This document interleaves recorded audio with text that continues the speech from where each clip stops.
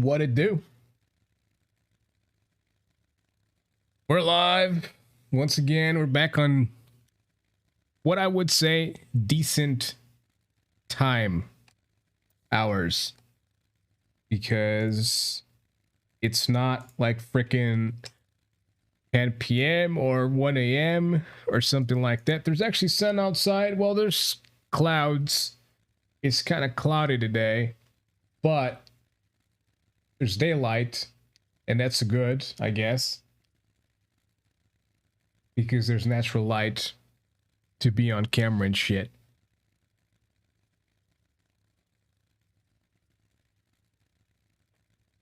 And hello, Trey. How you doing, sir?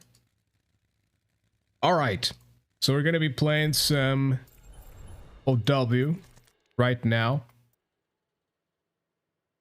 My rank obviously keeps going lower because why wouldn't it? Why would it be higher? Why would it be higher for me? It must be like noon. No, it's almost 3 p.m. actually.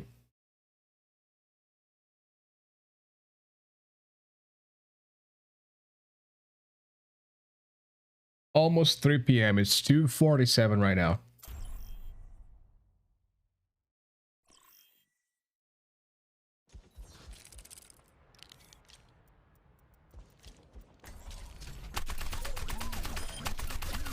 Double kill. You know what's the real fucking thing about this video game? That Bastion. Triple kill. There's only one thing Double kill. that makes Bastion not as good, Double kill. or there's only one thing that makes Bastion not better, like completely, than Soldier, and it's like the size of the character. Because like this guy doesn't have recoil.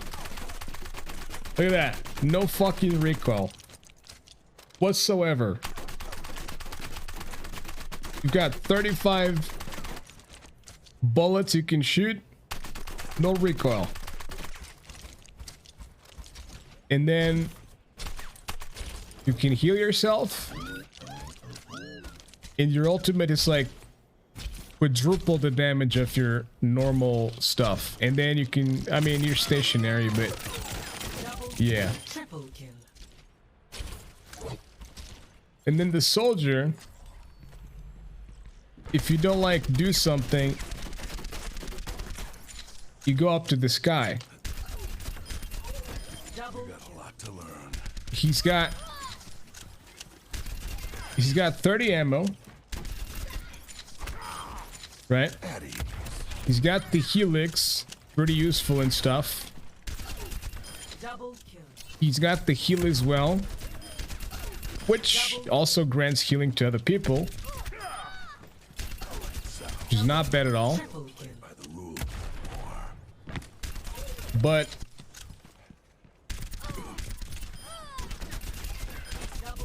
Triple kill. I mean, the recoil isn't really that bad, but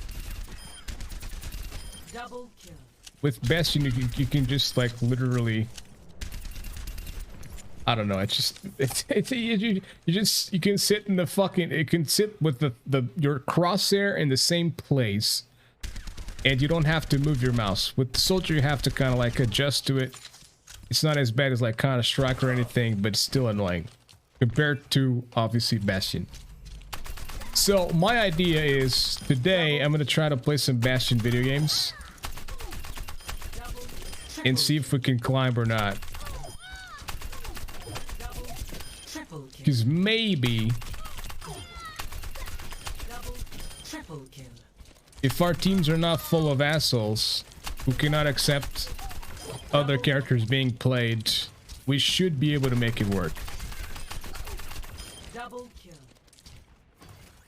You didn't know the time zones were that far apart from you over there? I think it's like 5 or 6 hours from America. Double At least over here. Of course that is. I don't know what your time zone is. double kill. or your region. I think it's PST that it's 5 or 6 hours apart. Double kill. Mostly Bastion's lack of mobility. Well, the lack of mobility isn't really that big of a deal, Double. Triple. honestly. It's just the size of the character. Double. Of course, Soldier's run ability, it's good and whatnot, but Double. Triple kill. what Bastion lacks in running capability, he can Triple. literally just become a turret, like Triple kill. everything's that, just like that. Double.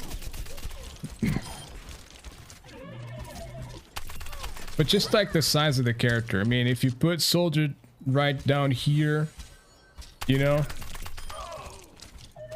he's not the smallest, skinniest target. But then you put Bastion. look at this beefy motherfucker.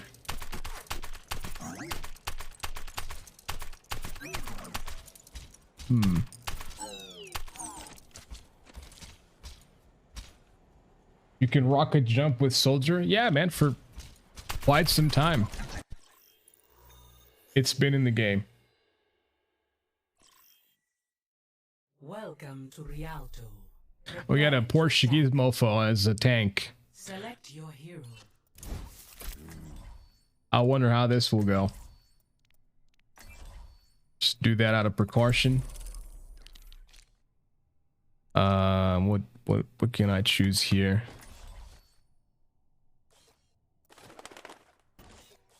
Go with the skin from like the original cutscene and shit.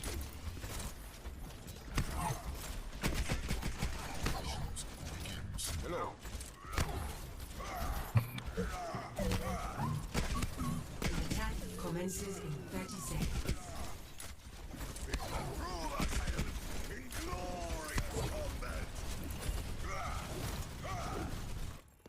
So what's to do with this? What?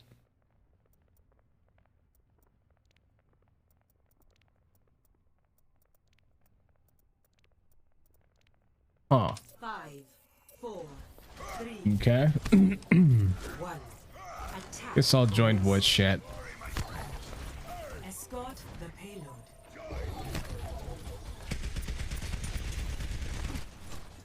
And Elusive's playing funny or some shit.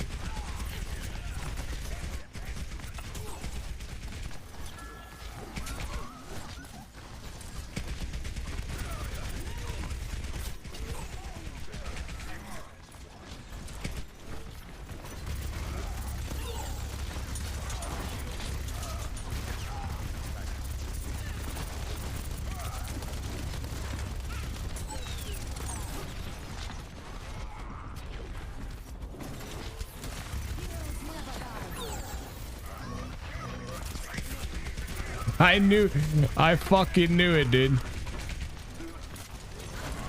I fucking knew it. Tam z łoneczku.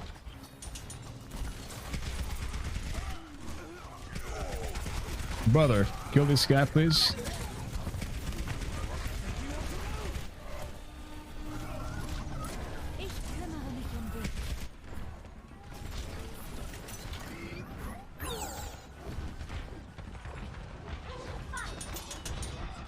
You gonna contest? Yeah, you are.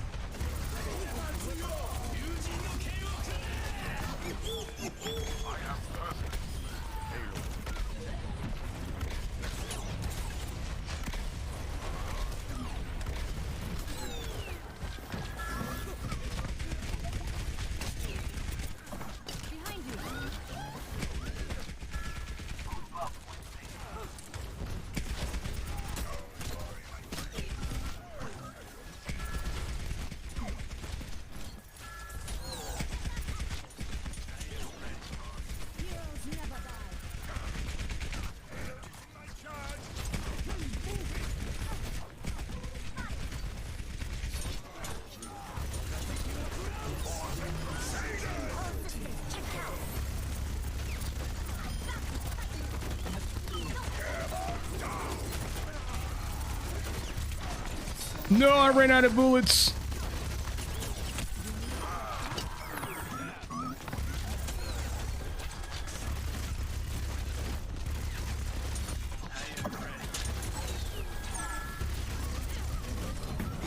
But just fucking die already, bro.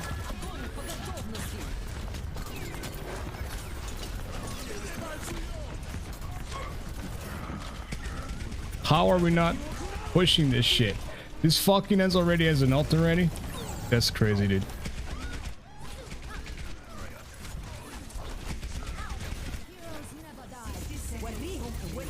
How are we struggling?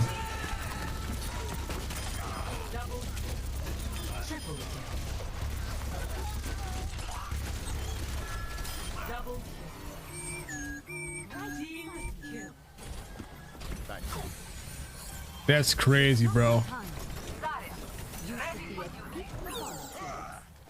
Only good players on fire, as per usual.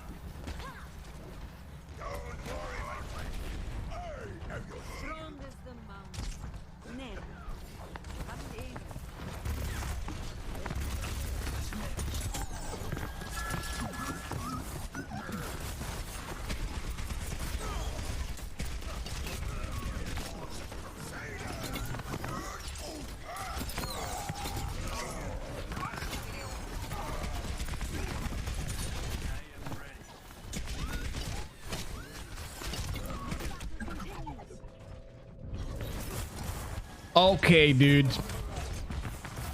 Okay. Oh, the Genji's most likely smurfing. Interesting. How's it? How's your Hanzo killing so many things? Yo.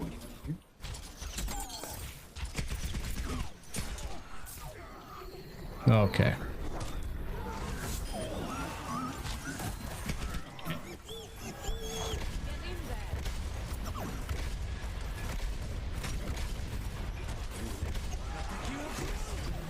There's no way. Oh, big, big, big, big. Heal me, please. Okay, never mind then, I guess. Let's get you back in the fight.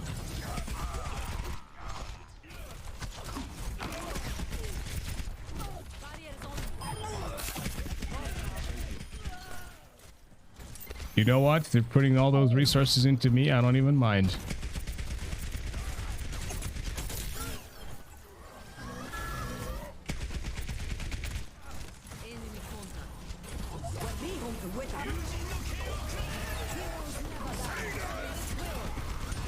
Big, big. Payload has reached the checkpoint. Fuck out of my face, bro.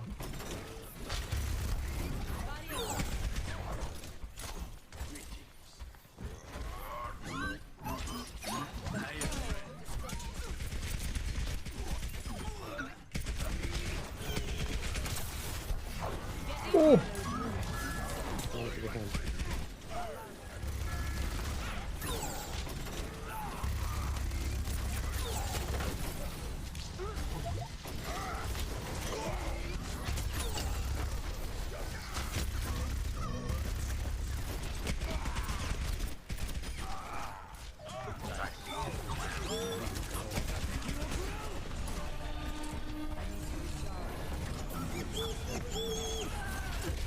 Is approaching its destination.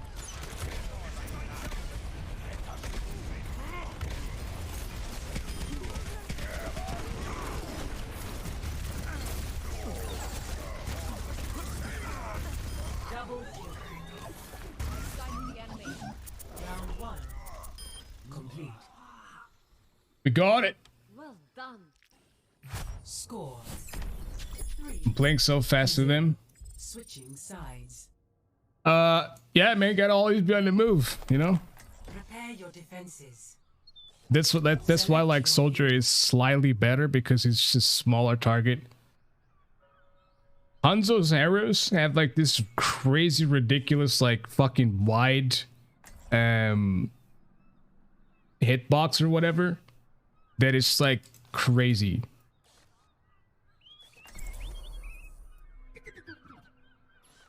So if you can, like, I don't know, it's just you gotta adjust to like the enemies and stuff. Kind of my aim feels off today though. Attackers incoming in 30 seconds. Bastion's cool and all, but I prefer characters like Hanzo or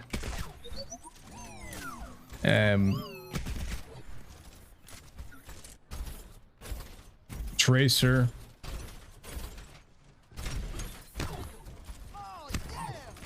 5, 4, 3, 2, 1. Attackers incoming. Rendezvous at my position. Stop the payload.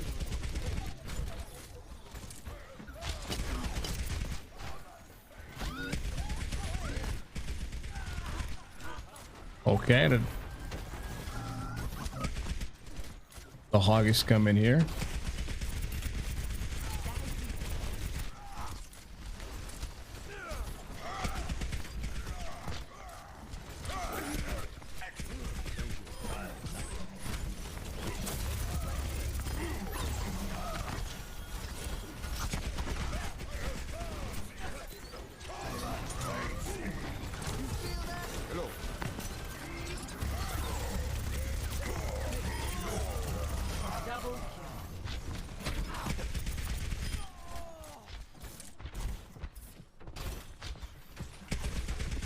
Nope.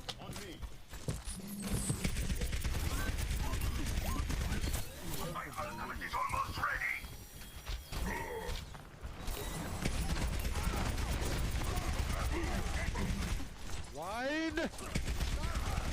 Lol, wo ist das? I'm back with you.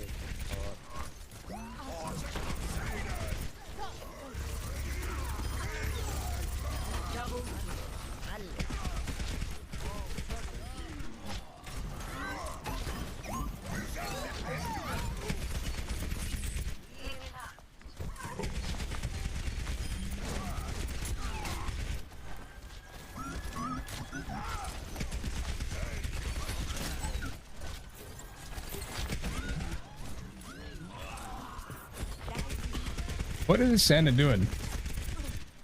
What are you doing, bro? You okay? You good?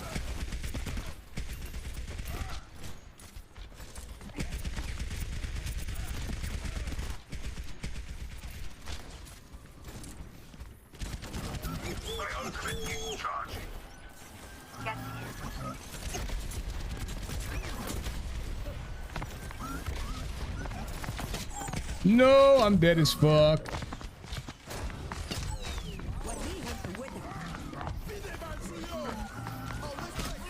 No shit, no shit.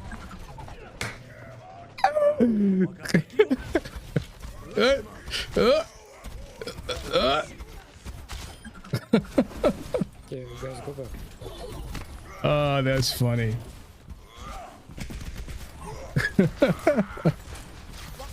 You see what I mean by like fucking Bastion is such an easy kill. Yeah, oh no, you can animate now. You can.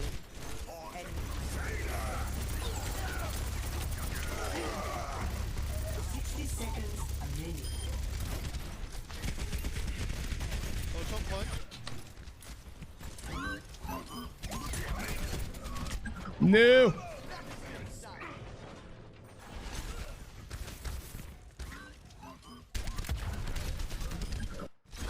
I don't know if this guy's smurfing. It's not too good. Might be a new player actually. 30 seconds remaining. Might actually be a new player.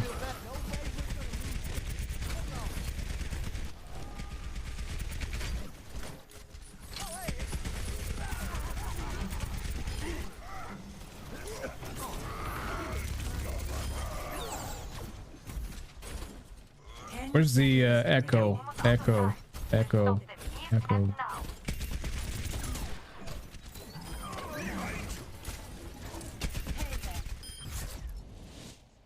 Victory. GG, guys.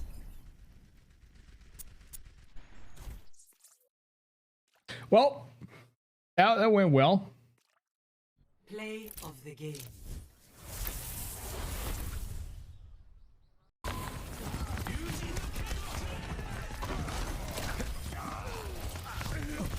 Double kill. Double kill.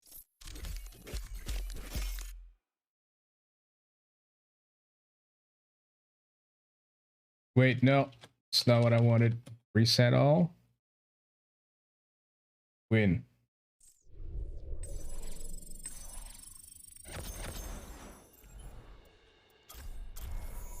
It's the first game though, so it's probably gonna go horribly wrong for the next few games.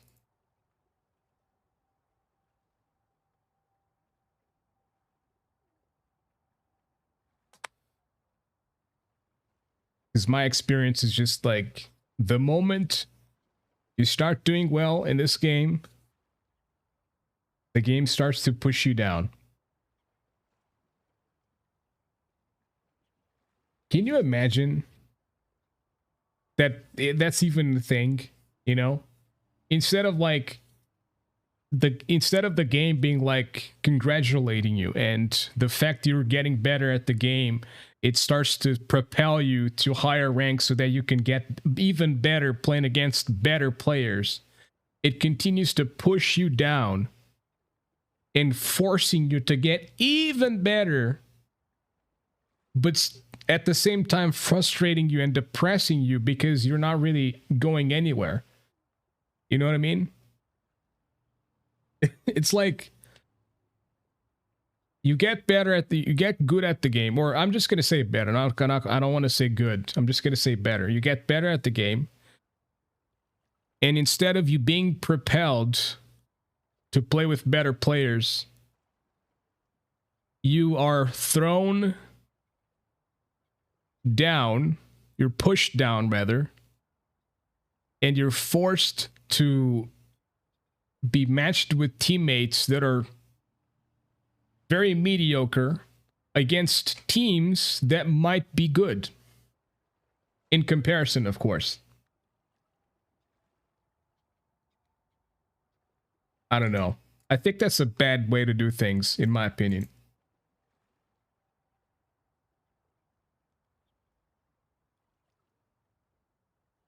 Like, for example, I think Counter-Strike has a decent ranked system. I barely played Counter-Strike Global Offensive. I played a fuck ton of like Counter-Strike Source, but I barely played Global Offensive. Barely played it. Played like for 200 hours, and I've had the game since like 2012. So I've literally had the game for over 10 years, almost 10 years, something like that, and I've played for like 200 hours. So. But I do think that game has a better ranked system than Overwatch has.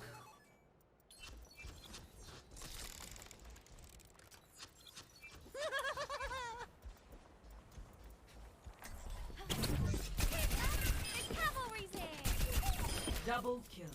But my aim feels a little bit off today. I don't know why.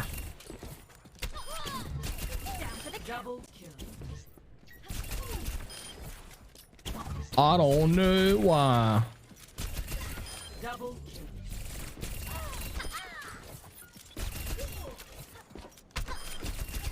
Double kill. Brilliant. Hey, just do me this time out. Smashing. Double kill. Double kill. Triple kill. Nah, dude, fuck Valorant. Valorant's a piece of shit game. Double kill. And Fuck stay. Valorant. Because I don't like it. So therefore it's a piece of shit game. That's how it works, right?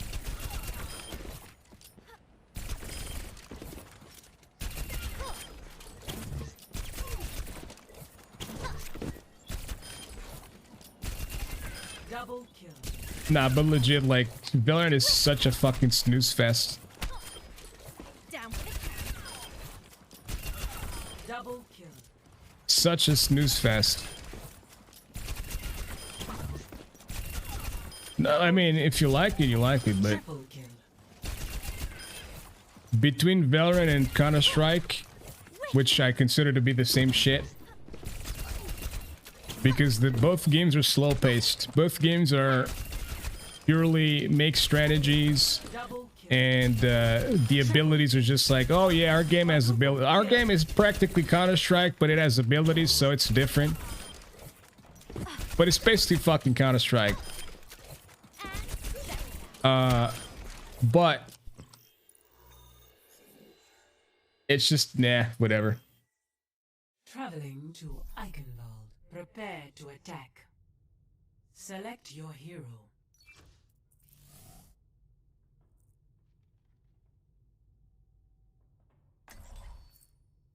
Will Bastion work here? I don't know.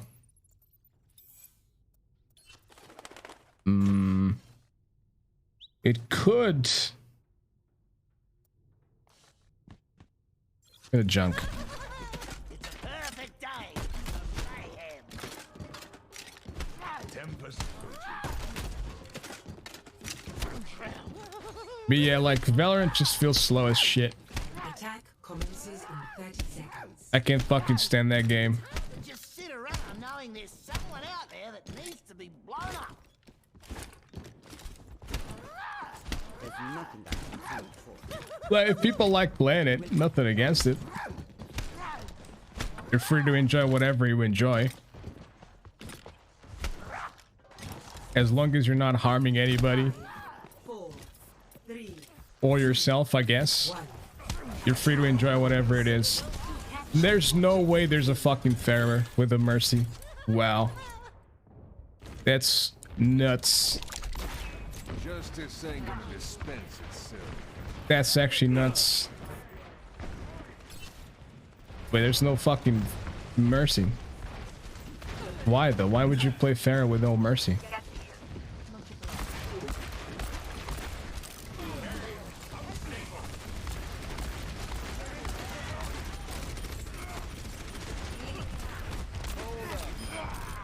Rest in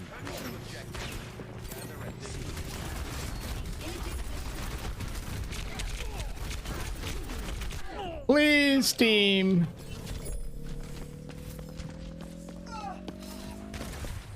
$700 damage is gold, bro.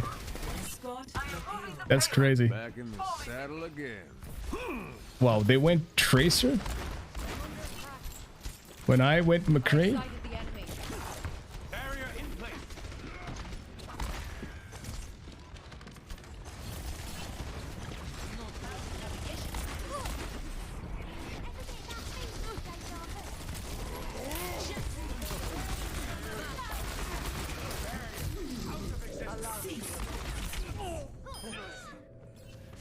This game is so weird, dude. Like, this game is so weird right now. I don't know what to look at, where to look at. I got a Winston jumping me. Like, what is going on, dude? I am strong.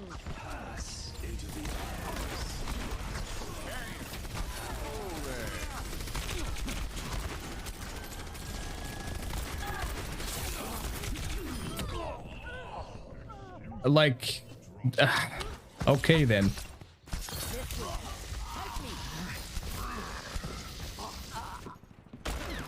It'll take more than that. What a weird fucking game right now. Where's the monkey? My ultimate is almost ready.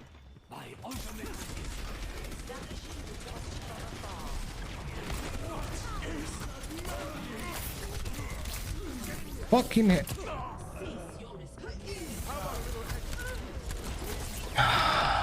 This is the second game, isn't it? It is the second game. Of course it is. This life's never uneventful. Okay.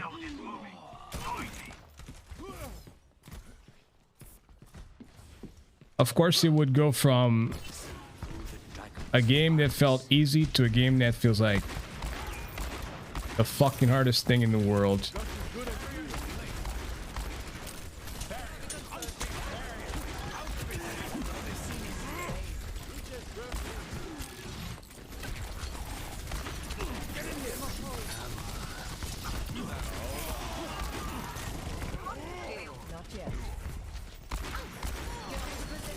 Why am I so bad with McCree, dude?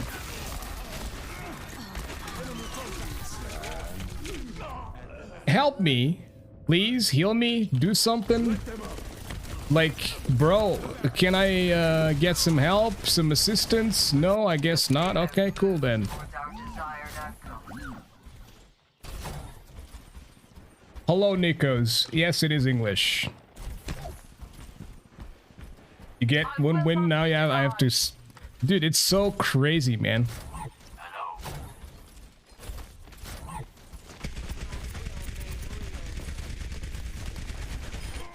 How hard is it to kill one Winston, dude?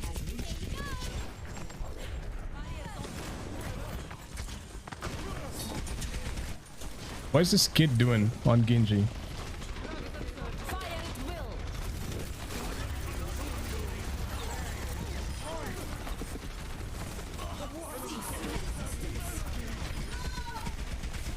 I'm not entirely certain why that just happened. Thanks for the follow on Travo, Nikos. Appreciate it.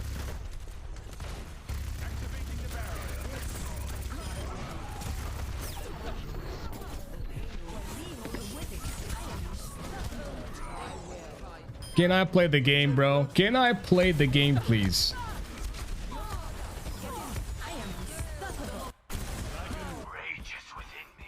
I can't play the game, dude. I'm not allowed to play the game. Complete. Why you can't donate? Score.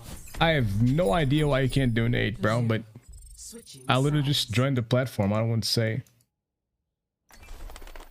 Prepare your defenses. Select your hero. You have a server with Trovo streamers. Want to join? Let me get adjusted to the platform first. And then I'll see. I appreciate the invite though. Bro, I just want to play the game. Like, the moment the fucking ferret gets off the spawn, they get nanoed and they come after me. Like, brother, calm down, man. Can I just please play the video game? If everyone performs their function, victory is Is that all of us? Attackers incoming in 30 seconds. Your dad hears this music a lot. Right on, man. I'm probably as old as your dad, I guess. Oh, that's right. A family of criminals. Alright, where am I to put this? Gotta put it here. Should probably try to use the teleporter to get her back faster. Attackers incoming. Like right there. Coalescence is charging.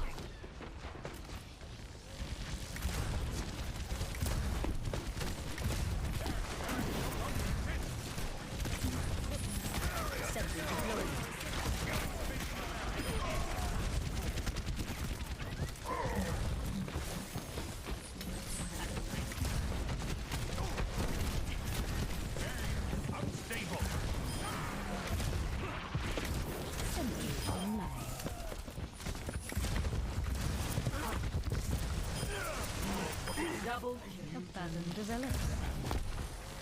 प्रकाश से जीवन.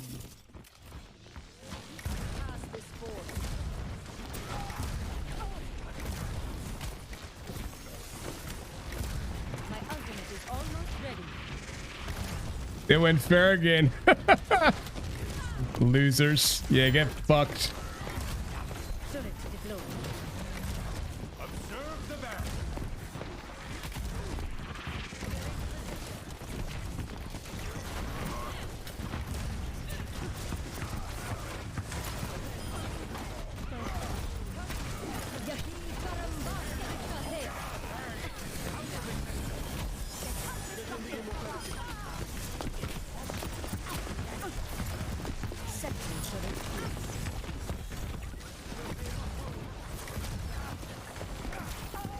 Group up with me.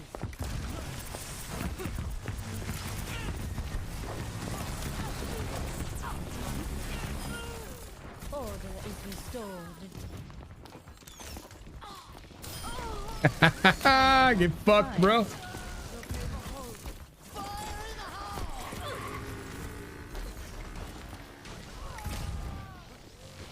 That's fine. They can come back fast. Sentry online. He's one. Nice. Aligning defenses.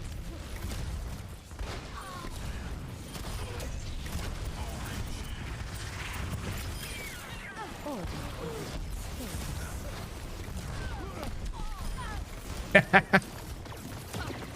Echo. Wow, dude, you're gonna play all the fucking flying stupid bitches? Bruh. Fine then. My ultimate is charged.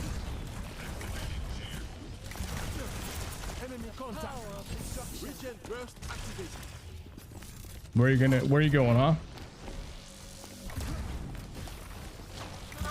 Be ready. Ultimate is 60 seconds remaining.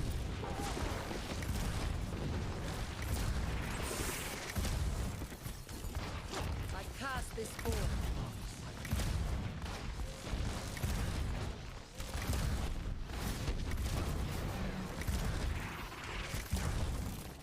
You're gonna try this? You're gonna try to come this way? Is that it?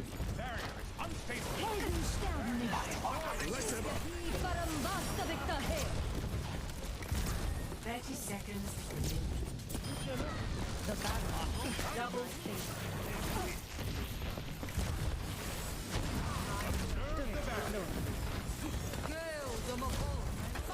Will. 10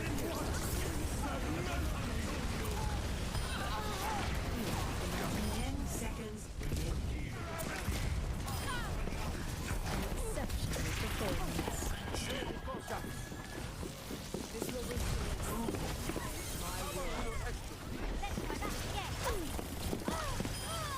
Nope.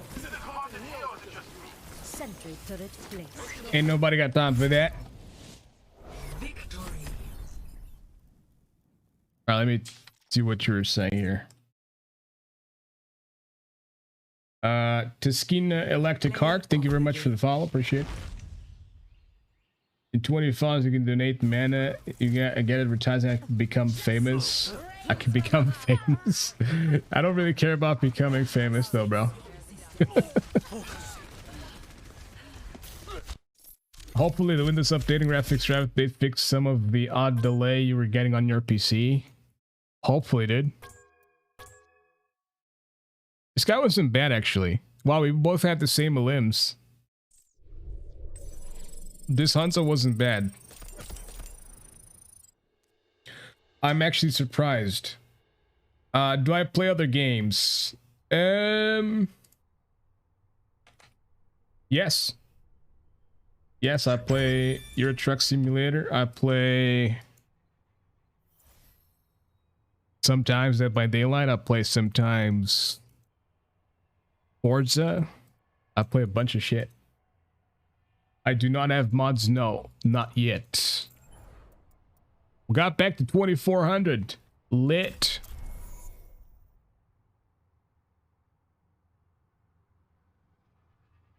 Peter Packy bro, thank you very much for joining. All right, so that game was a little bit harder for the beginning there. I don't know if that's because I don't know why. Not too sure why. But they were kind of focusing my ass a little bit. Not too much though. I was able to do things. Just felt like it just felt unlucky as hell. Is all I'm gonna say. Symmetra is freaking powerful, dude. Symmetra's OP. If you got aim, Symmetra's crazy.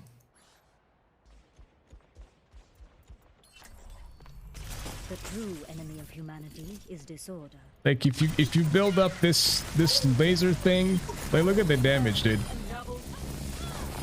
Look at this damage. Double kill. Once you build this up, Double It's just melting them down. Triple kill. You are unworthy of the true.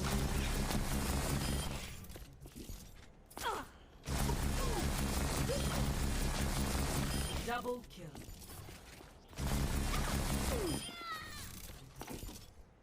What's your favorite game? Hog. Hog.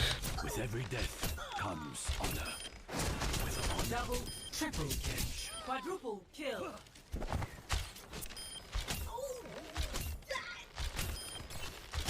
Double kill. Triple kill. Quadruple kill. Dude, man. I don't know if it's me, if it's like the desk that's like too small, if it's just me, but this should be like fucking average size desk. It's not big, but it shouldn't be small. Maybe it's just me needing to adjust to this shit. Double kill. Triple kill. But see, sometimes I see myself like Double kill. hitting things all over the place, hitting my fucking water bottle, hitting the keyboard, all that shit. Double kill. I just need to adjust to it. Double kill. Going to study, see you later. Alright man, enjoy your study. Double kill. Thanks for dropping by and your follows and Quadruple kill. your words and stuff. Appreciate it.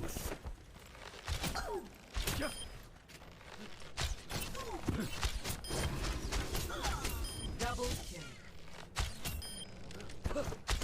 Double kill. Triple kill.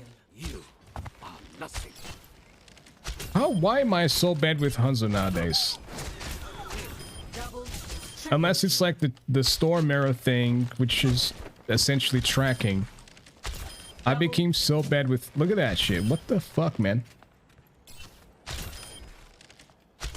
Double kill. My arrow finds its mark. Bruh. Double kill. Triple kill. Quadruple kill. With that shit I do fine though. Double kill. Triple kill. Quadruple kill. Double kill. Triple kill. Nothing. Quadruple kill.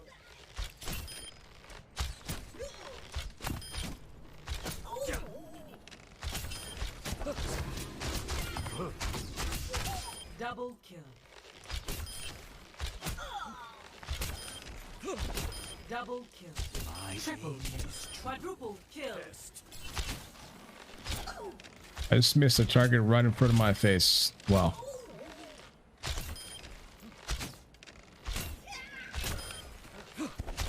Double kill. Triple kill.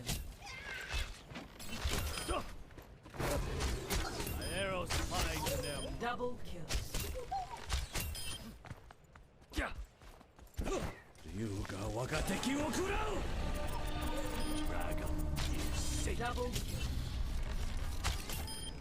kill. Marked by the dragon.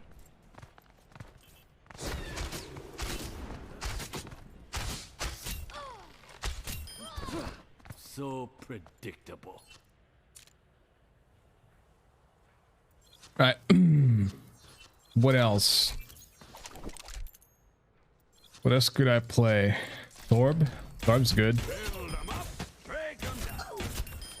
Thorb's good for leveling, for ranking as well. Double kill. Unless they have a pharmacy, because I'm not too good with like turret positions or anything.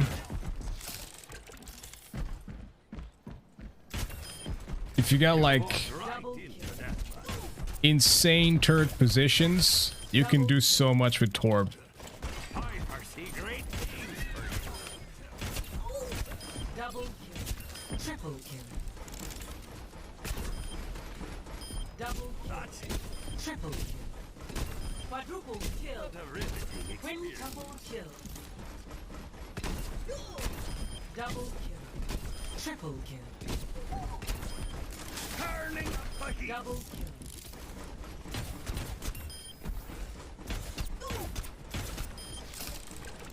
Double kill. Time is our time. Double kill. Double kill. Triple kill. Killing shit without doing anything. Double. The dream. The dream. Triple. Quadruple kill. Quintuple. Sextuple kill. Oh yeah. Triple kill. Triple kill. Quintuple kill. Sextuple kill.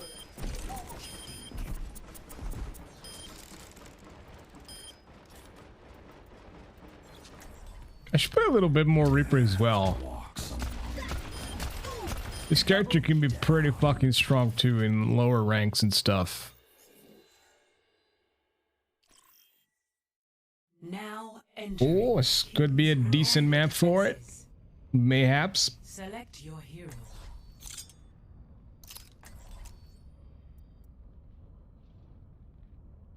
Let me try.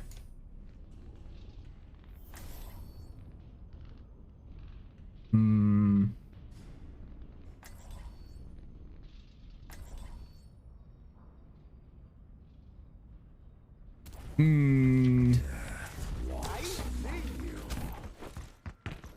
Death walks among you. Waiting for.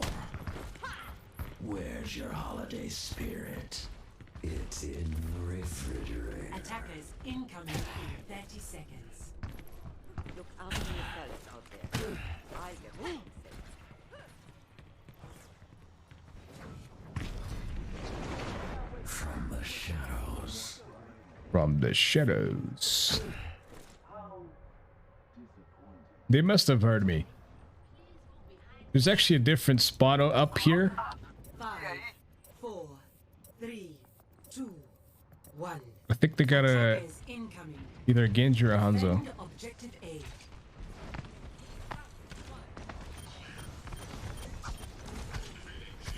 But they got a Reaper as well.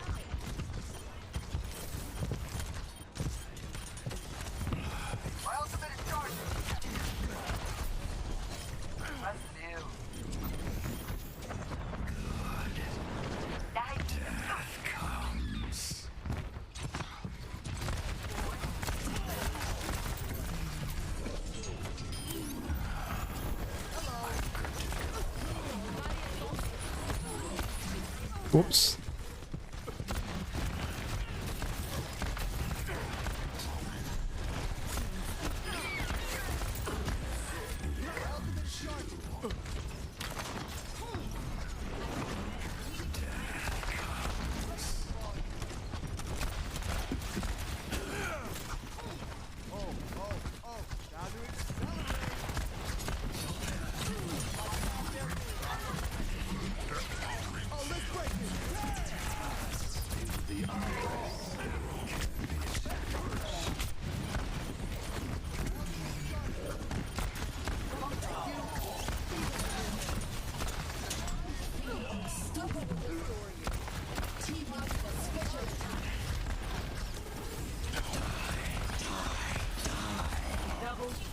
Yeah, I did it.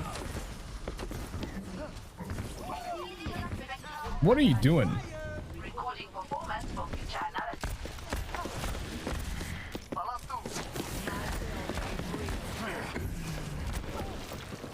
There's no way. There's no way this character just kills me like this. Look how stupid this shit is. Bruh. Let's try that again. From the shadows. Joe Wyden.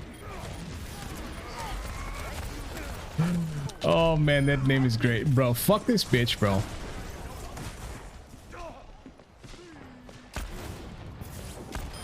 Fuck you. Target eliminated.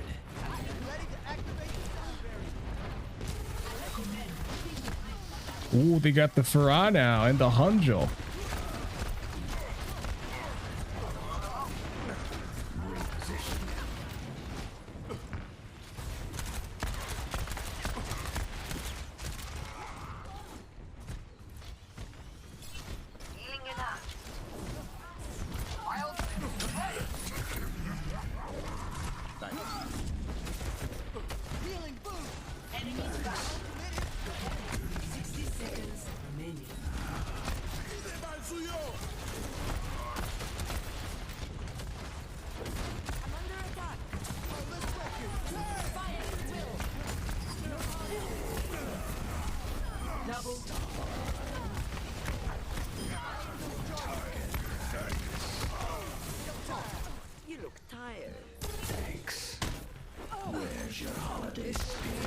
What is this Morris problem, dude? 30 seconds remaining.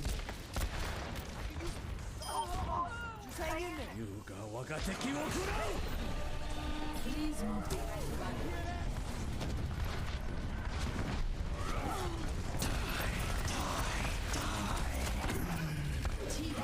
Oh no! I 10 seconds remaining. my bad. My bad. Oh no way, dude. I just threw that. I just threw that shit. Fuck, man.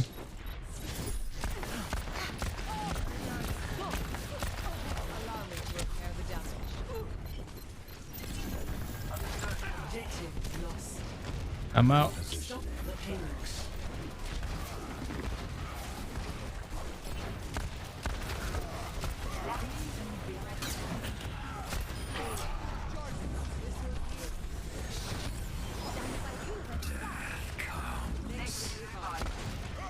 There I am fucking hitting my keyboard.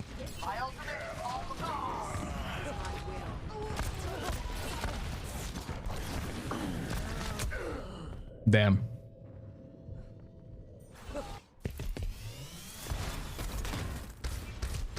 Okay then.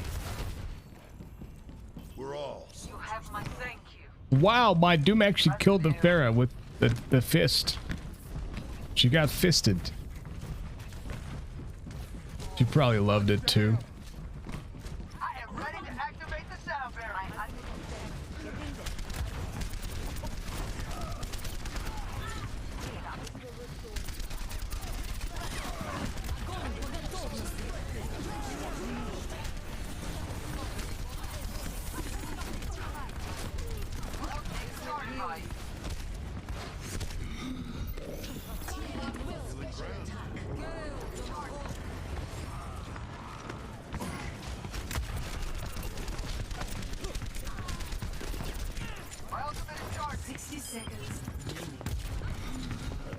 Oh no!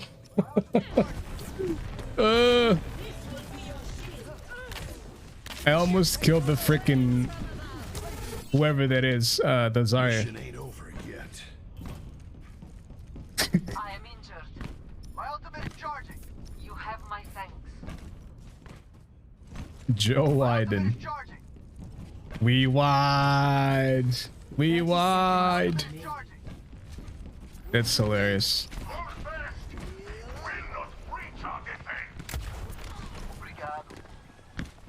Obrigado. What do you want, Mercy?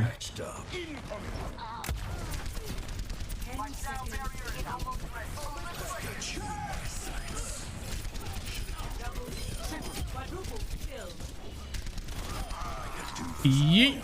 Round 1 complete. Score 0-1. Switching sides. Mercy's chasing me, dude. Prepare to attack. Select your hero. Well, is that permanent for this match or what? Or what's going on here?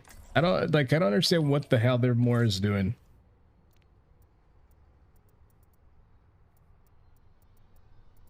Crooks. Cheers, love. The cavalry's here. Omnix will not be kept down forever. The Ashen crisis still Attack commences in 30 Well, to be fair, it wasn't really a penta because they were all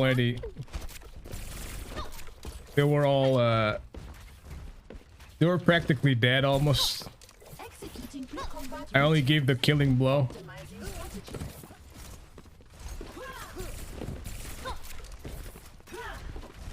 It's not penta, okay? We don't, this is not fucking Riot Games here. It's quintuple kill, sir. All right, thank you very much. commencing. Capture objective My ultimate is charging.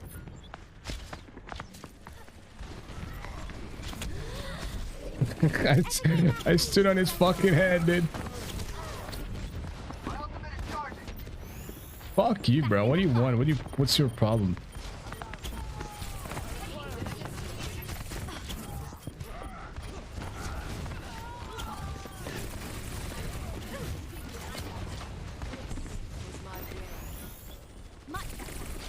Imagine playing Farah, dude.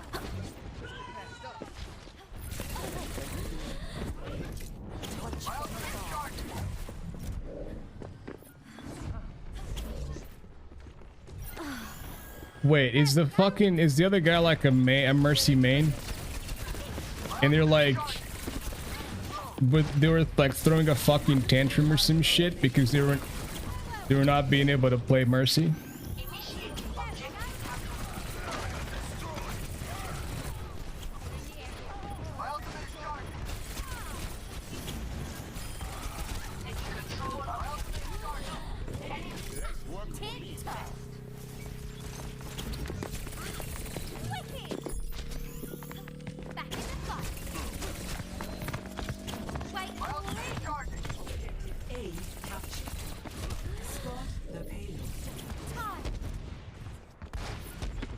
Wow, dude, you're so good. Except not really, because you're playing Farah.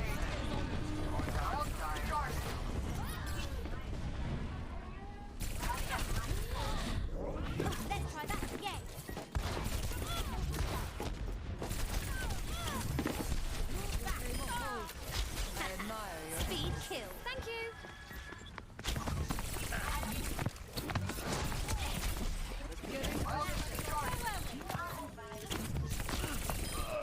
Boom. Is that a costume? Oh, rubbish. Feel the healing beat. Supercharger ready to redeploy.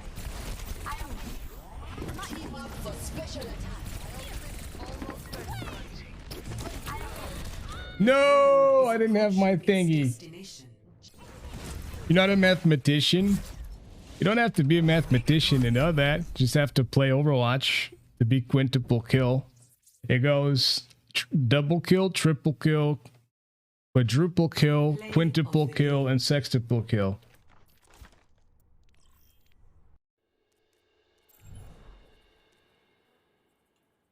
Most likely because they want it to be different from, you know, LOL. So that's probably why.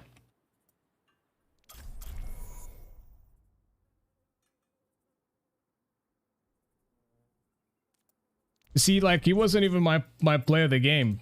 Because I didn't even have the fucking highlight. That's how worthless that was. It looks good on the kill feed, but it was worthless as shit. Like, Reaper had the highlight. That means how, like, it just goes to show how worthless that was.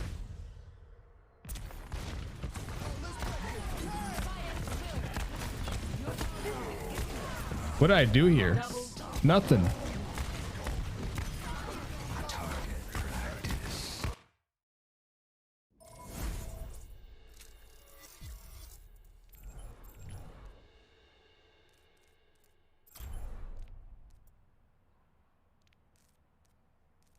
Is there DVAG games going on?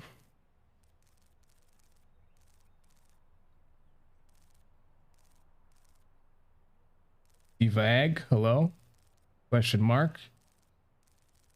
No DVAGs? Fuck. Well.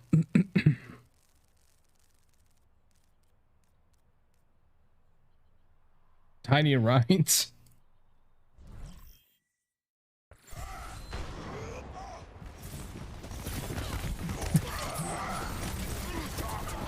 Wait, it's not.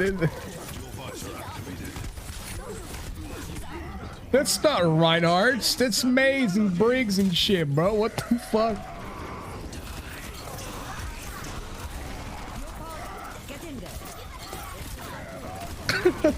What the fuck is this game mode, bro?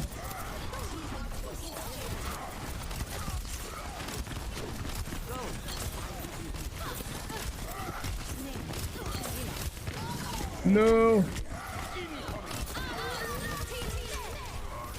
Oh my god, that's spooky as shit.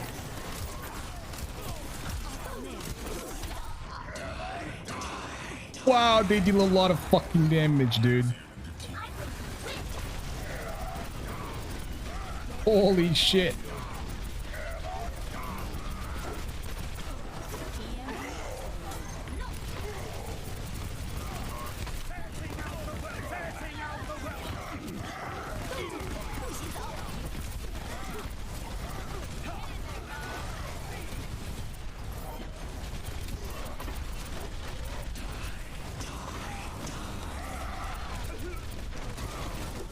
Dude, get up. Get away. What is this shit, dude?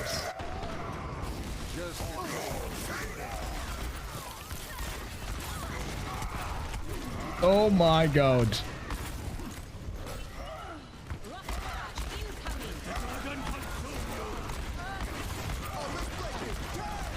They're coming for me.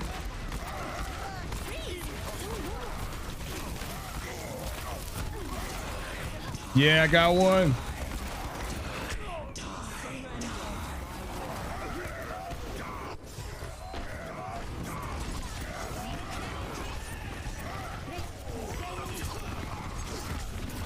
Oh my god, what is this damage, dude?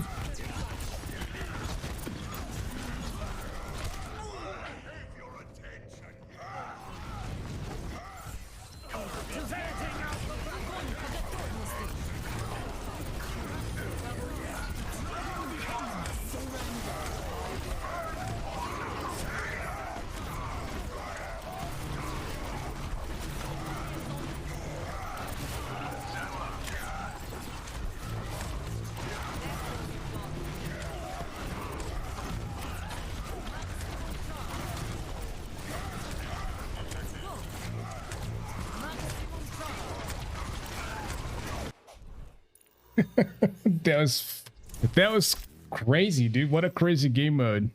Traveling to Route 66. Prepare your defenses. Select Fun, though. your hero. Is this going to be the game? That it all fails. It all goes to shit. Will it be? Or will it be fine?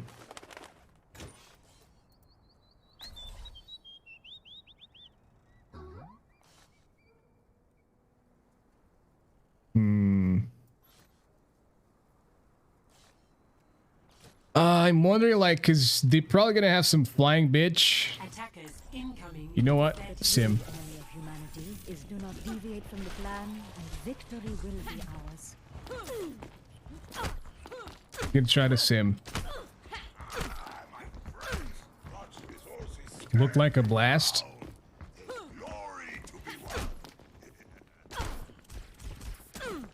It had too much HP, I felt like. 5, 4, 3, 2, 1. Attackers incoming. Stop the payload.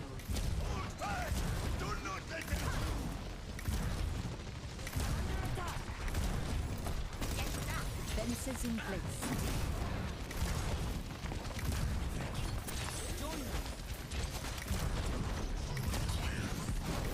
Clearing the area.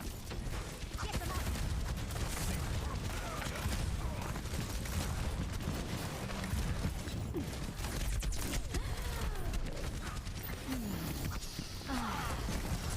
From the light.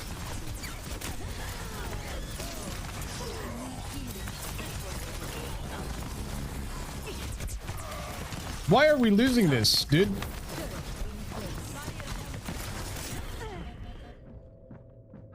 What the fuck?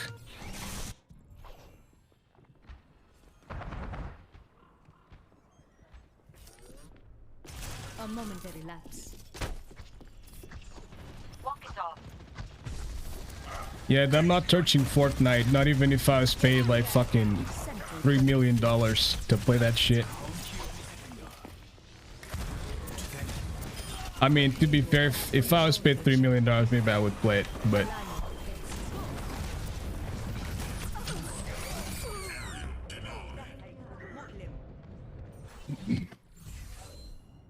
Yeah, we have an AFK. Amazing. Look at this shit. I will correct my mistakes. Fantastic. Look at this. Nice, nice.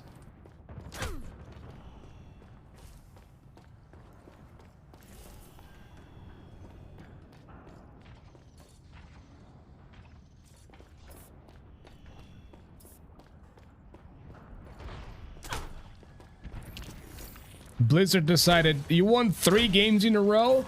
Nah, dude. Can't be having that shit.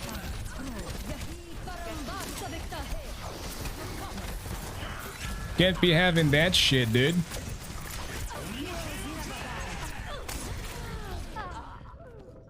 Cannot be having that. Not only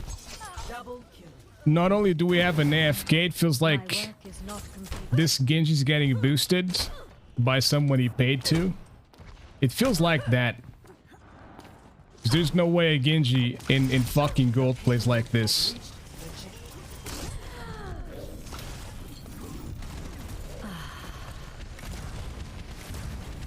Well, this one's not in the bag.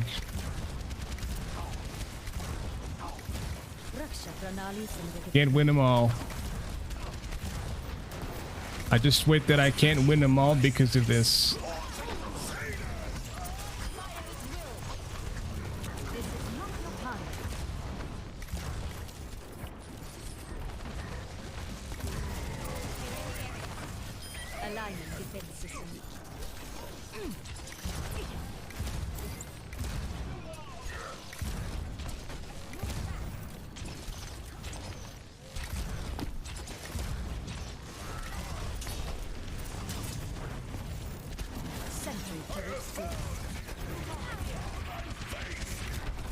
Rocket barrage incoming.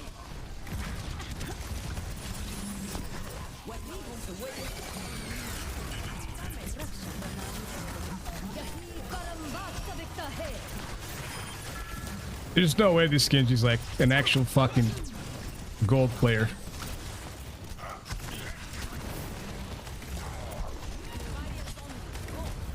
There's no way.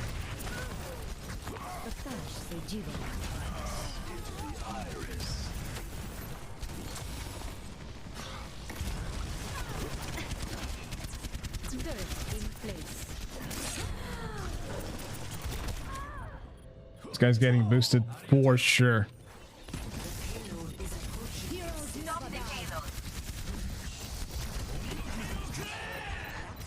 My work is not complete.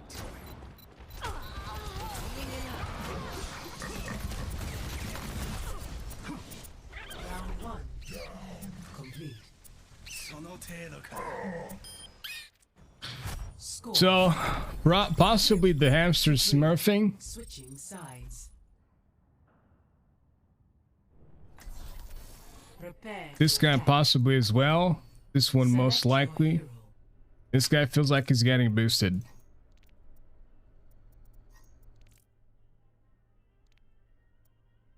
Are they getting boosted by their brother? Someone they paid? Is the question, but definitely getting boosted. There's no way. Yeah, there's no way you have 100 hours on Genji and you play like that. Maybe, maybe. I don't know. Nah, dude, that's like, nah, man. And this fucker's literally like... Attack commences in 30 seconds.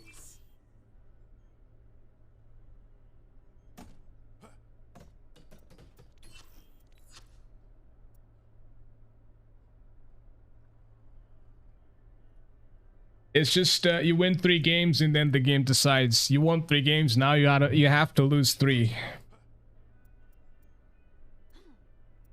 5, 4, Feels great. 3, 2, 1. Feels great. Commencing. Escort.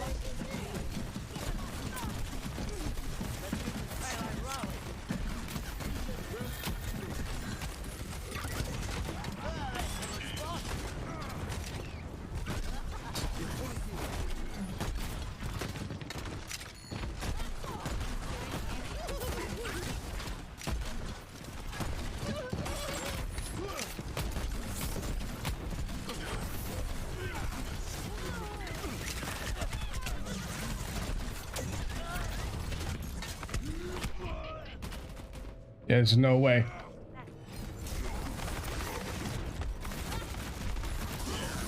There's no way we're winning this.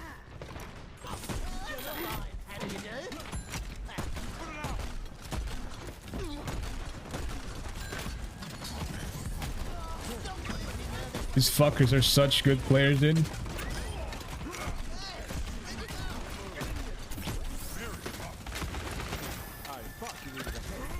There's no way.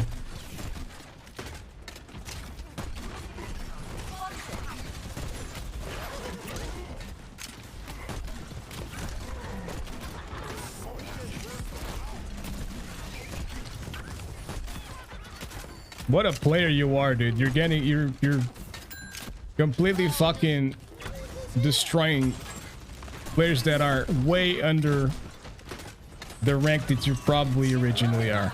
Incoming. You're so good.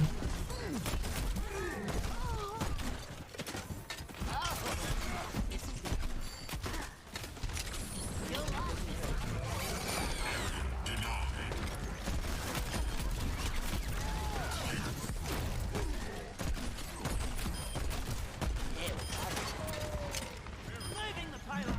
Clearance. Stop. Little shit.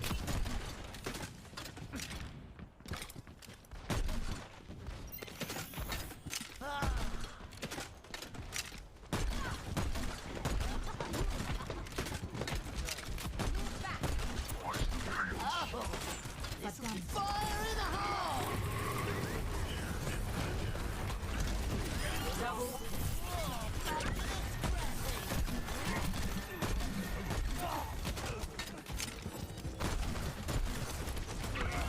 What heroes never die.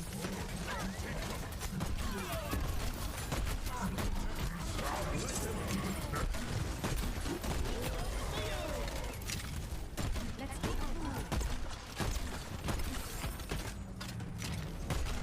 60 seconds remaining. This fucker died from a fucking... Bro.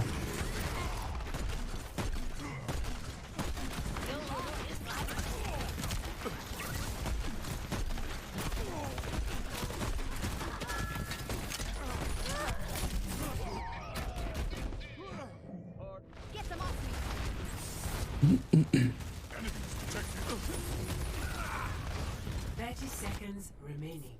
Well, that's a fine how do you do. Time. Attack.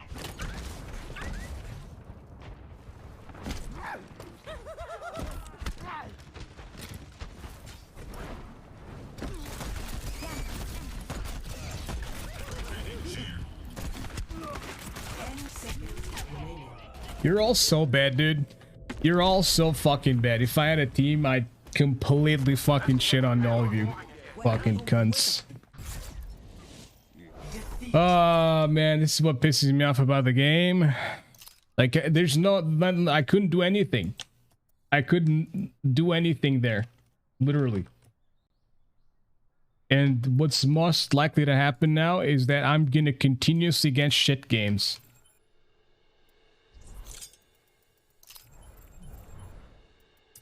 I fucking hate this game, dude. But I also fucking love it.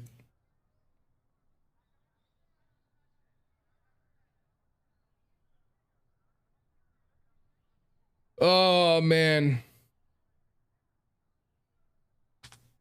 That's so annoying.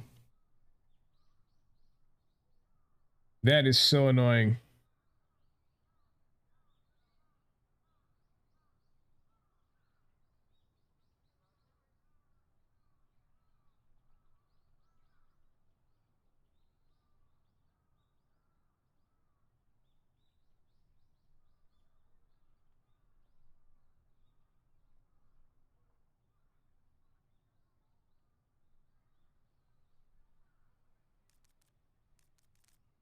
Where's my mouse freaking out? Hello? There we go.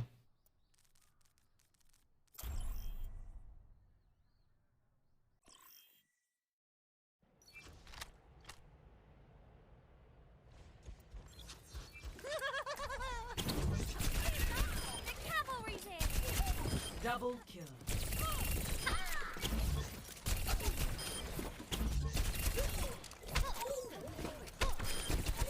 And steady. Double kill. Triple kill. Wicked. Bombs away. Eye on target. Crack it. Take that. Double kill. Triple kill.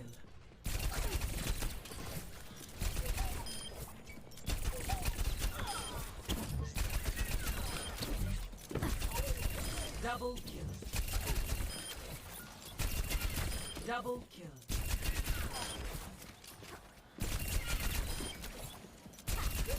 Double kill.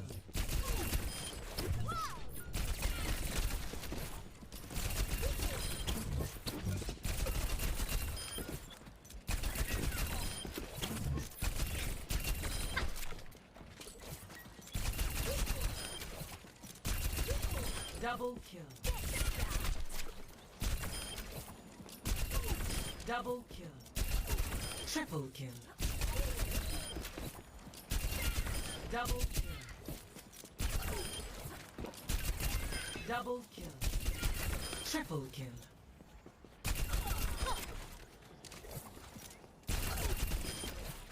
Ha! That's smart.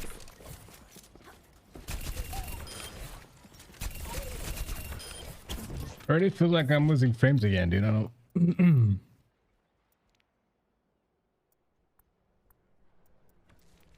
We go with the original thing here.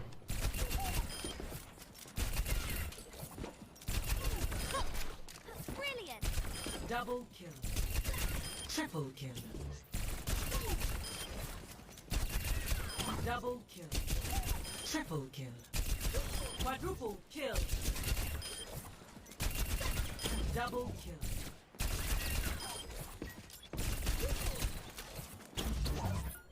Yeah.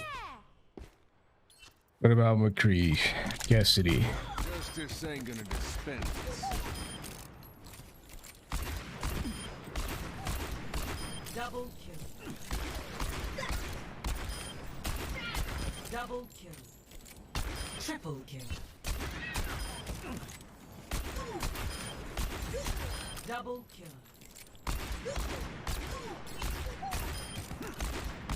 Double kill.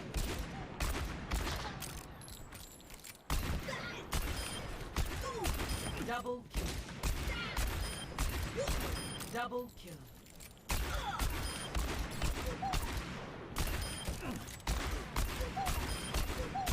Double kill. Double kill. Triple kill. Quadruple kill. Double kill. Triple kill. Oh, there. Double kill.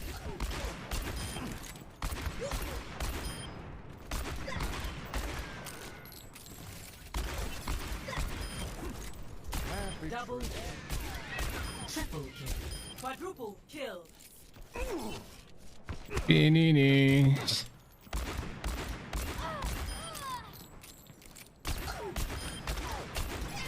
Double kill. Oh, excuse me. It's high noon. Double kill. Bullseye.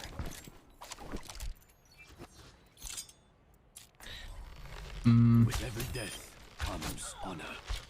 With honor, redemption. Double kill. Moment of truth. Now arriving at Will we be thrown and put for battle. into a game where we can't possibly win for shit? Or will it be balanced this time?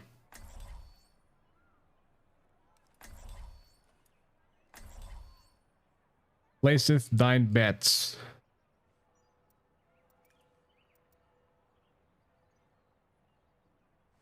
And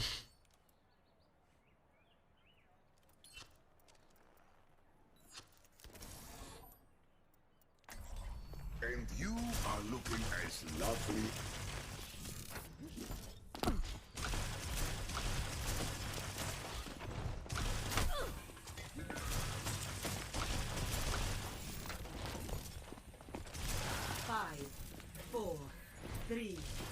I quite dig Symmetra's kit actually. The objective. Teleporter online. I have opened the path.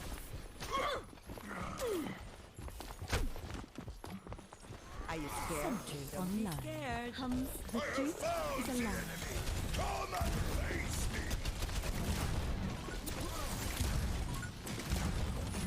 Turret online.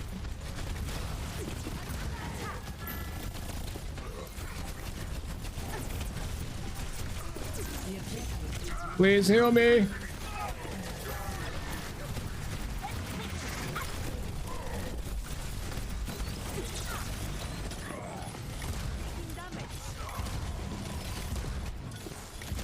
Raksha Pranali Samvedha. Get that fucker out of there, dude.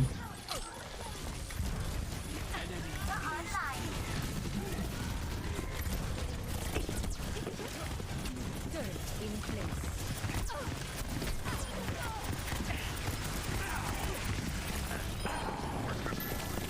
Heroes never die. What are you gonna do, bitch? From Huh?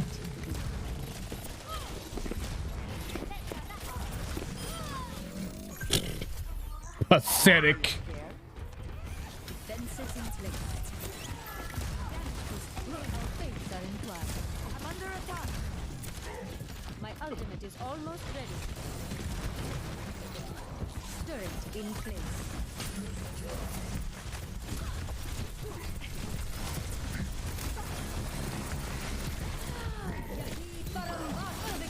Please help, bruh.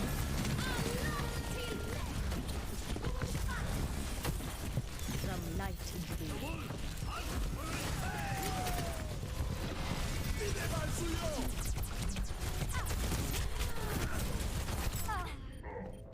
Why is no one pushing, dude? Like, where's my team? They're all like afraid of playing the. Why are they all afraid of playing the video game, dude? That's so cringy. Push, bro. They're all dying.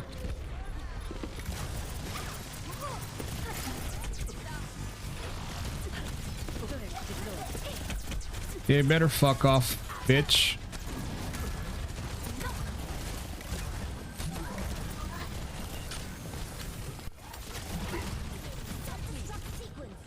Sentry turret placed. Lights out.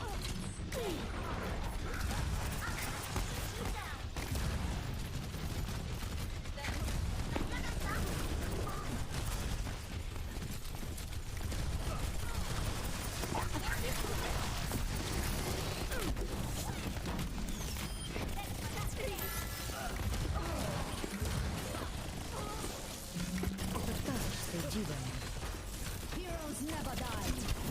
I don't think so. I don't think so. Sigahi Parambata Victahe.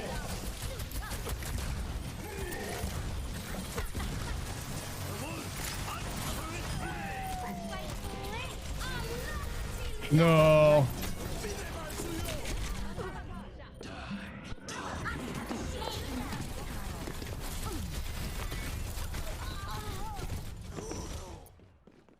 It's another one of these. I will follow my path. Saddle up. It's literally another one of these.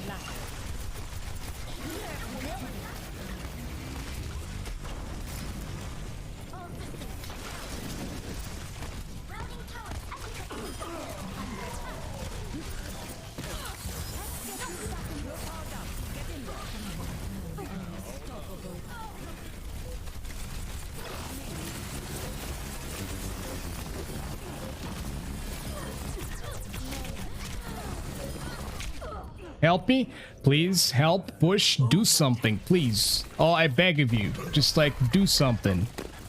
You don't have to do much, just something. Build them up, break them down.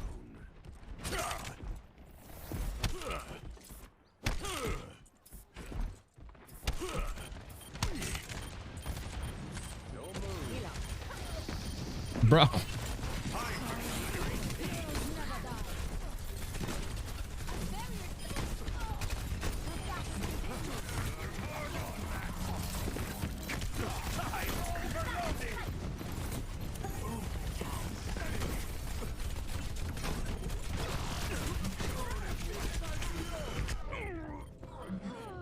Dude, nothing dies. Nothing dies. Oh my god.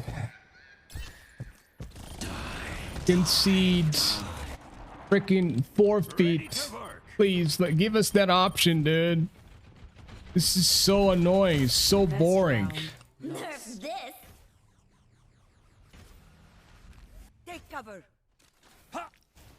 Score 0-1. Why am I just getting games like this now? It's the 50-50 bullshit, dude. You win 3 games in a row, the game goes, oh, sorry. Gotta lose now. I'm going in. Sorry, dude. Now it's time to lose.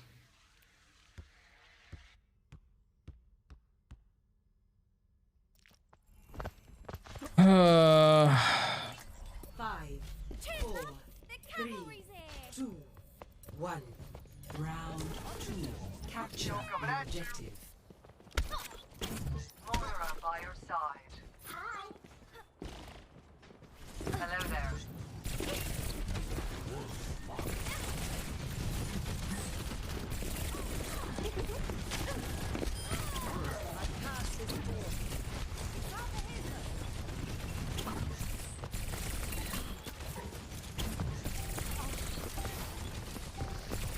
The objective is now.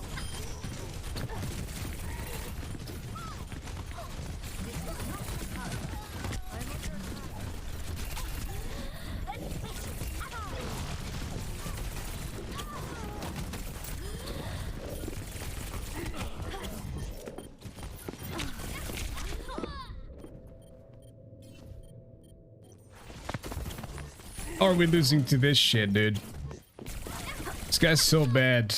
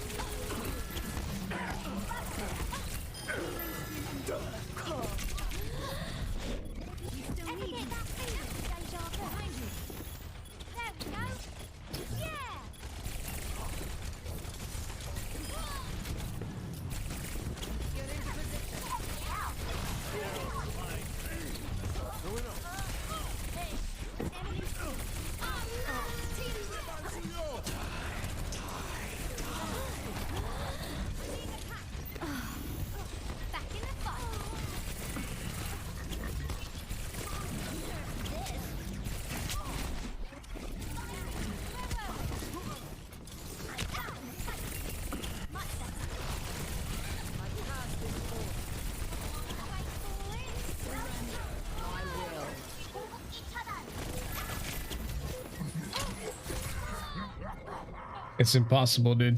It's actually impossible. I can't do anything. Find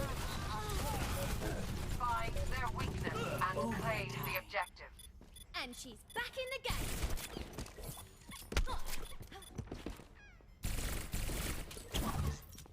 Heroes never die.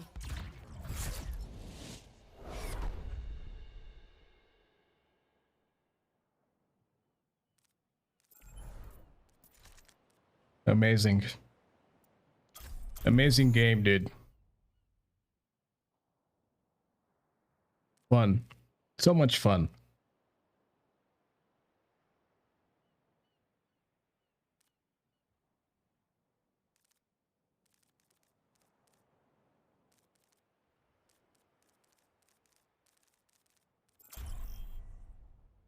Fucking crazy how I started the stream with a good mood and it just completely fucking vanished.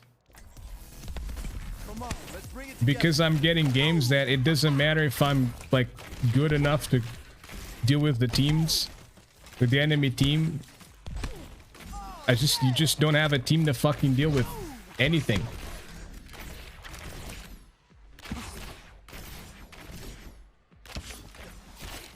Fucking bullshit, dude. Like, how do you climb anything like this?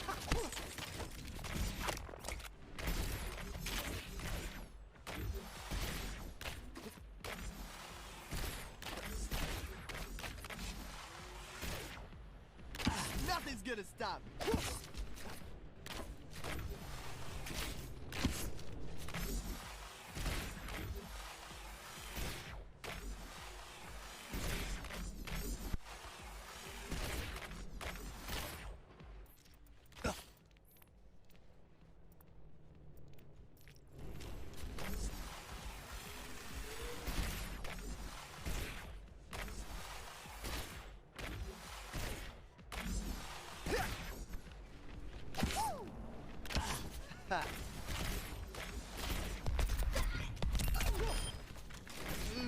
You don't move. Oh yeah. Step to this. Double kill. Move. Get back.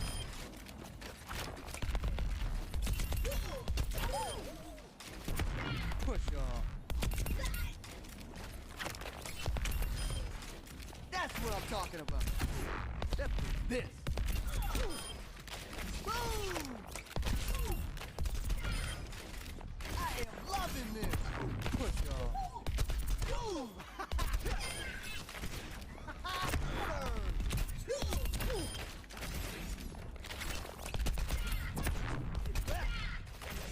Boom. That was the sound of push off.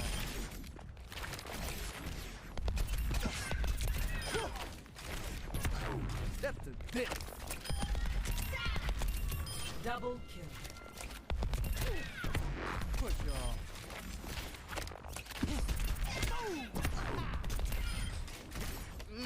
You don't move. Step to this. Double kill. Triple kill.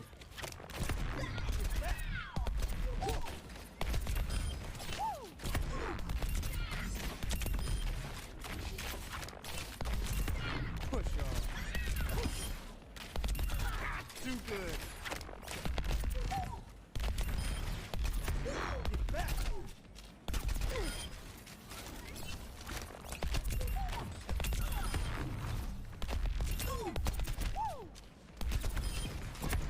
Step to this. When the music hits, you feel no pain.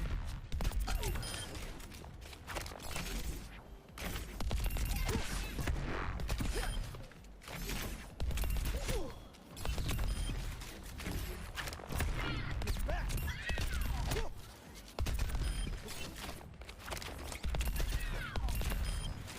I can do this with my eyes closed. Push off. Double kill. Get back.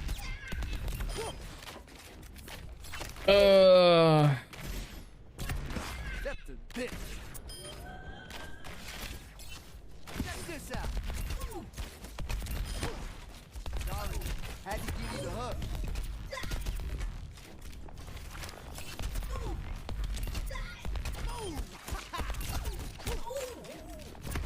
Get back. Double kill. Oh, turn it up. Step to this. Nothing's gonna stop me. Boom!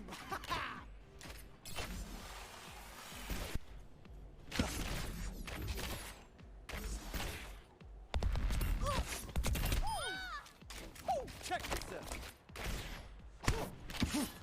Boom! I am loving this. Why is there no music now?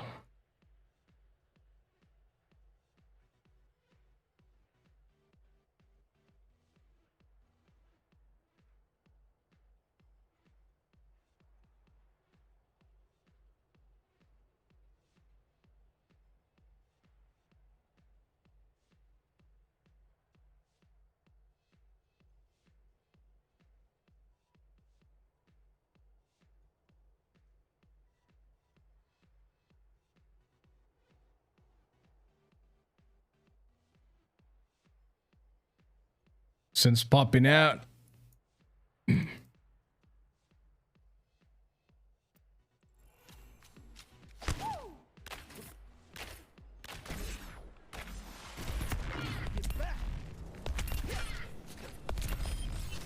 How do you like that? Step to this. Double kill. Get back.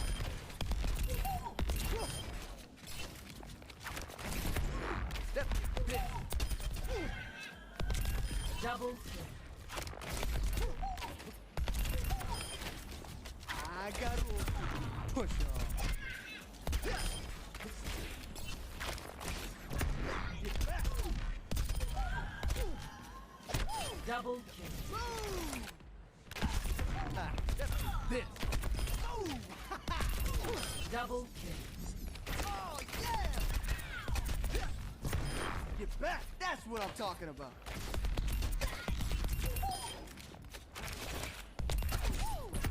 Push off.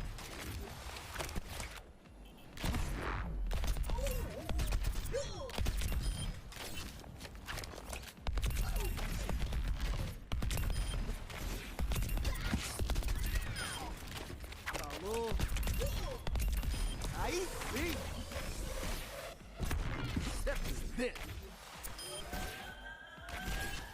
Nothing's gonna stop me.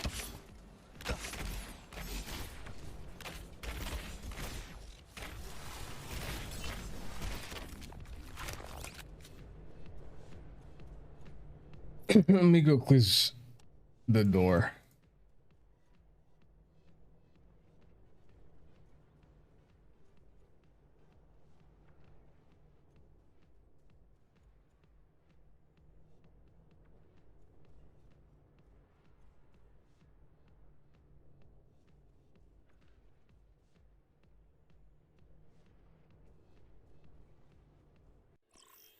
Just in case. Traveling to Nepal. Prepare for battle. Select your hero.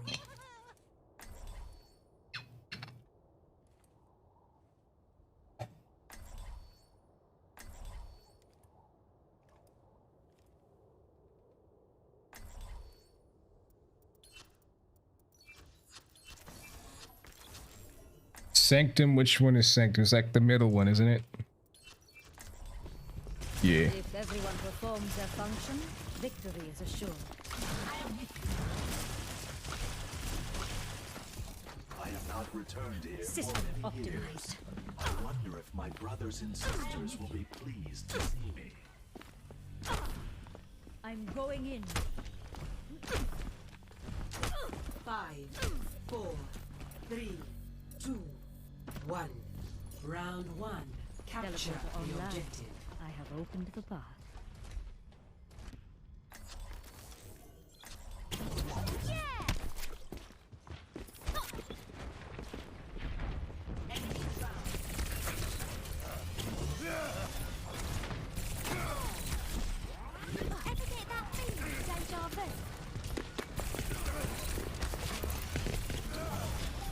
This is not the time. The objective is now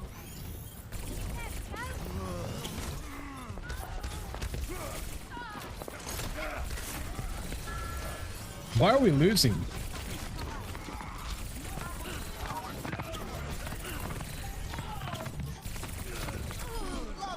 You got what's coming to you.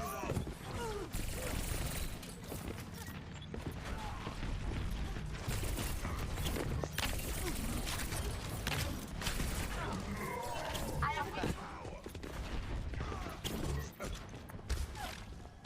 I am with you.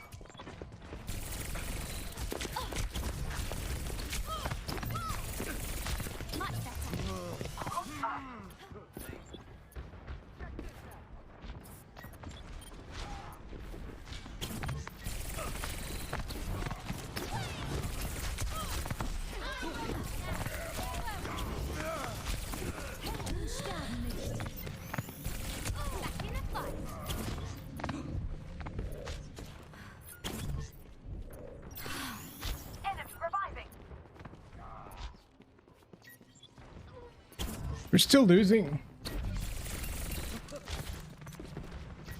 I'm on the objective.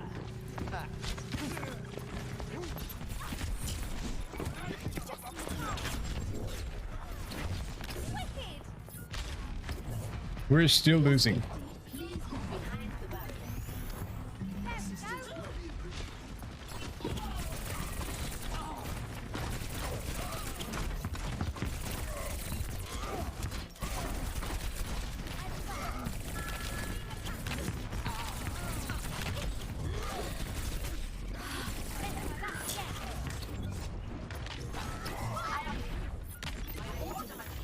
Back in the fight.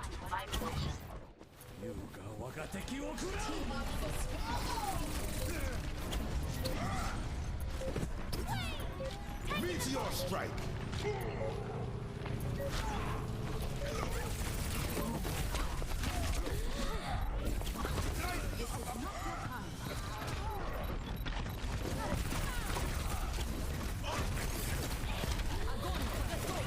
Good chance.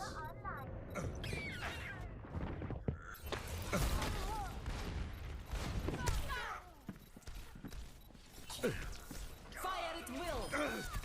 You just can't. You just can't. You just can't have a fucking like win streak. It's impossible. It's fucking impossible.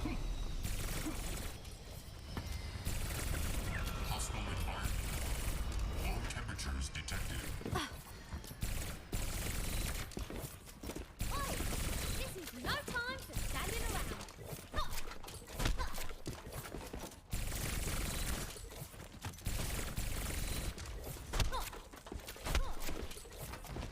5, 4, 3, 2, 1. Round 2. Capture the objective. Online. We move swiftly.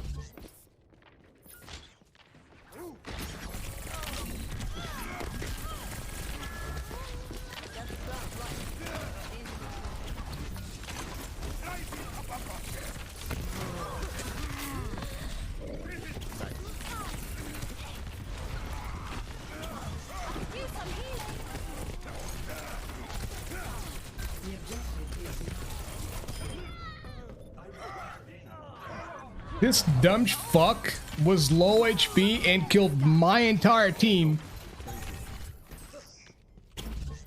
And she's back in the game.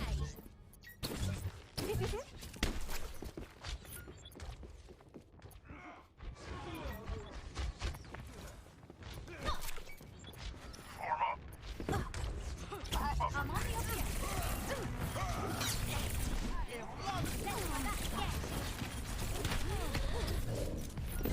There we go.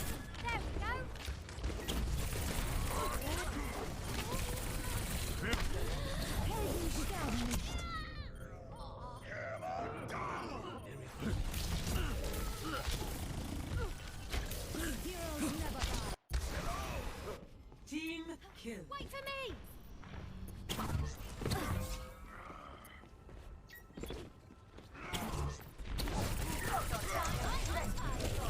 Get behind me.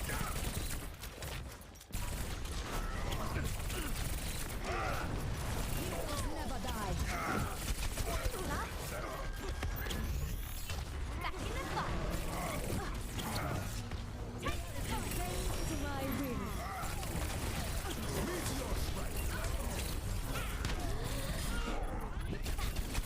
Double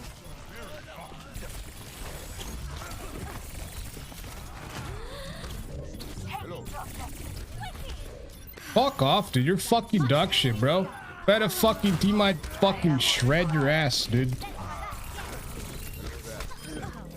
down for the count.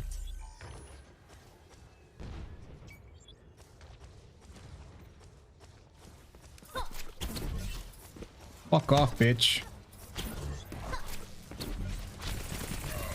It's time out.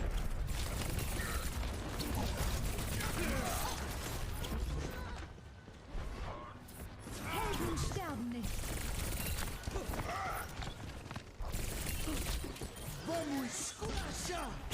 Experience tranquility. Fire at will. Reality bends to my will. Der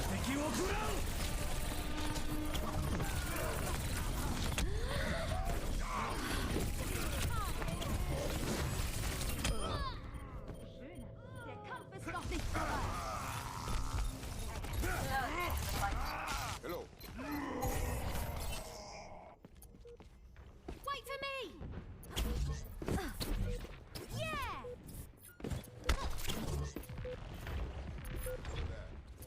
Hello. No. Heroes never die. Let's try that again. Огонь по готовности.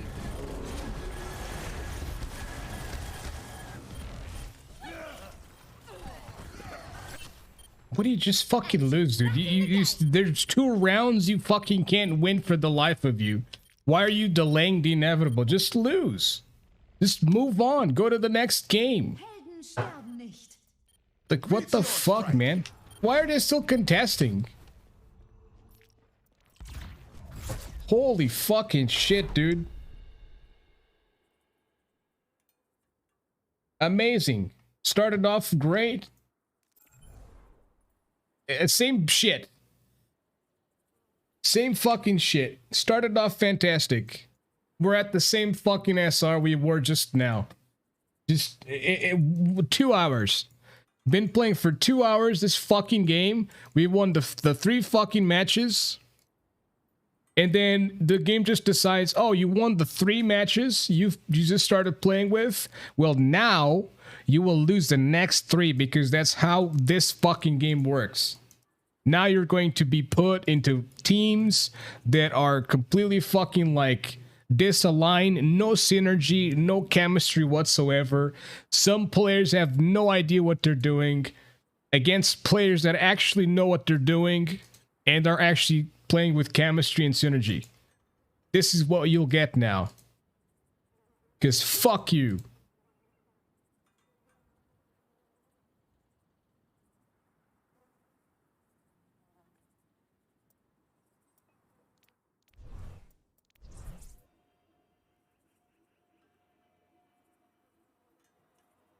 I'm gonna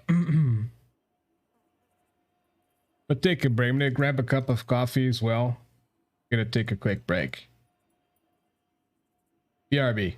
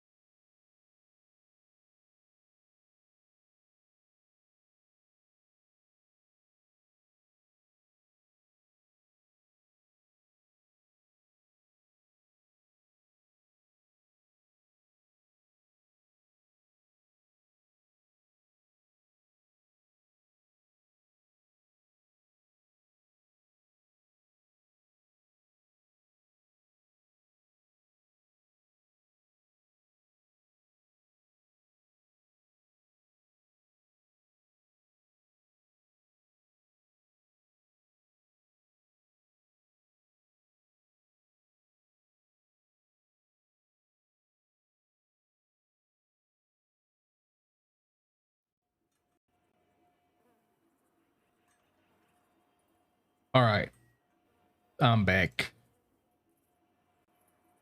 Gonna take a breather.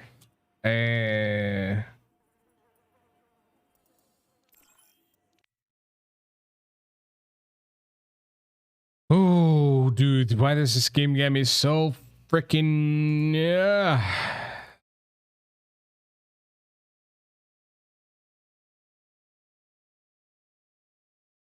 What's up, Finorgu?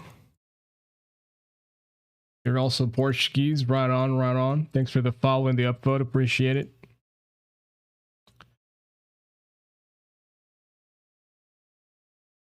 Oh, man.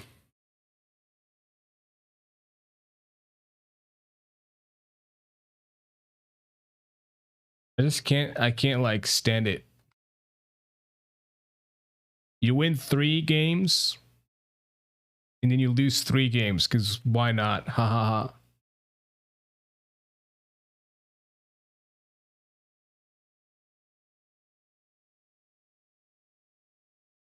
Rocket League update 2.6 gigs. How much is this game now? Or how big is this game now? 25? Eh. Thank you very much for the 1 hive. Beanorga. Appreciate it very much. 3 losses in a row sucks. Listen, Trey, it's not the 3 losses in a row that sucks. All right. It's the 3 losses in a row and the fact that I can't do anything about it. You know what I mean? Like, if I could do something about it, if I could win those goddamn games, I'd be like, you know, we lost fair and square. It's fine. I remember simpler times. I remember back in my day, simpler times when Overwatch games could actually be somewhat fair. You know, like I literally remember, and I miss like in 2018 when you had matches that actually were fair, relatively fair anyways, you know? They didn't feel like shit, like complete and utter shit. We complained anyways, we complained a lot anyways, you know, but it wasn't the same that it is nowadays. Like nowadays it's actually impossible. It's there's just most matches are completely impossible to win. And that's what I hate about it. It's not that I lost 3 games in a row. It's the fact that like I lost 3 games in a row that no matter how well I play, I just can't win them whatsoever. And I feel like if I go play another game, I will lose again. You know?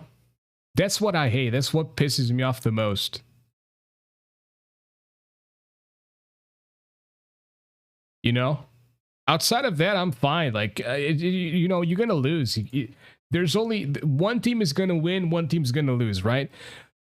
It happens. It has to happen. One team has to lose, the other team has to win, or okay, there could be a draw, but those are very rare. It's just...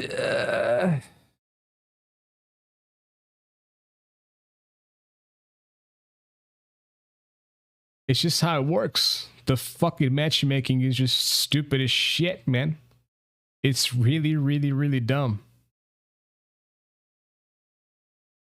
You know?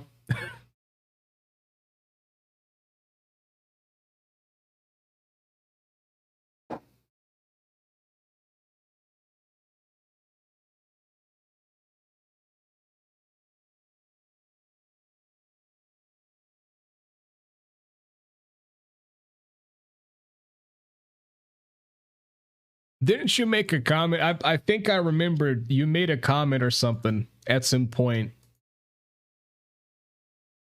I don't remember the context of as to why you made that comment, but I remember it was something like a bucket with crabs or something like that, and you know, the crabs are trying to climb out of the bucket, and they keep pushing each other down. Now, in this case, there's like the crabs is not even like the other players. The crabs is just the freaking. It's just the freaking matchmaking.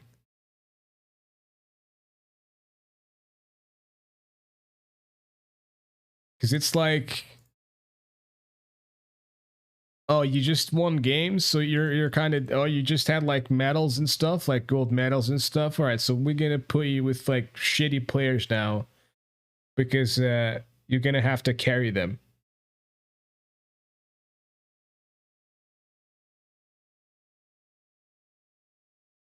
And I mean, that's that. I guess that's kind of all right, you know.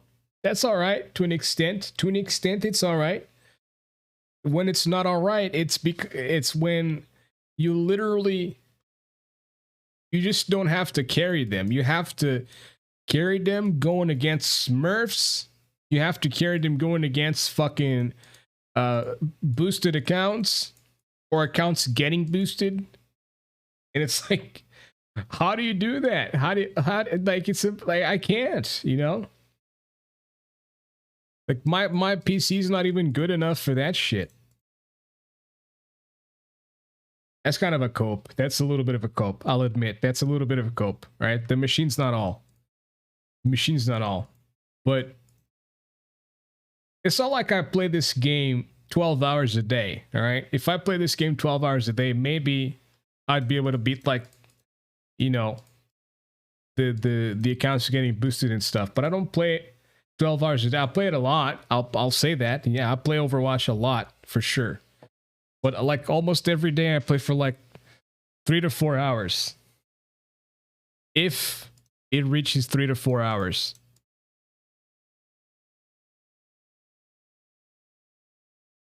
You know?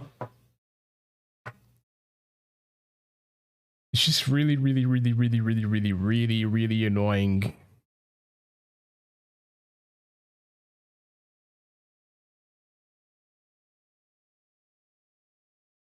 What else could I play, man? I need one game to just chill right now, because Overwatch is not doing it for me, man. I don't want to keep playing a freaking game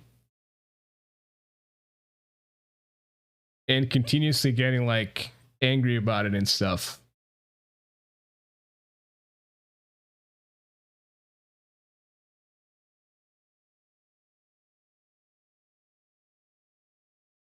Is there anything going on with like Warframe? Last time I played Warframe was last year, October 31st. Oh, it was to get the freaking it was to get the Halloween thingy.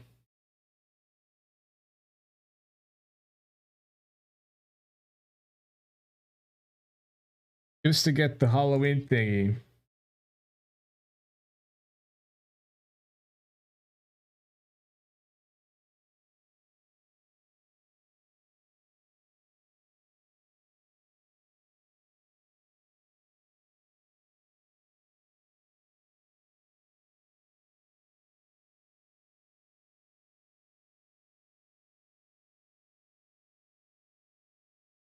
I'm gonna try to do some warframing.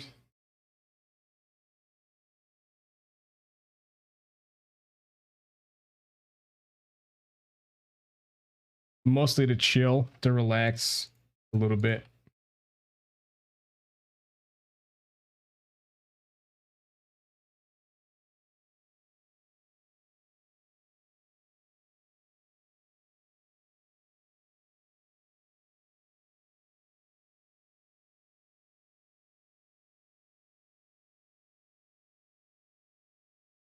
Wait, no. I just can't make up my mind. It's fucking hell.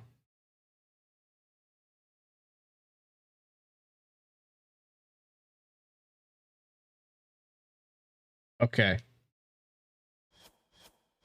I'll download the patch anyways.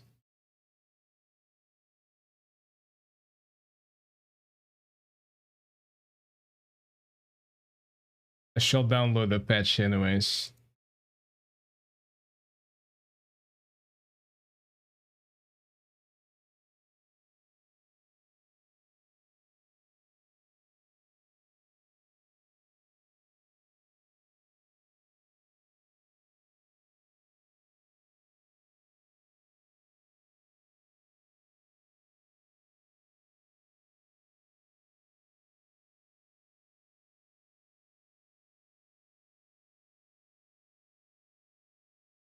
Are we back on the fucking bots, dude?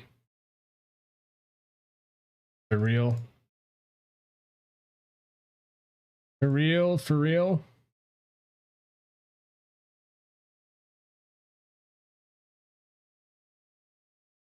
That ain't cool.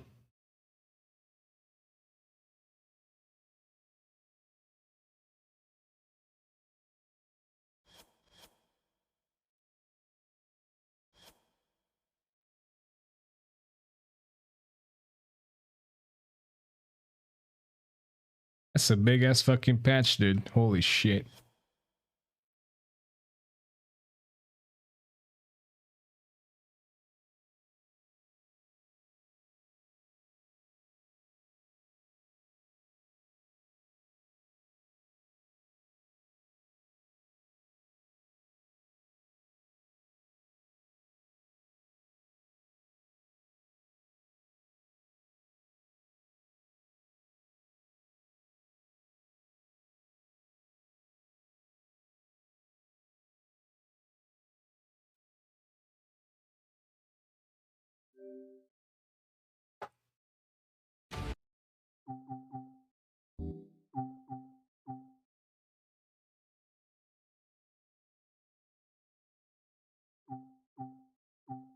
All right. We haven't done London stuff for quite some time. Let's try to do that a little bit. All right. Are we good to go?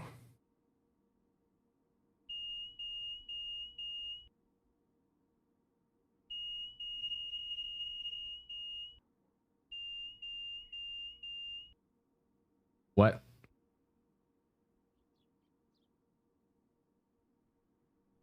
Oh.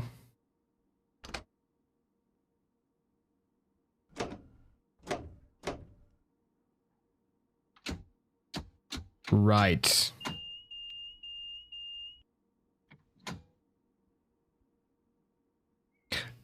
Is it even on?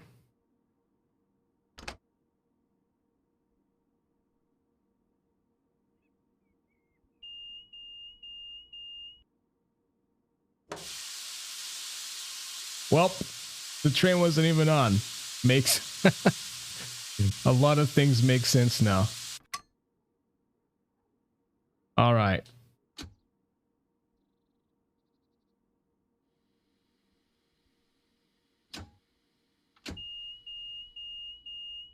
Any doors open? No.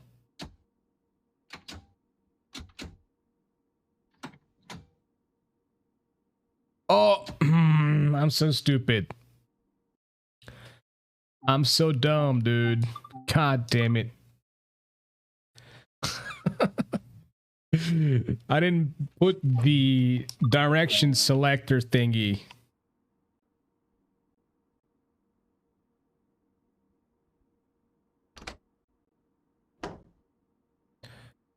All right, there we go. We got that going.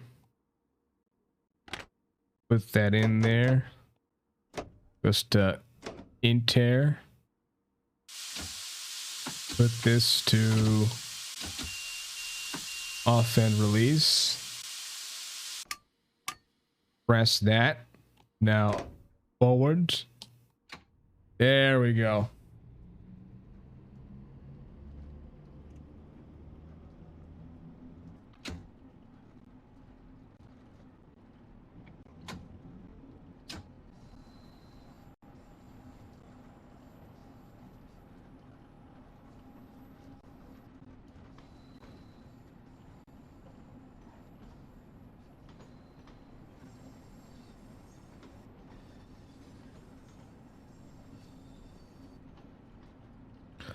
My interweb's struggling a little bit with downloading the patch, streaming, and doing the cloud thingy. It's holding up though.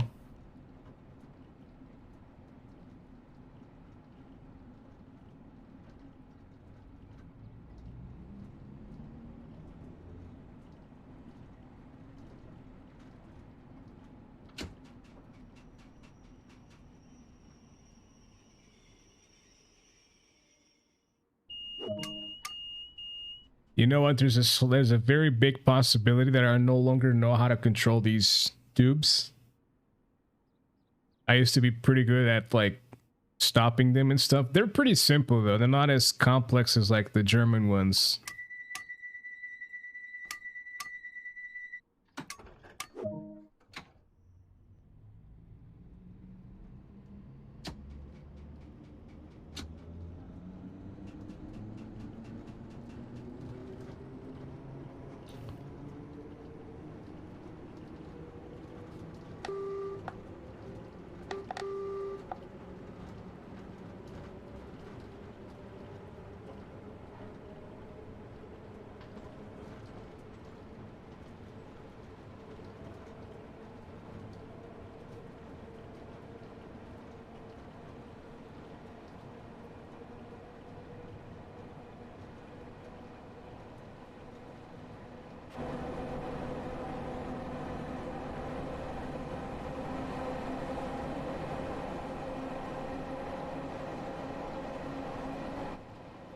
I like seeing the mixer showing the left and right sides.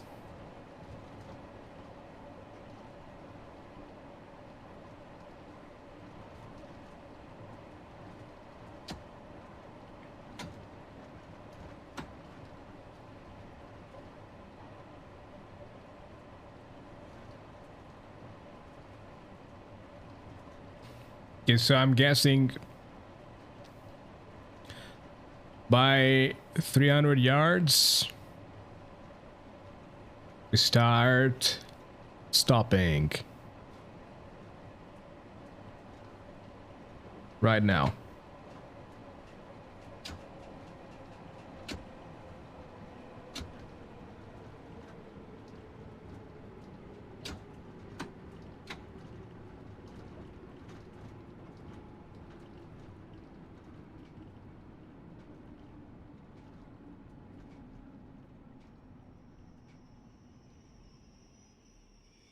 Look at that. Boom. Kind of late, a little bit, by a minute, but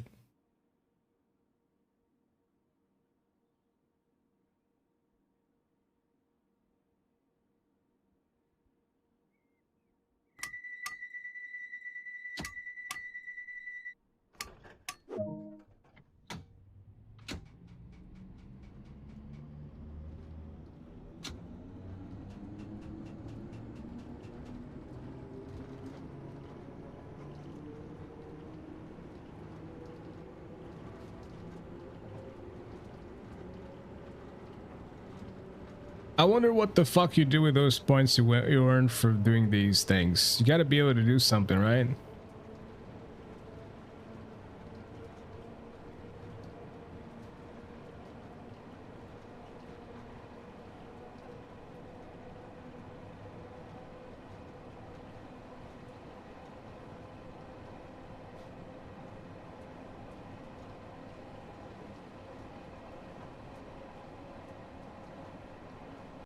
I also just realized the camera is on top of some of the things. So what I'm gonna do is I'm gonna duplicate this scene, call it cam left.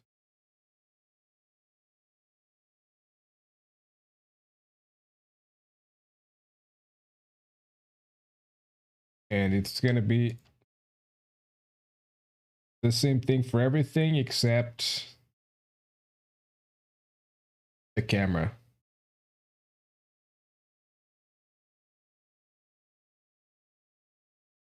Of course, we do have to change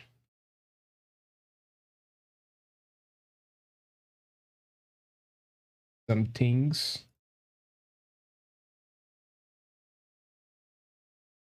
Over here as well.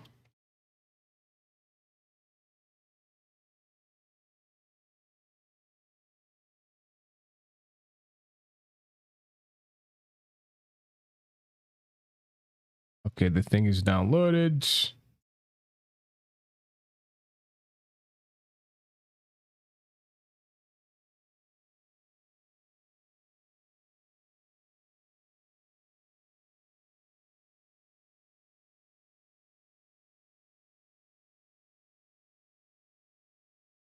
How is this?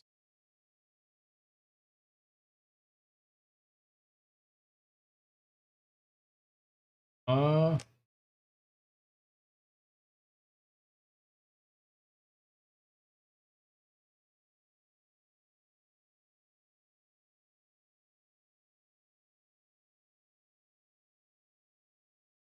Seems to be good.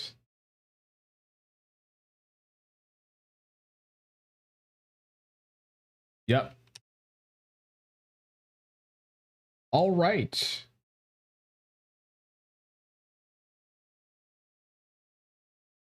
We got ourselves a scene for the camera on the left and one for the camera on the right.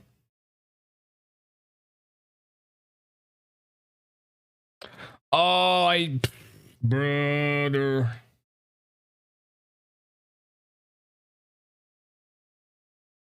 That's annoying, but whatever.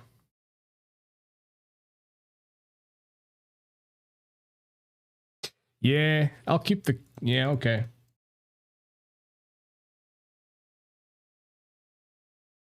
It's fine.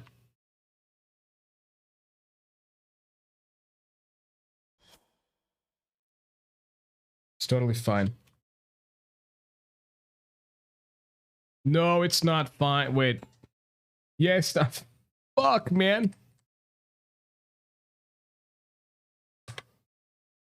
Fuck.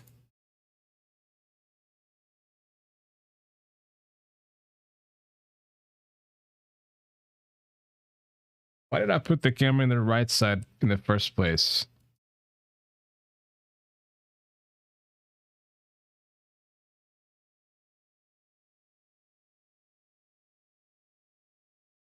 Ah.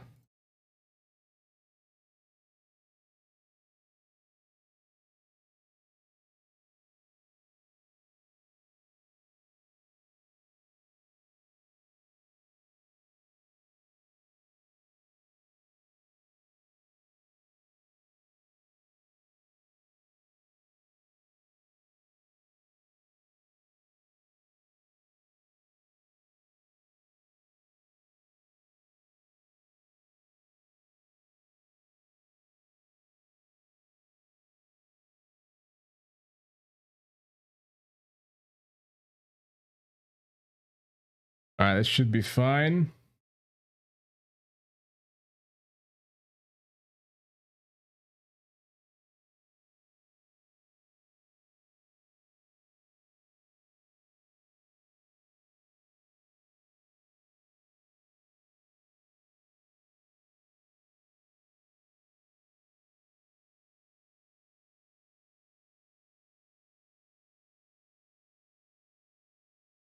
All right.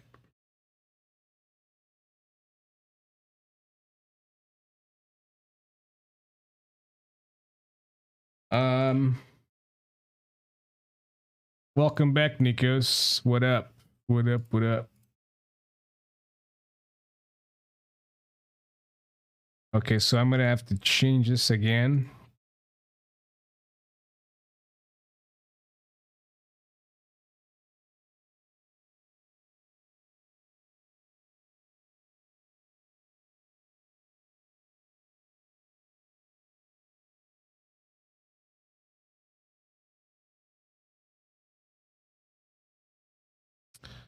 I figured.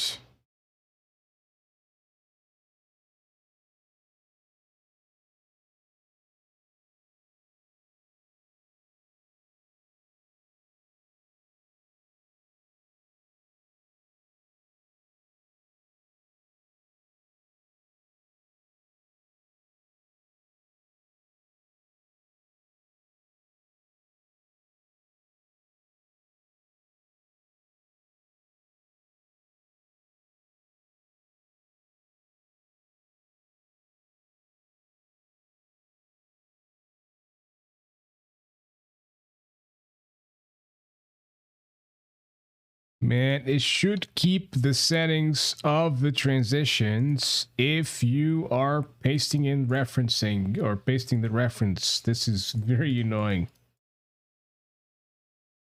You have to do this every single time.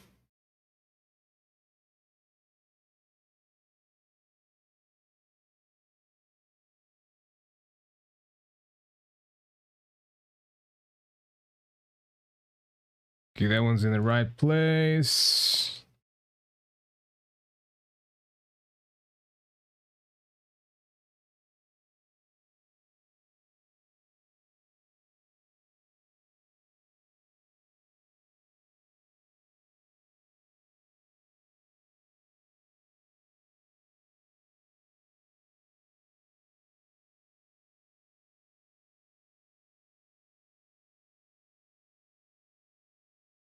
All right, here we go.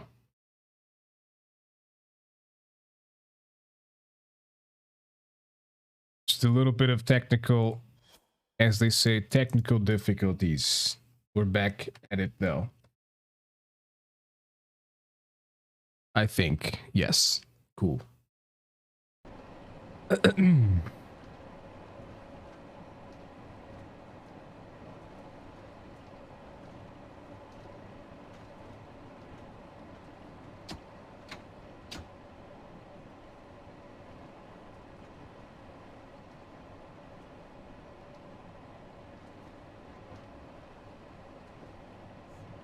Bum bum bum.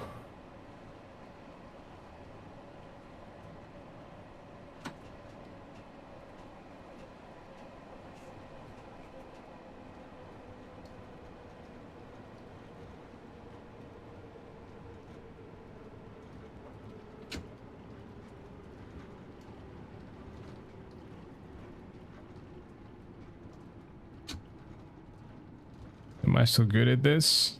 I'm a minute late, bro. Come on, man. I'm 1 minute late. It's 1 minute, right? It's fine. It's fine. They're fine. They're cool. They're good. It's just 1 minute. They're fine. Their bosses won't fire them because of 1 minute. Right?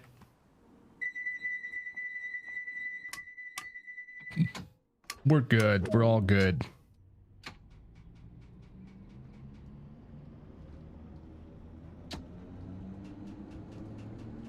We're all good.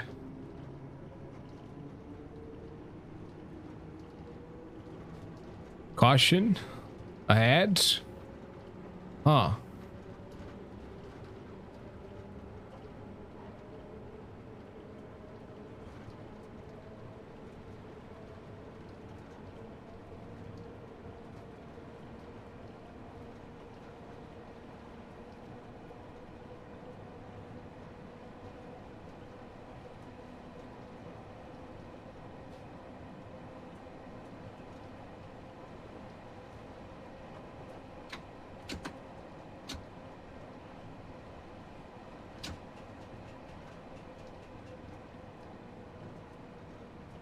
More chill train time. Yeah, dude. I was not enjoying Overwatch anymore. I was getting too pissed off. Like, I started the stream, dude, with a good mood, you know what I mean? Like, legitimately good mood, which is rare as shit for me, you know? And because of Overwatch, the good mood completely went away. And I started getting bitter and like legitimately being pissed off. So yeah, man, just like, I don't want that.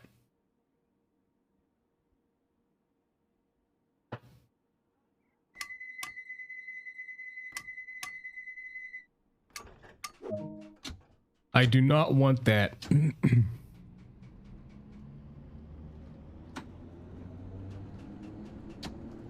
Wait, it's telling me to be cautious. I can't move forward. Huh. Oh no, I'll stop. Yay. 0.7 miles and then you'll stop.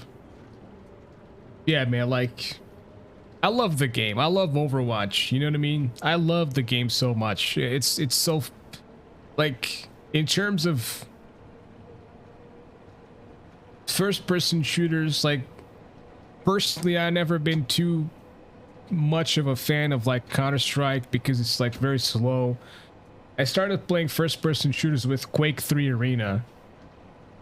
and then transitioned to Urban Terror, which was a mod for Quake 3 Arena. And those were my kind, like Quake 3 Arena was just like, you know, was crazy all over the place, you know? Like you never stopped. You were always moving, always running, always shooting things. And I did play a lot of Counter-Strike. I did play a lot of Counter-Strike Source, to be fair, but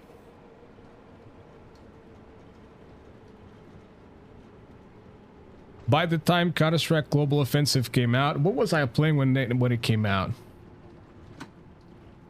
What was like my game of choice when Global Offensive came out? I don't remember. I think it was World of Warcraft. I think I was playing a lot of World of Warcraft and Guild Wars 2. So I guess when Global Offensive came out, I did get it, but it was more so as a game to chill with your friends and stuff, play with people that you know and stuff. Oh yeah, I was playing a lot of League of Legends as well. You know, so I mean, while I did get it, I didn't really play it much. You know? God fucking damn it, now the chat is in the wrong place. Oh my god.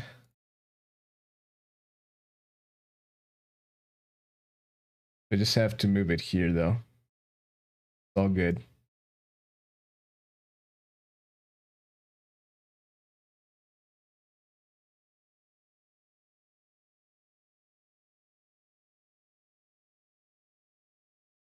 There we go.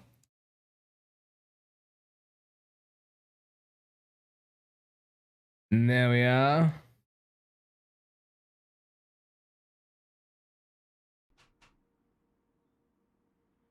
All right, we're good to go. You raise more games you expect to be good at. Yeah, I can see that. Obviously, yeah. It is definitely something going on because you dedicate so much time to the games that the thing is just like I said earlier, the thing is my biggest problem is not that like you're losing, like it's not that I'm losing game. If I was losing games but the games were like fair, you know what I mean, I'd be like, you know what, dude, it happens, it's life, you have to lose some, you know. But what pisses me off the most is that I'm losing games that I could win, but I don't win those games because I'm being shoved into teams that are statistically meant to not win. You know? Like, literally Defran, who's been playing Overwatch since the beginning, he's been in the Overwatch League. He's been top 500 and stuff for like pretty much since the game came out, and he was saying himself that the Overwatch Overwatch will put you, like, the matchmaking will make something like there's certain people that use Smurf accounts so that their games are easier. You know what I mean? So that, like, when the matchmaking is trying to make the match, the duos and the trios, or well, you can't trio in those ranks, but the duos that people are playing with are essentially, well, how is it?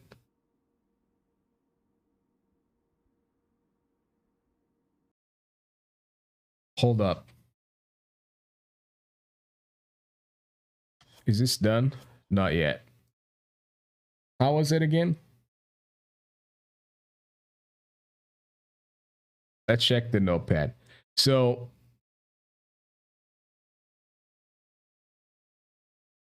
You got a top 500, and then they put you with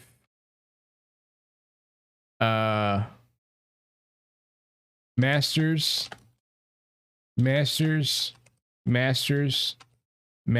like top 500, 1, 2, 3, 4, 5 masters. Right, so basically they put one top 500 player. This is what he was covering. This is what he was saying basically. They put one top 500 player with 5 masters players, right?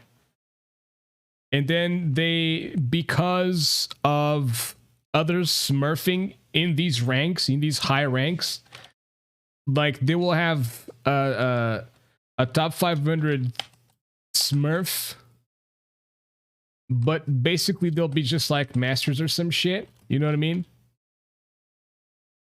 And then another top 500 smurf, also masters, and then masters, masters,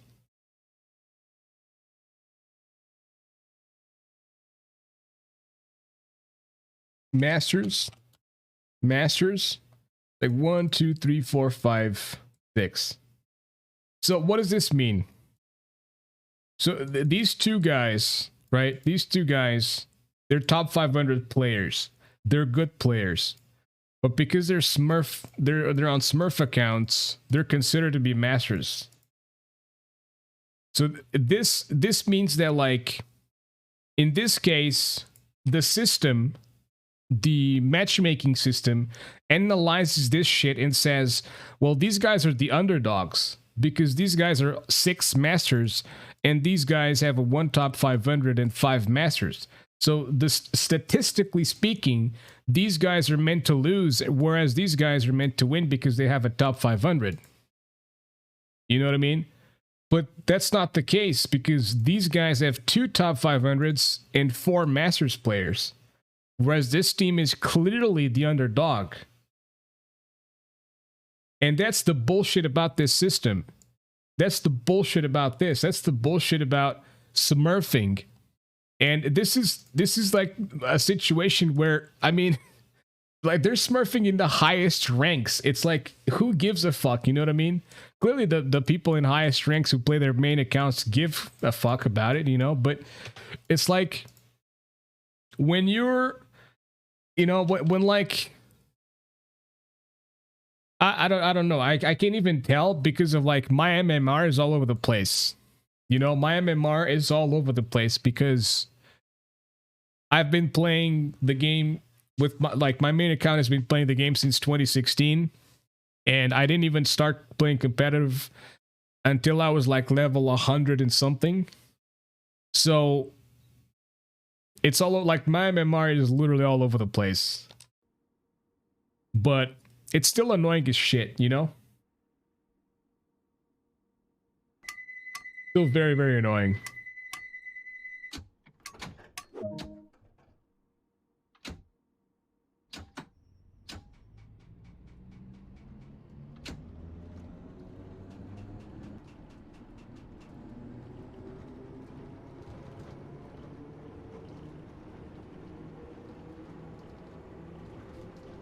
And it's like,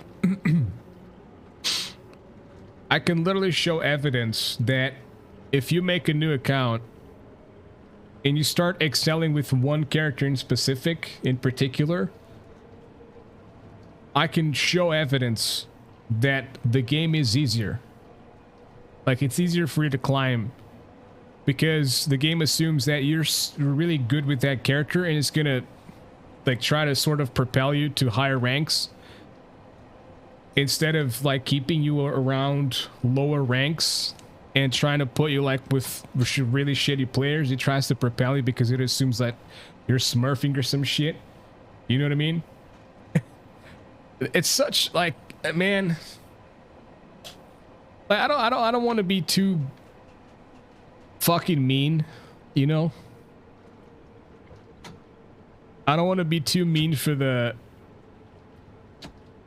system or whatever, because it is hard to make like a matchmaking system that is perfect and stuff.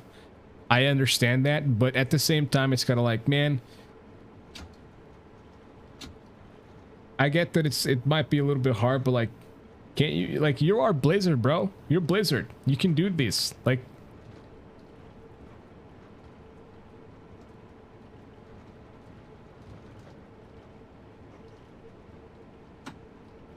they definitely have the resources to make like a really, really, really good system, you know?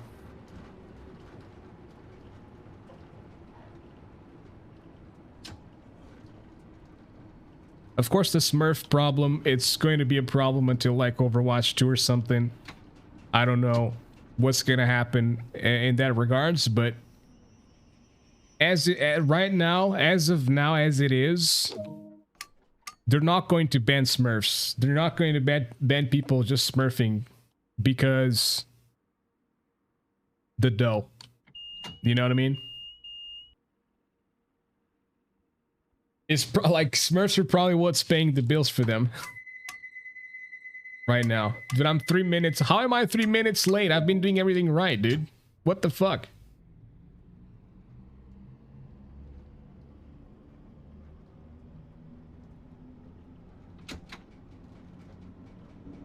This makes no sense.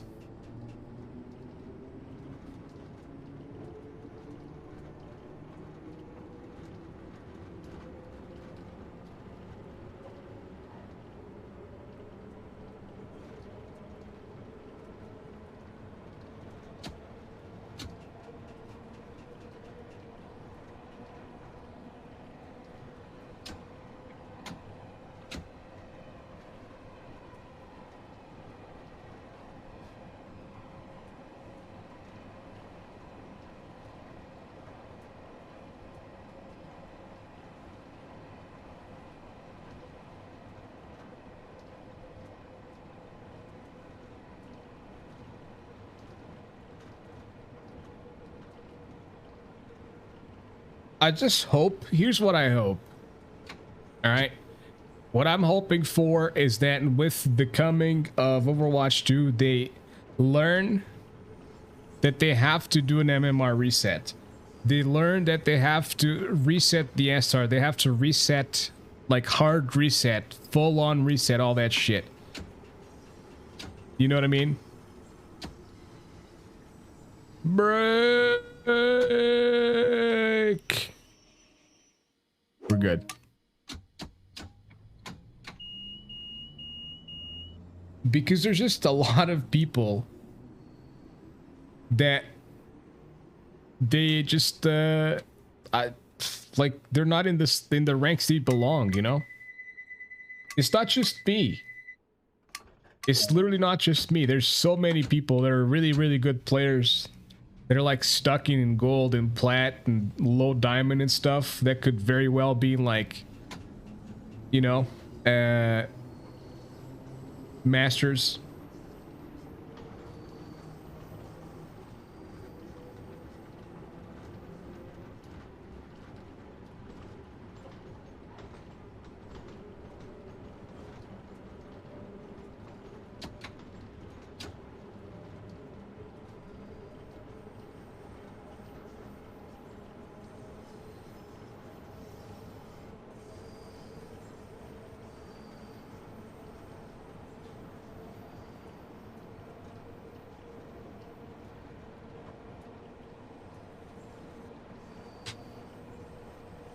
We'll see though. We'll see what happens with it.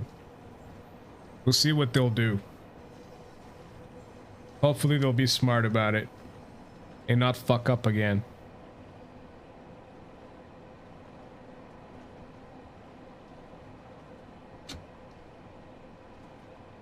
Like obviously the fact that there has been no content for the game for so long is a massive reason as to why the game has been quote unquote dead. But also the fact that like it's just so frustrating to play the game, dude. It's just so frustrating. And it's not frustrating just for me, it's frustrating for a lot of people.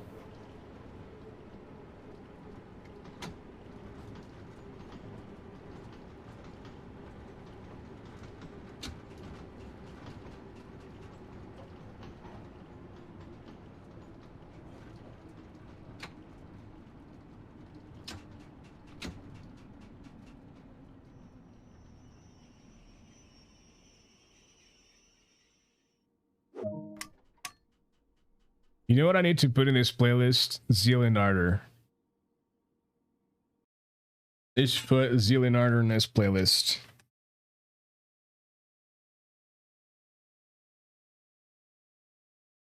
Zeal and Ardor.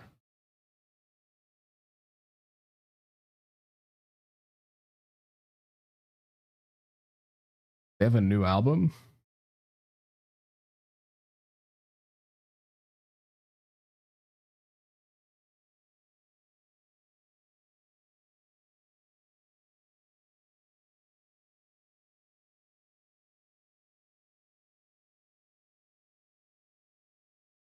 Let me put it on the thing on the playlist.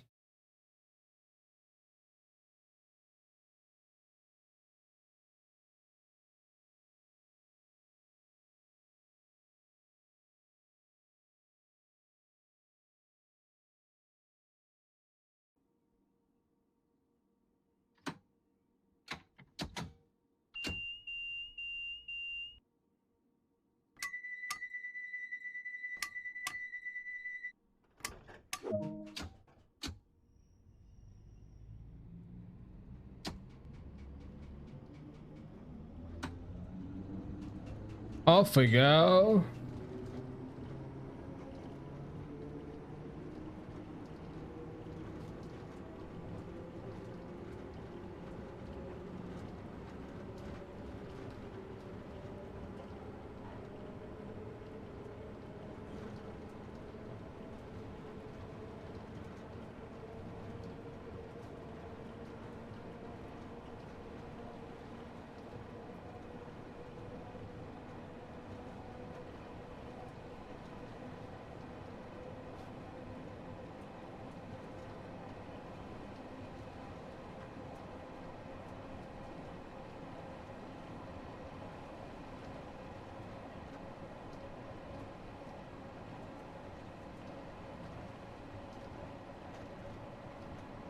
I keep being late.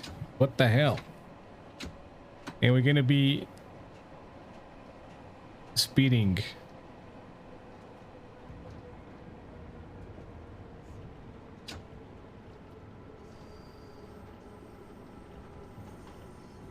Yeah, we're good.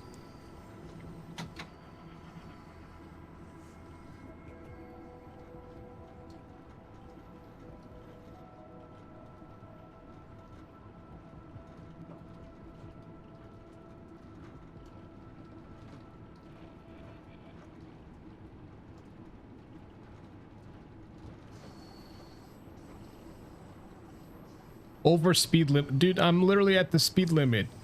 We're at 15 kilometers per hour. What do you want about?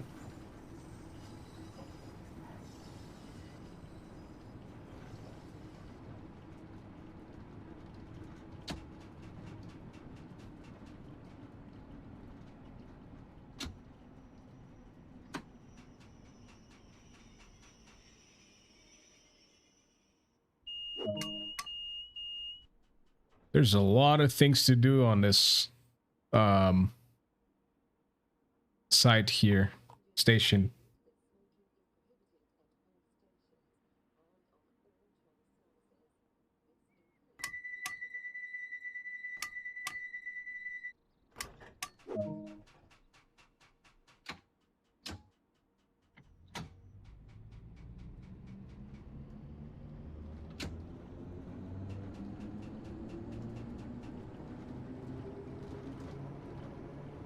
Oh, sorry.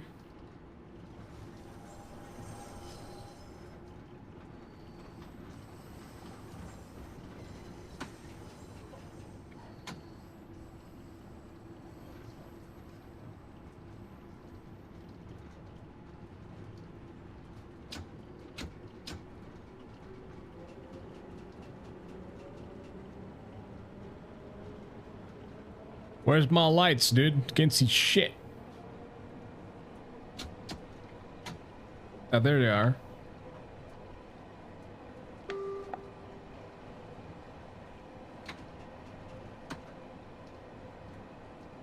Oh, fuck.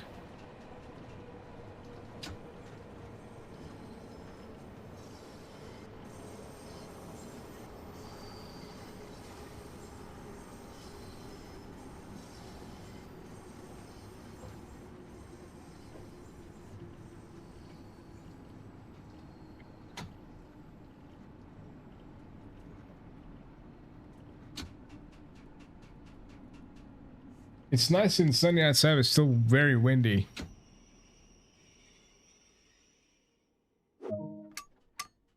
Very, very windy.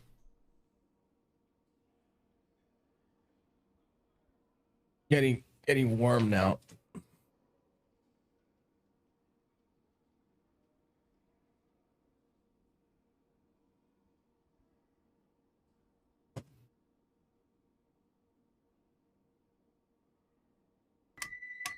Well, there goes more time away. But whatever.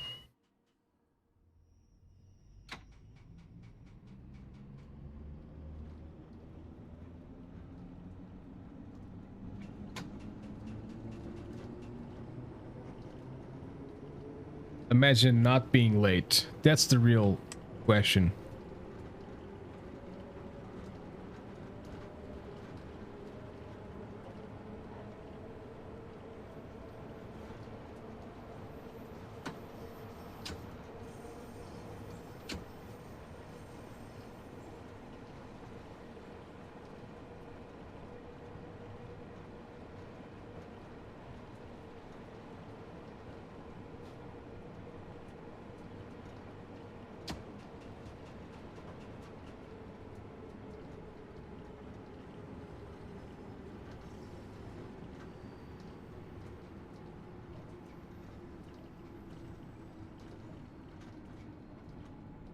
Oh.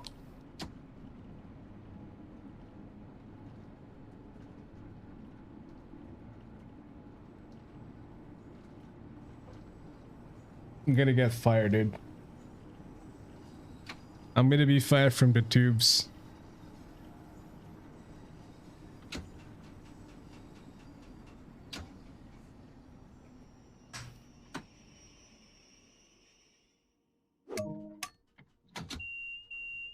I think these guys are supposed to be like super tight on time, and I'm just like all over the freaking place.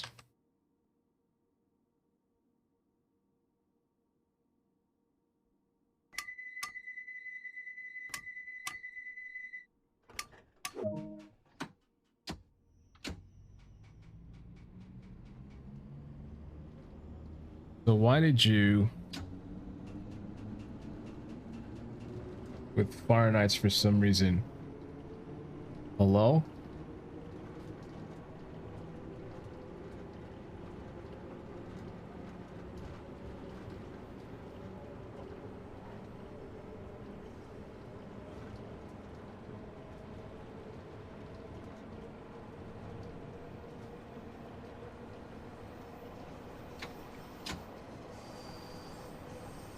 There we go. It's better.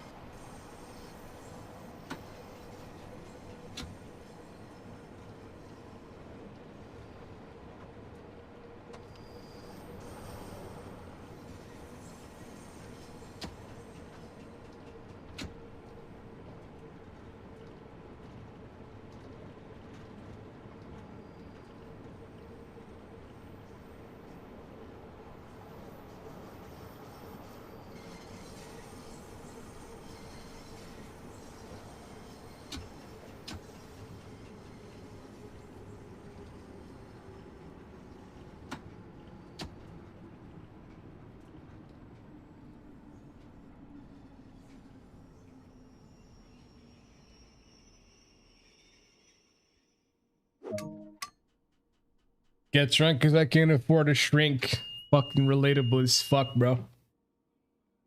Relatable as fuck, dude. Still 3 minutes late. Pog.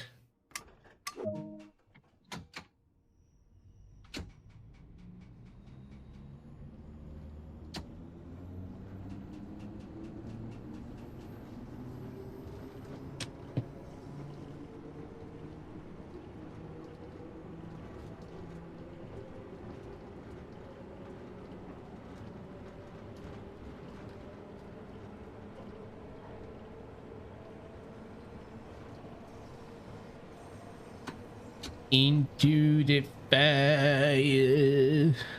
Into the fire. Ah, yeah.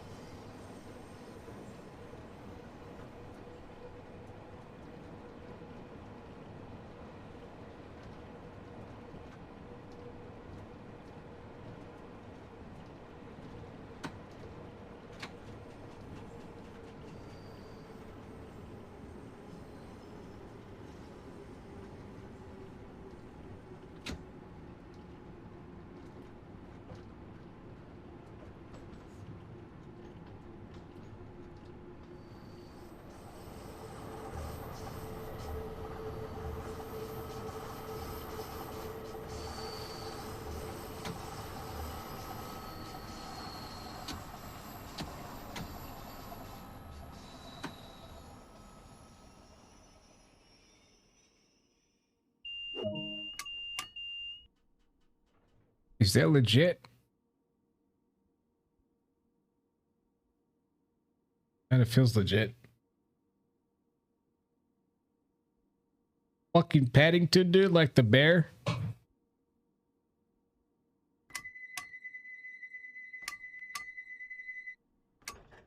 See if this is legit.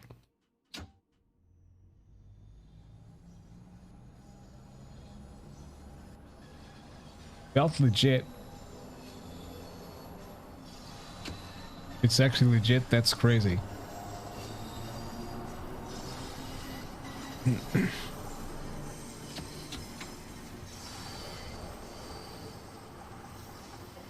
There should be lights somewhere.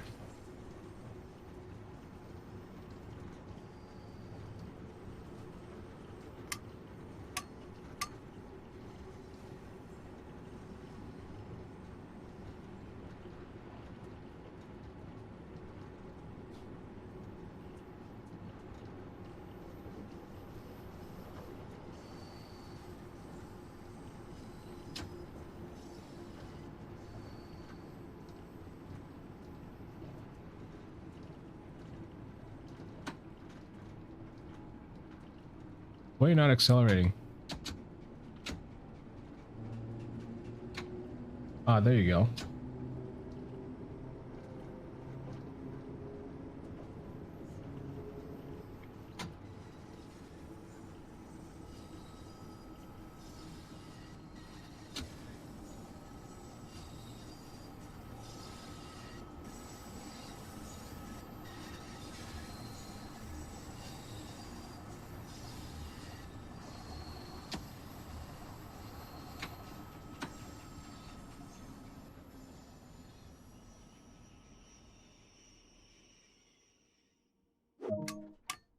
All right, where is the lights?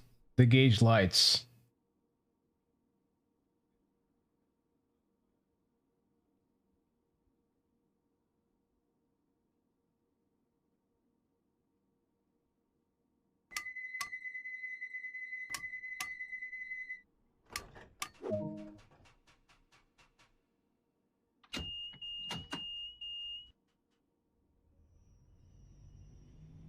Hello? Lights for the...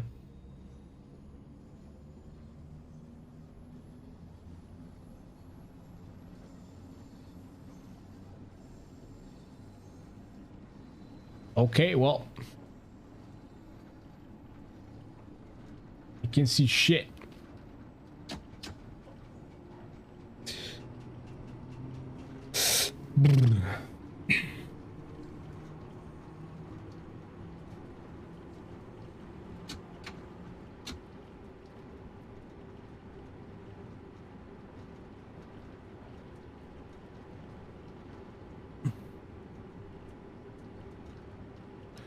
Four minutes late.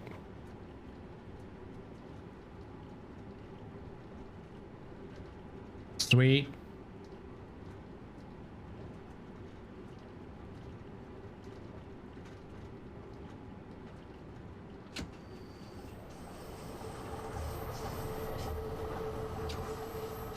Yeah, the sounds are great, this game.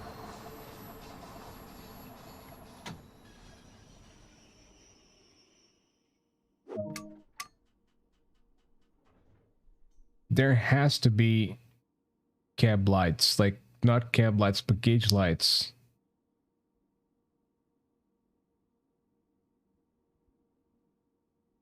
I just don't remember where it was.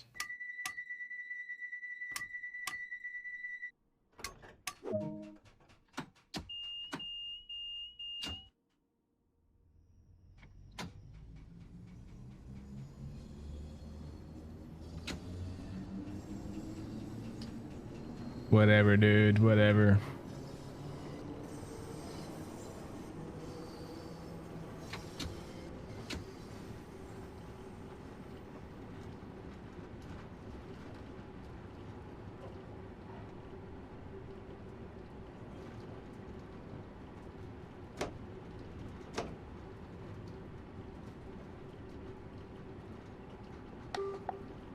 Wasn't there a flashlight? I think it's on foot though.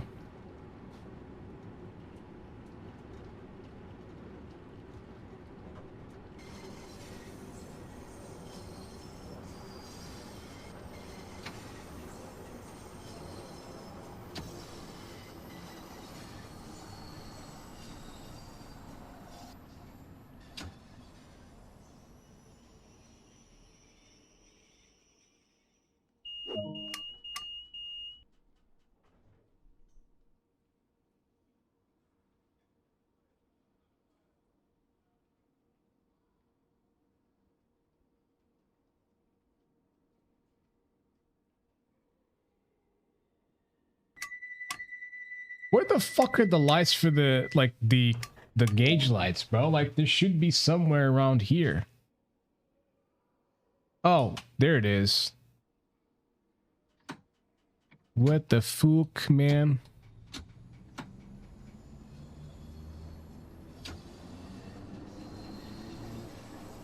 It's not that big of a deal, but, like, helps you see something inside a cab. Get a, like, a point of reference.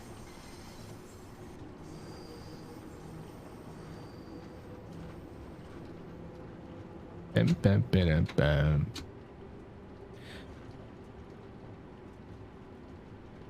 Me and you in the bottle of booze. 6-foot grave. My rigor erectus.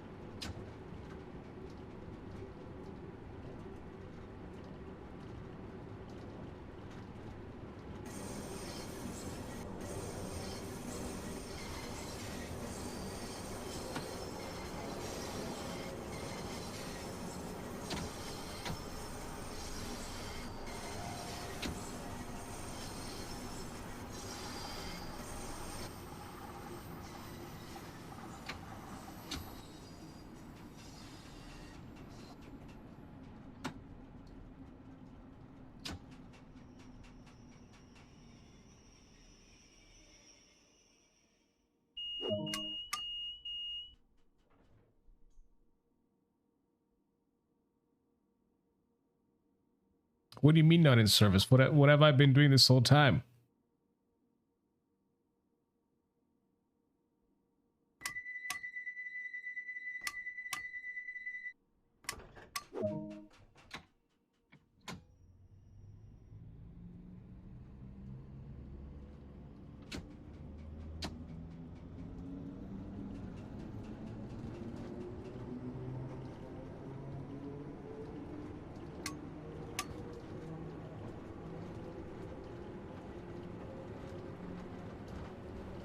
Oxford Circus. Wow, that's where I used to get out of. Get out in. Get out on. It's where I used to get out.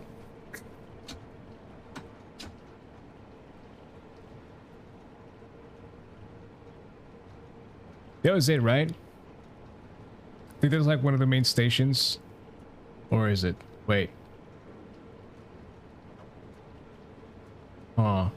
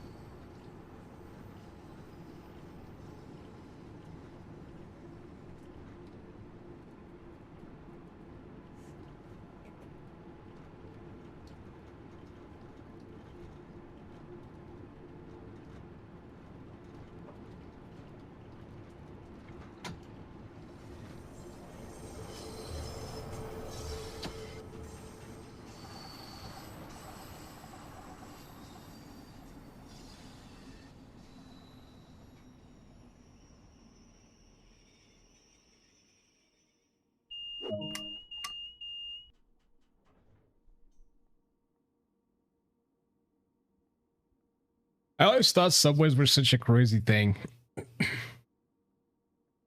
Like fucking trains underneath where you like everyone walks and stuff. It's crazy. Okay, I think yeah, I think that's it. I think that's where I used to. Was it? Piccadilly Circus. I remember that name though. I freaking remember that name.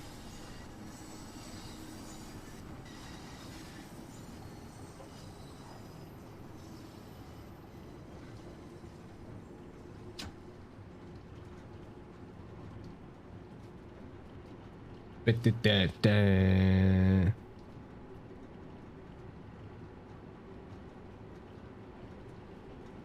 me check the maps here.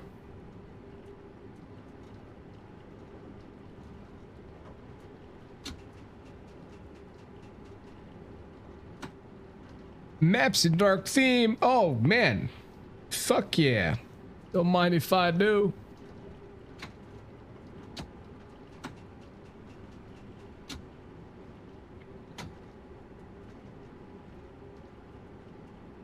All right, so see Oxford Circus.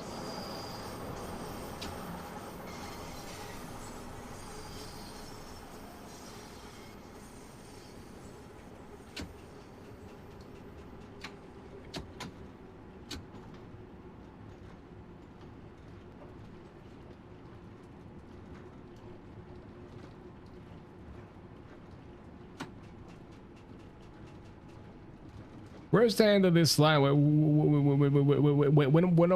When are we done? Huh?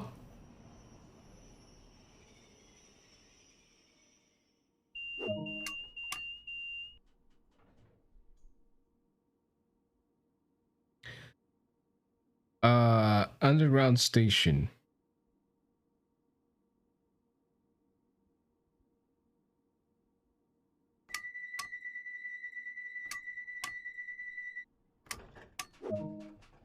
We still keep going. Okay then.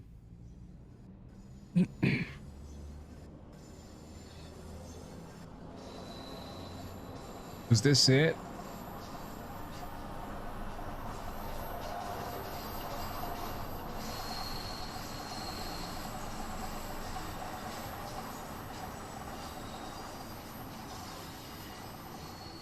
No, St. Pancras, that's it. Yeah, St. Pancras, that's where the main station is. King's Cross, St. Pancras, exactly. That is where the dealio is. Yep. This is where I used to be in. I go from Gillingham, take the train to King's Cross, and then take the tube and go do things in London.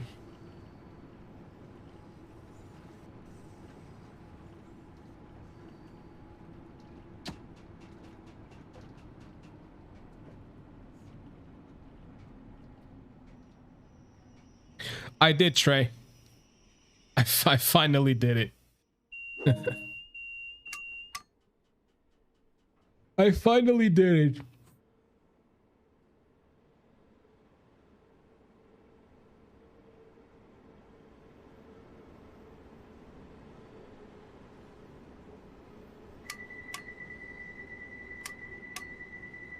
Yeah, this is where I used to be in. Bruh, it's still going. When will this ever end?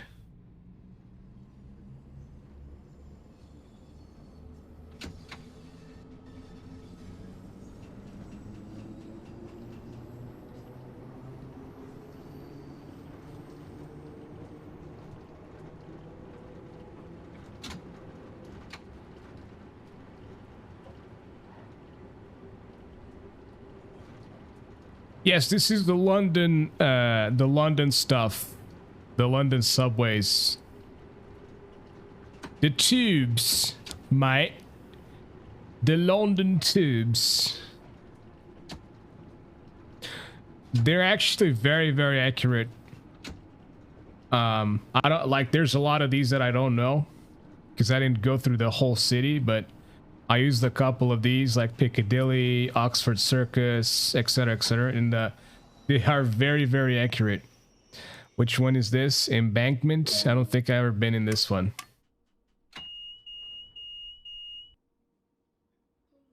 But yeah, they're very accurate. Like, I don't know if they're full on accurate like on everything, but they do get like the major like memorable things about the stations or the stops or whatever you want to call them, the platforms, I guess, is very, very accurate. And the sounds are fantastic.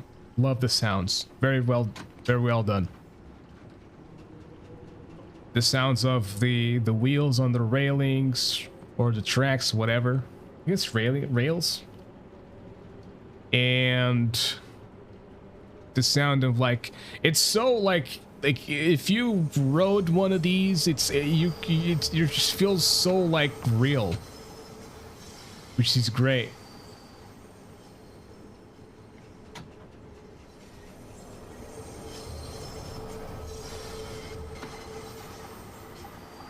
Like these sounds, like the turning and stuff, very, very realistic.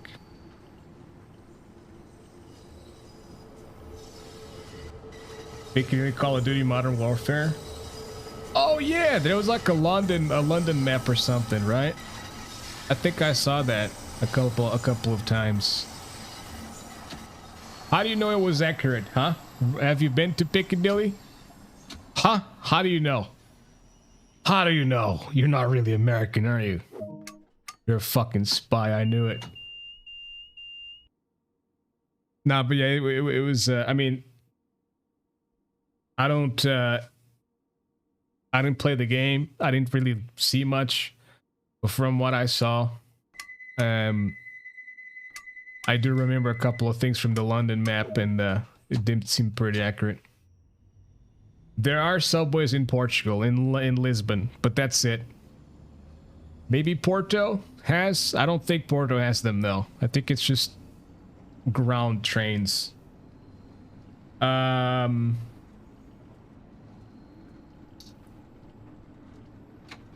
Yes, there is a subway in Lisbon. It's actually pretty nice, actually. Quite convenient. I was stuck in like funny fucking story. So there, these two guys that were in my band, they when we had to rehearse, they were living in Lisbon to study. They were both studying like music production and stuff, audio production. But they had to come over to this region to study. They're originally from here, but they went to Lisbon to study because you can't study audio production here. This region just doesn't have anything for that. Like outside of the old man that was in a band and likes to teach or something, and that's what they do. Outside of that, there's no like nothing for actual learning, or for actually learning like anything of sorts. So people have to revert to going to Lisbon and shit. And this one time they said, you know what? We always go to there to rehearse. How about you guys come over here to Lisbon and then we rehearse, we go out, you know, we go chill, we go do some clubbing and stuff. And well, that's what happened.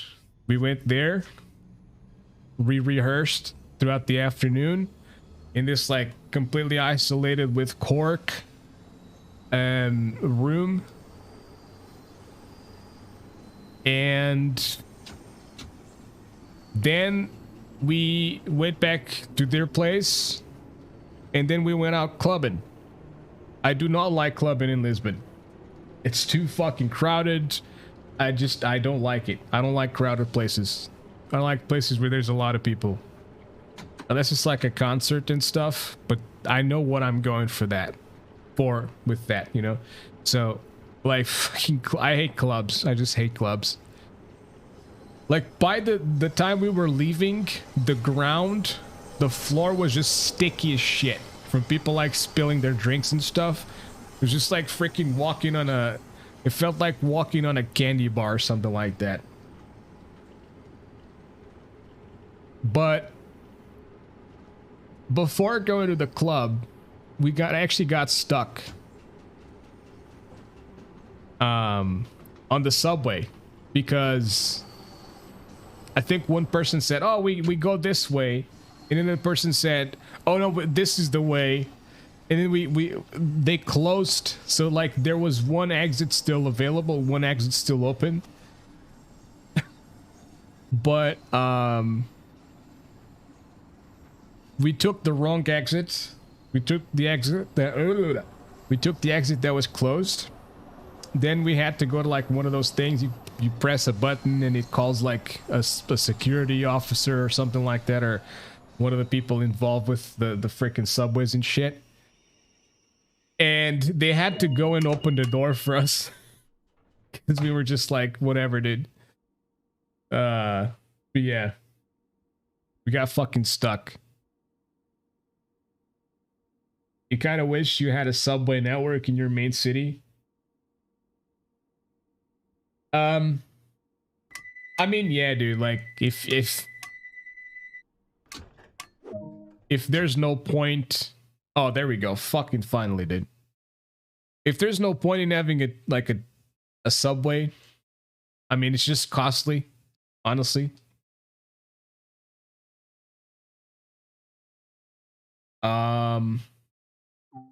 In Lisbon, it's good to have a subway because the roads are so fucking filled with traffic that it's literally good to have the subway so that it's just like it's not the roads are not clogged, because it's literally like at sometimes it's impossible to drive in Lisbon.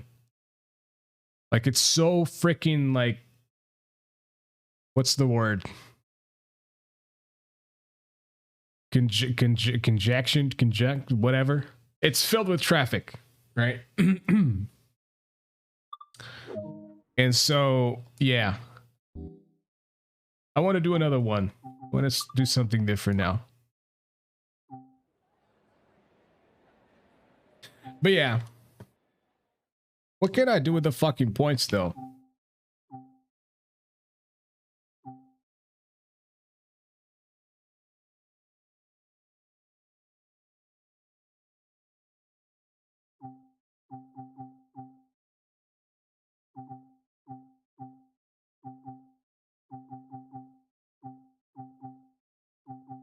These fucking these train simulator games are so packed with like fucking DLC shit. It's crazy.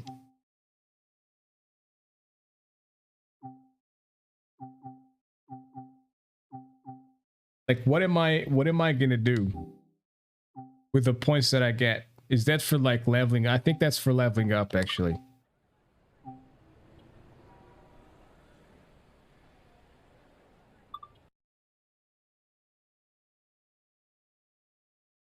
Yeah, I don't have casinos here either. Wait, what? Oh, frick, dude. Okay. Well, moving on to something else. Moving on to something else. Why is Warframe open? Why the fuck did this open? Huh? Bruh.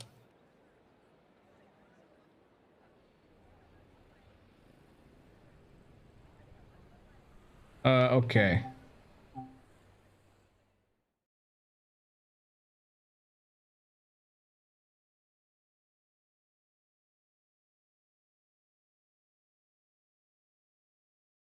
Uh,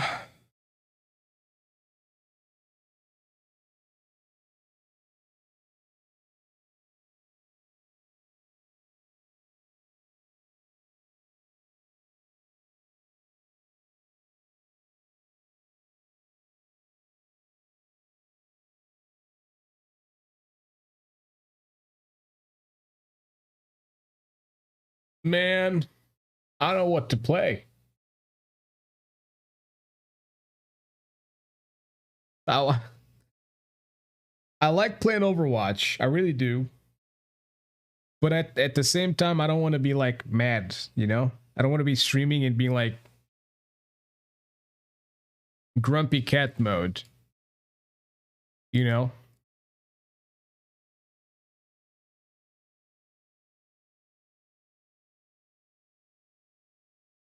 I watched a couple of videos. There's a new video from that chapter. So might look at that. I'm gonna take a break though. Gonna take a break. It's been like about an hour since the last break, so it's good to take breaks in between and stuff. Gonna take a quick break again. BRB in a little bit.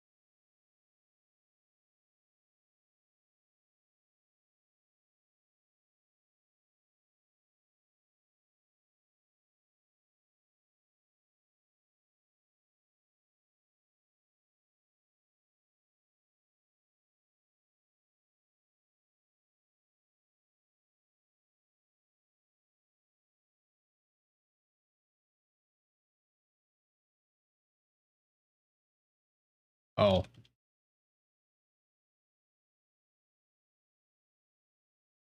There we go.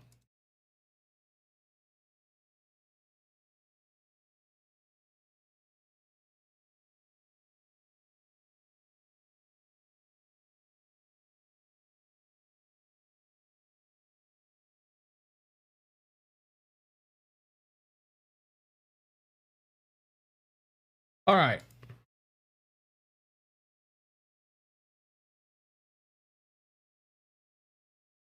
Here's what we're gonna do.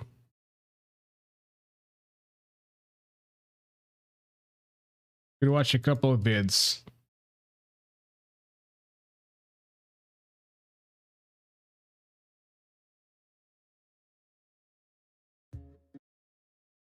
There's a new That Chapter video, and I'm interested in watching it.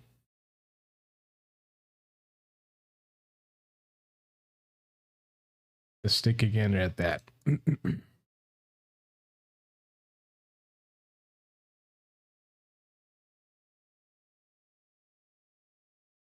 uh.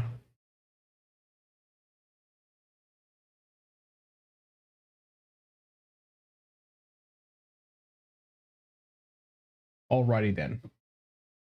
And I got a beer.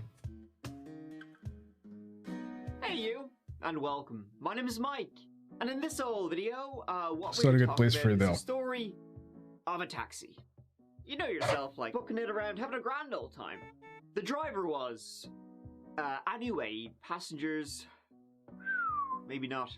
In all England, this time skipping the merry because, well, you know where this is going. In southwest England, there's this town called Swindon. In that town, for many, many years, someone was hiding in plain sight. Hold up. Why didn't this go away? Fuck.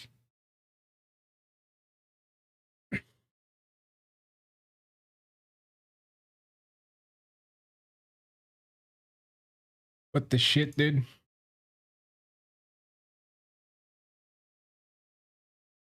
Oh, I fucking... Oh my god. That's annoying as shit. Okay, there we go. Could be behind you right now. Here, I'll give you a second to check if you want. Or, hey, as I would say, Nope. have a go. We're good.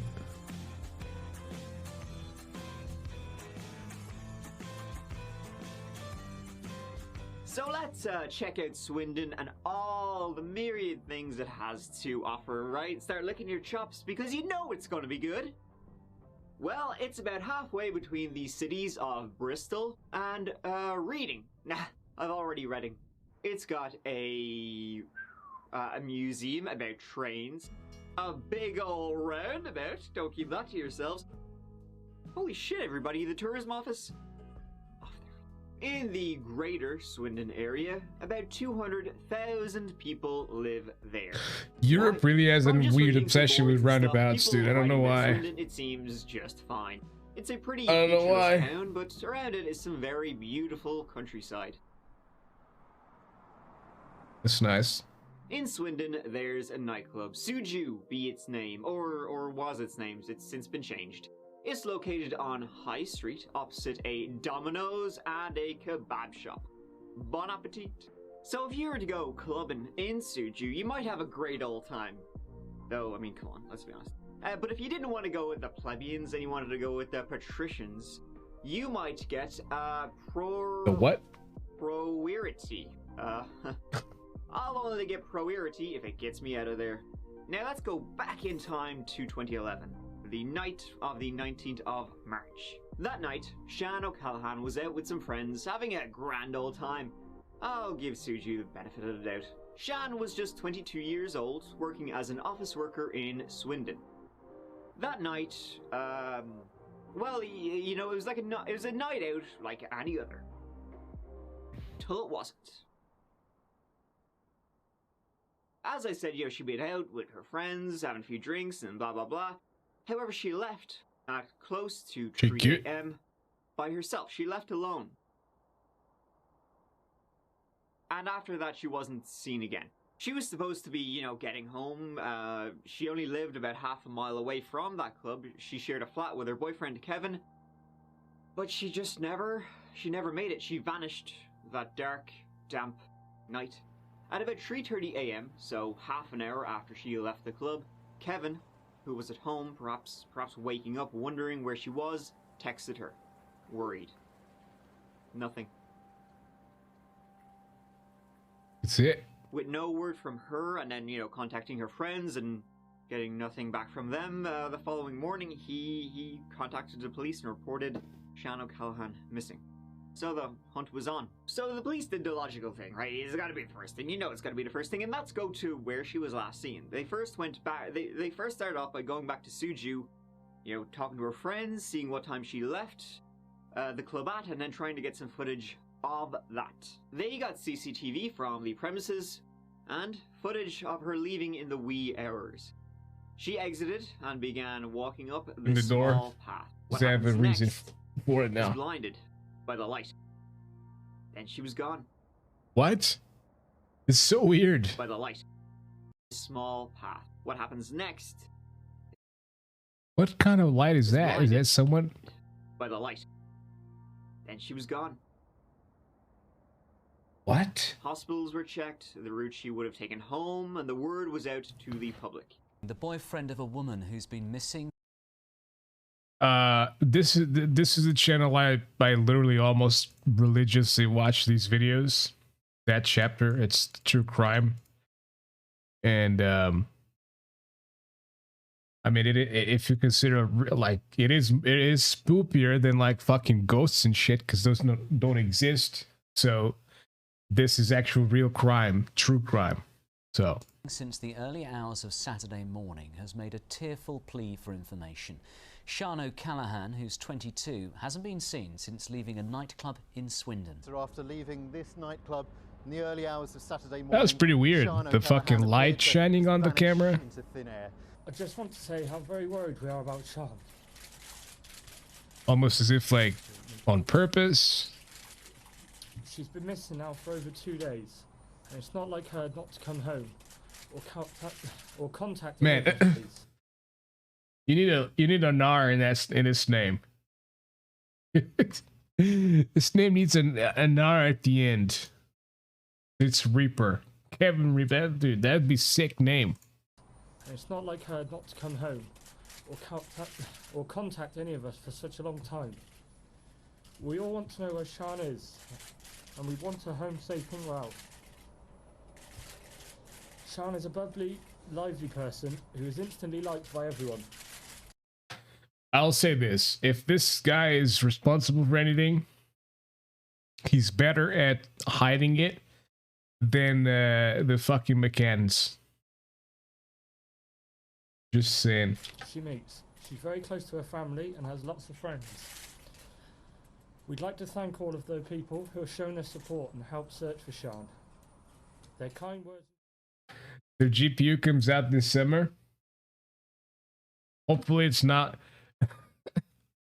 Hopefully it's not like what is it? This piece of shit. Hopefully it's not like this piece of shit. It's cheap. It's very, very cheap.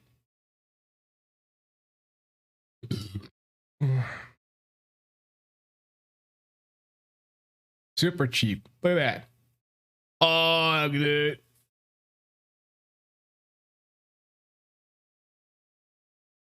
For $230.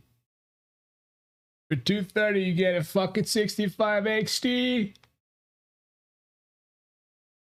Crazy. Wow. Yeah, it's a piece of shit card. That's why it's cheap. And then a man named So hopefully it won't be like that one. He took over the case, essentially. He was the lead investigator. Now, he's a lad who would prove to be a little bit contentious, but we'll get to that later on. Now, the text Kevin sent Sian that very early morning. Yeah, it's not worth it at all. Her phone received it. So therefore, what the police did was trace to what tower The only reason it's phone cheap was it's because it's a clear piece when of she got that garbage. text, and it turned out That's to why be- it's cheap. Well, not in Swindon. It brought them to a forest. If you can believe that. A forest named Savernick Forest. That's No one in the fucking world, no one in the world ever will have something of value and they will sell you cheaper than like the actual value of it.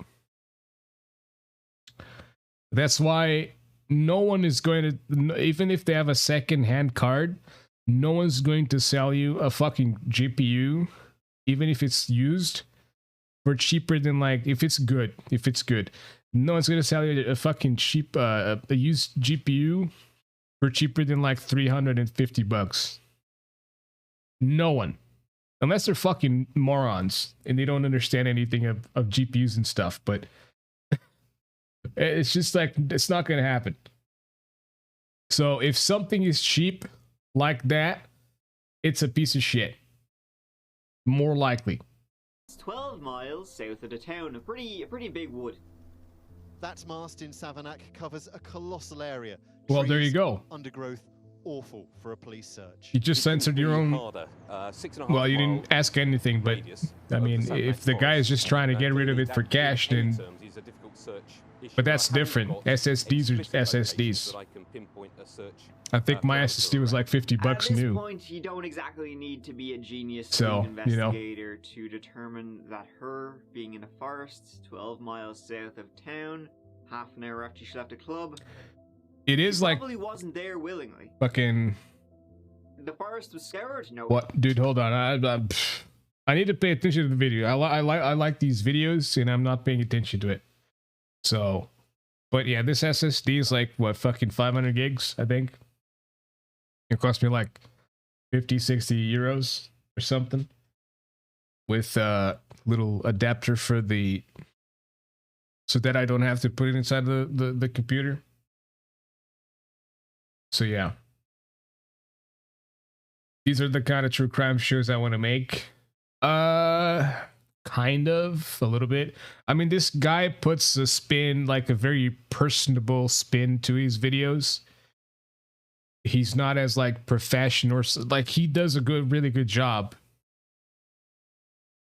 you know, but it's not like a professional narration or anything like that. It's a very personable, very, it's personable. That's the word. There's nothing else to say about it. It's just personable stuff. Like, it feels like it's someone telling you a story rather than like a documentary you're watching. There's another channel who makes these kind of things called Ewu.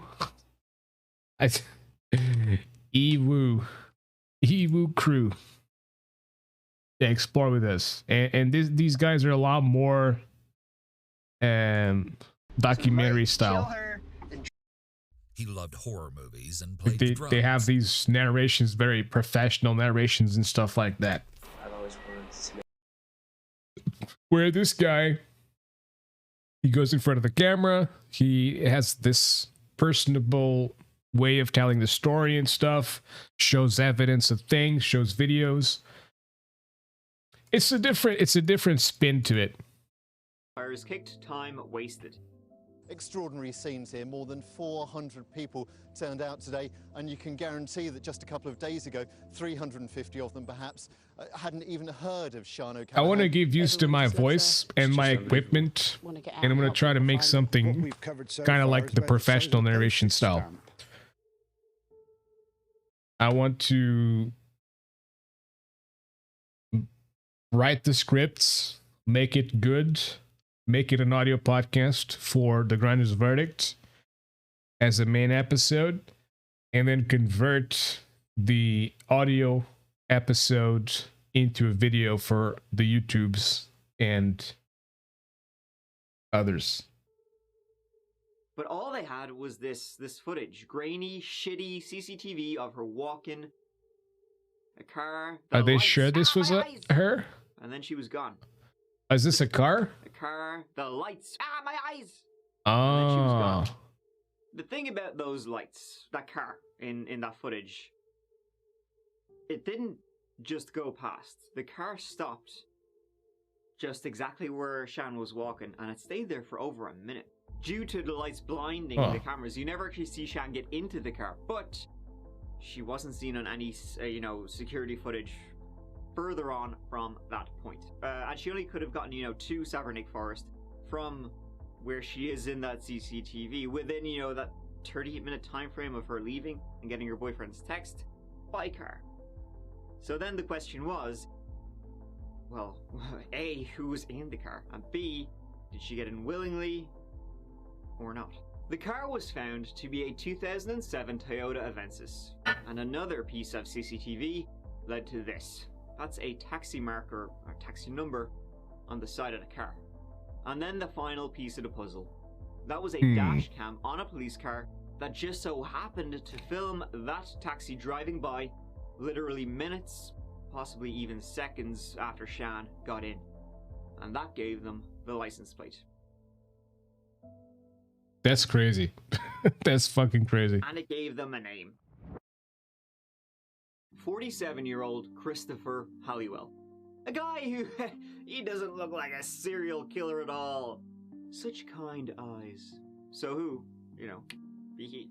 Christopher Halliwell was a local Swindonian, a taxi driver. He was dating a woman named Heva, and he had 3 children. Professionally, he drove people around in his little taxi. Unprofessionally, he was a burglar who had spent time in prison in the 80s. He was born in Swindon before being brought up in Scotland. Brought up by a very abusive and sadistic woman. Bummer. And he would, do the things like pull the wings off a butterfly. The kind of early signs that he's gonna grow up and be not normal. Then he returned to Swindon as a young fella and got married in the early 90s to a woman named Lisa. He worked as a window cleaner, a builder, burglar. Window cleaner, bro. That's what I call window maker. I don't know why that's funny to me, but it's funny to me. And driver. And his hobbies included fishing and sex workers. He was a bit of a fiend and aficionado, if you will. A purveyor of goods for the red light district in Swindon. In 2005, he said to Lisa, his wife, "I've had enough of you." And he moved in with her neighbor, Heather, just live a couple of houses down the road. So, it's kind of handy for him, really. He didn't move, was probably easy enough. One of the things they found out about this Chrissy over here when they were doing their inquiries about him was that at about 1:30 a.m. on the night of the 19th of March 2011, he had signed out, from the taxi company or whatever. So he was just driving around Swindon for an hour and a half before he picked up Shan O'Callaghan.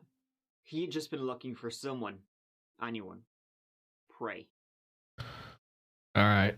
The police began following him. So what Stephen Fulcher did then was very, very smart. He started releasing more and more information to the media. But what he started doing was like, we're narrowing down where we believe Shan O'Callaghan is. We're getting more specific information from her mobile phone, signature or whatever.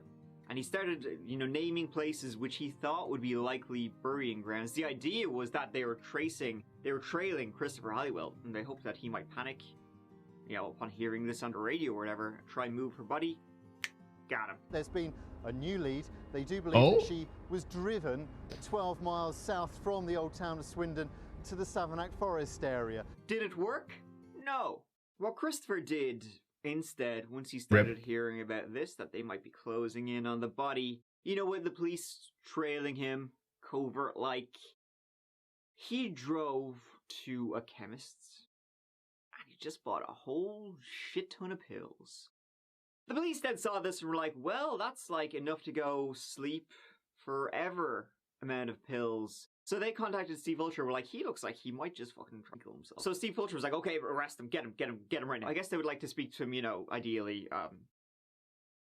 pre-death. Something then that was a little contentious, as I mentioned up top, was that Stephen Fulcher, lead investigator, he asked the arresting officers to not bring Christopher to the police station, but instead bring him to the area around Savernake Forest. Christopher should have been booked in, done all the stuff, due process, get a solicitor, a lawyer, all that kind of shit. But Steve Fulcher's argument, though, was that, well, here, listen, Shan O'Callaghan, we don't know where she is, she's missing, she's probably kidnapped, she's likely dead, but we don't know that.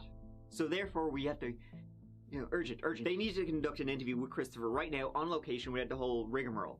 So instead of driving him to the station, they drove him, after his arrest, to the woods where they thought he had buried her.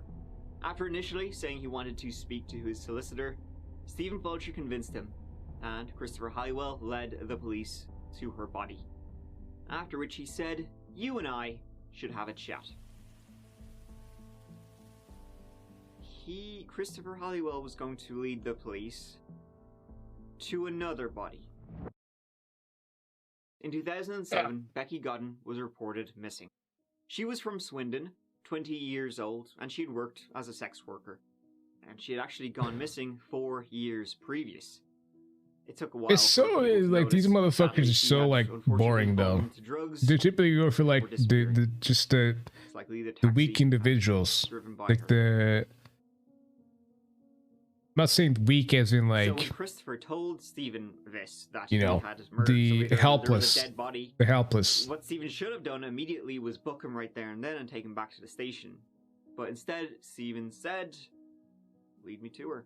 What I can tell you is that a 47-year-old man from Swindon is in custody, having been arrested for kidnap and 2 murders. The location of 2 bodies... Here's what I'll say, right? It's never good, you know? Like, you know, serial killers are never good or whatever, but whenever there's like a serial killer that actually, you know, does fucking like fisticuffs or something with the victims, I want to be like, you know what? Piece of shit, but I respect it.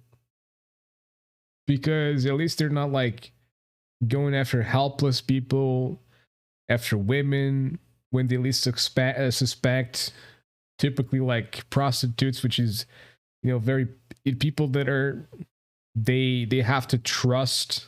They have to put some trust into certain situations, in certain cases, certain individuals, because of the dough that they possibly could give them. It's like, you know, most of these are just like pathetic little losers that are basically taking advantage of individuals when they're in their lowest or, you know, have been identified to me by this individual, one of whom has yet to be identified formally, but I'm quite clear is Sean. I've informed Sean's family, who are obviously deeply distressed. And the thing about all of this was that when Christopher was later back to the station, Christopher Halliwell never made a formal confession. He never repeated what he had said. It looks like a skull out there in the woods. He refused to do so.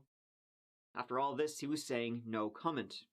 And due to what Stephen Fulcher had done, you know, taking him out there without the whole due process, everything Christopher Halliwell said while out there was now inadmissible. So on one hand, he had messed it all up. It was going to be very hard, maybe even impossible, to get a full conviction of Christopher Halliwell. The most important, him admitting and taking him to the bodies was inadmissible. They could not use it when the case went to trial. It would be a lot harder to bring Christopher Halliwell to justice, and for what? The whole rush of the thing was that Stephen Fulcher thought maybe, you never know, Shan might still be alive, but I mean, after so long, it was very likely she was dead. If they had slowed down and taken their time and gone through every, you know, rule, it would have all been good. But then again, they may never have gotten the confession in the first place. So that was one argument that was used against Stephen Fulcher, was that, like, for what? Now you just made... Now he might somehow evade justice. But on the other hand, he returned 2 daughters to their families.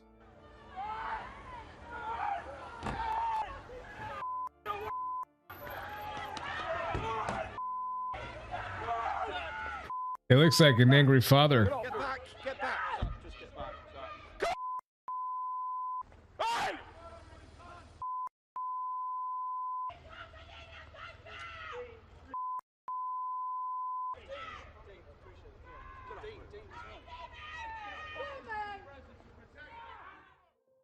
but luckily they found more evidence that meant his More admissions dudes like that, man. became less valuable. Shan's blood was found in Christopher Halliwell's taxi, and his DNA was on her body. But the charges of murder for Becky Godden, that was going to be dropped. Other than his confession, which was now inadmissible, they had nothing. Christopher later pleaded guilty to the murder of Shan O'Callaghan. He was sentenced to life in prison. That's a minimum of 25 years. The police, the court clerk and the chair of the magistrates himself had asked them to stay calm and let the legal process take its course. But the strength of feeling is etched on people's faces here. Hey, taxi drivers, we love you still. We got respect for you. You're real. There was a spontaneous round of applause for the taxi drivers who had turned out to show their support. But then the police outriders formed up and the van carrying Mr. Halliwell moved forward.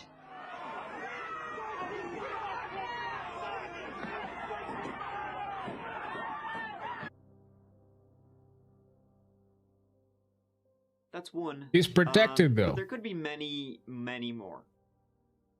Years later, the case of Becky Godden was reopened, and Christopher was interviewed about it. Christopher thought, well, you know, I'm hot shit. Just shit. But he was thinking, you know, balls in my court. And you know what? I'll tell you everything you need to know about what happened to Becky Godden. If we just make it a little dealio that you guys just leave me the shit alone and don't ever ask me about any other wink wink future murders which may wink wink come up. I don't want to talk about murder cases again. Ever. Ever. I'll get charged with this and I'm found guilty. I'll get natural. I mean, not being found 50 now, but 25 years to go, so chances aren't looking good as it is. If I wrap this up in the next few hours, any other charges against me will be brought. There's a past I think you probably know about various things. You know, I understand the justice system is kind of a necessary to an extent, because you could be sometimes putting innocent people in jail and stuff and arresting innocent people. Has happened before. I don't know if that chapter covered one case, but I remember one case where the dude was innocent and they still continued to force the narrative that they wanted him to have onto the person, and the person was just like, bro, what am I doing here? What am I here for? I've done nothing, you know. And typically there's a lot of ways to read a person and tell a person that they're innocent and stuff, but it's typically when people are guilty, they over explain shit. They're constantly like, oh no, I'm not guilty because I was actually buying ice cream at the store that's next to my laundry place thing, and I actually saw a fire truck doing things as well, and a fisherman was also there. Then I went to the library, I read a book. You could actually ask a couple of people. I was there and stuff. Then I went to go jog, and yeah, nothing to do, you know, I was just, you know, doing so much I couldn't possibly be culprit for this. So they typically just over explain shit. Someone who's innocent will be like, what am I doing here? What's the deal? What the fuck am I doing?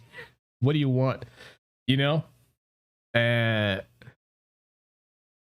So yeah, but my point is, when these guys are found guilty, you know, why keep him around? You know? I think by the moment, this is a hot take, all right? But the moment you take a human life, or just a life in general, even an animal life, right? The moment you take lives with the intention of take lives, you've lost your right of second chances. Now, hold up. Hold up. If you've done it as an accident, if you've done it as a way where, you know, it just happened, like, you know, when you were a kid, there's a lot of people that were kids and they were like in fucked up lives and stuff like that, messed up neighborhoods. And sometimes for survival and whatnot, they take a life or something. I do believe they should deserve a second chance because it's not premeditated. It's not something you plan ahead. It's not something that like your mind is set to do. But there's some motherfuckers out there who do it. It's a premeditated thing. They go for it. They think about it. They think about the best way to do it. They think about the most productive way to do it. The best way to hide it and stuff like that. Very rarely they can actually hide it. Those, to me, lose any opportunity for second chances. Like, bruh, you wanted to take a life away. Like, who the fuck are you to choose whether someone should live or not? You know what I'm saying? So, I'm just saying, like, the moment you you plan ahead to take someone's life, I think you give away the right to yours. In my opinion.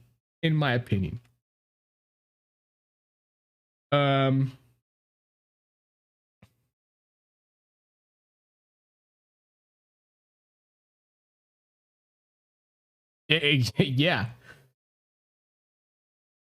Yeah, for me, it's beyond the taxes and shit like that because I don't make money to pay taxes. I also never got any assistance from the government, so they can fuck off. They can go suck a massive dick. But you know, to me, it's not the taxes. It's just like it's just the morals of it, the principles of it. You know, like is.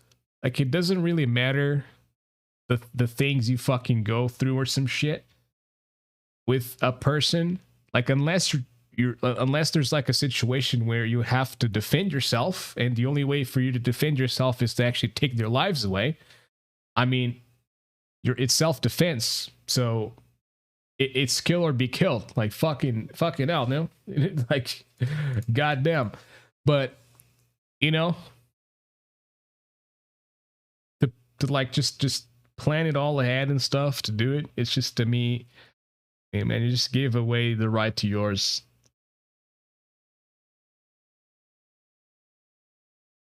Yeah, true. You see, what I don't understand is like the fucking death row. You know what I mean? What I don't understand is the death row. Like, some dudes stay in death row for like fucking 60 years. And I'm like, why are you in death row for 60 years? What's the point of keeping a person in death row for 60 years? And then it's like 60 years later, like, you know what? We're not going to execute you. We're actually going to let you go on probation. We believe in second chances. You've been here for 60 years.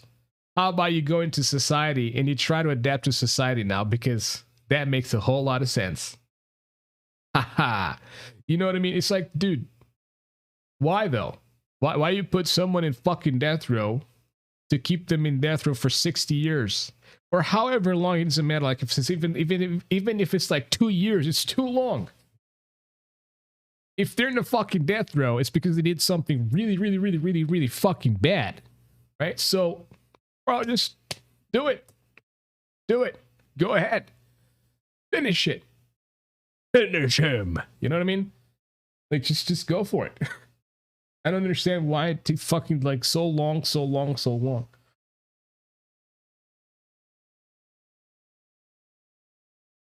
Man, fuck the appeals, man. You're in a death row. Fuck your appeals. Like, appeal these nuts, bitch.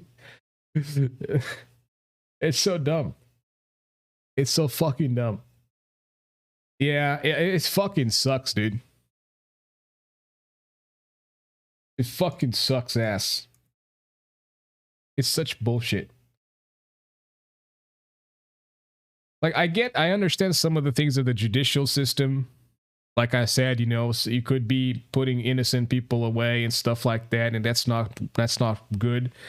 There's actually a documentary I watched on Netflix. Netflix. Don't look at my searches, all right? Netflix true crime documentaries.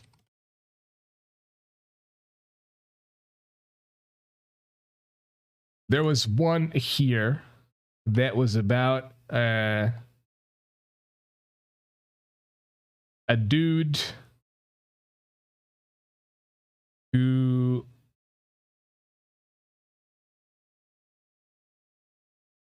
he was basically kind of in cahoots with that's it. There's not even here. The thing's not even here.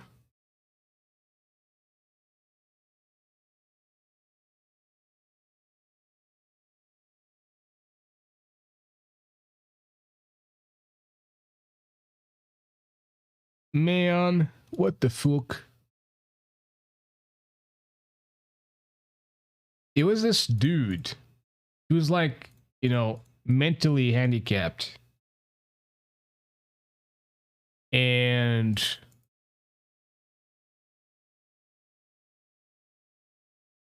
he was basically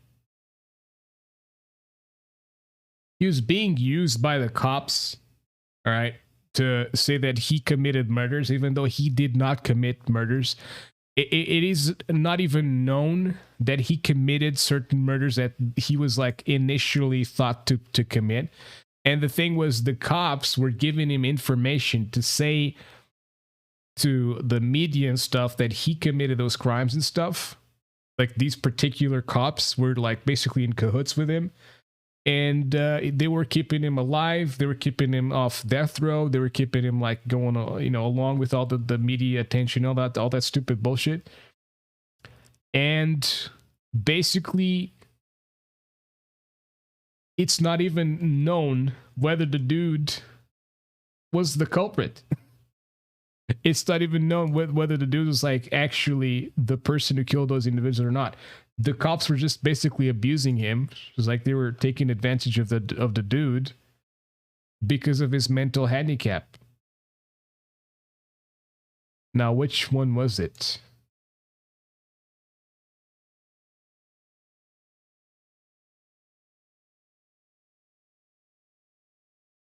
I also need to like look deep into this. I just looked at this thumbnail, and I need to look into a little deeper into the Zodiac killer thing, because I have some suspicions.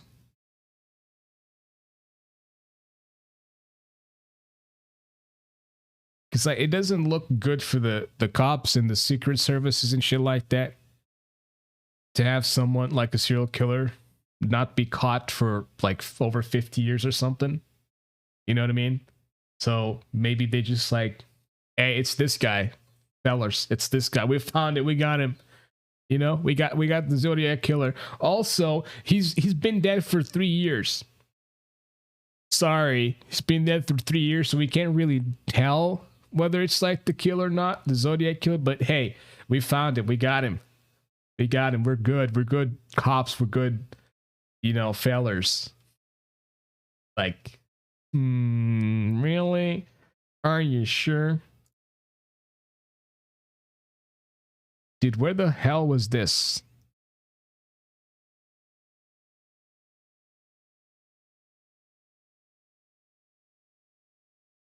Is it the Nilsson tapes? No. This was like another dude. Alibi Media. I'm not sure if that's that.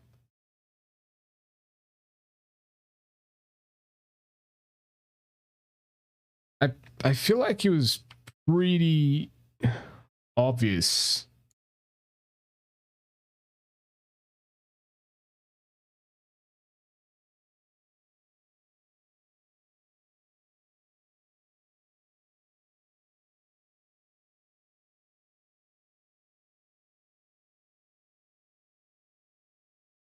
Hmm.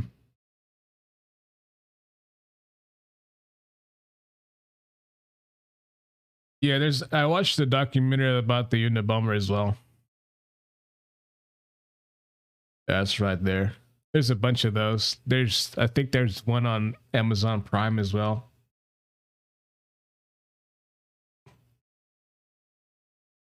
Dude, it should be here. Did they get rid of it or something?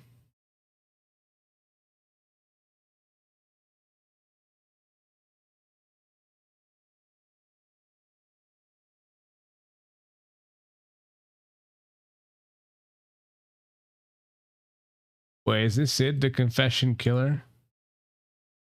Yeah, here we go. This is it. Henry Lee Lucas, this dude. Yeah, so this dude, yeah, here you go. The 5th episode, not one shred of evidence. You know, not one shred of evidence. So this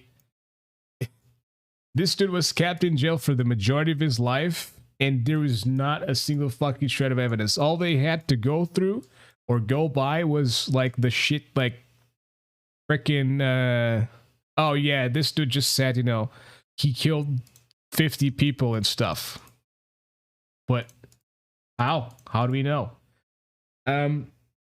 Ghost Axiomatic Arc, thank you very much for the follow. And hello, how are you doing? Welcome to the stream. Appreciate it. Welcome to Pigsty.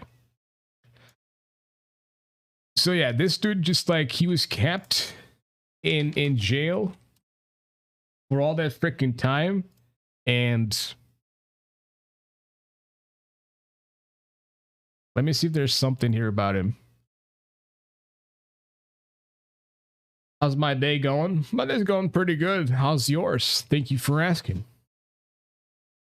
All right, so he was an American convicted serial killer. Lucas was convicted of murdering his mother in 1960 and the murder of two others in 1983. He rose to infamy after he confessed to around 600 other murders.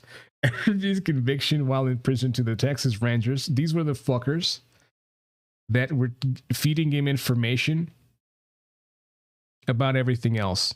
I think. Yeah. And then the law enforcement officials. Many unsolved cases were closed based on the confessions. There you go.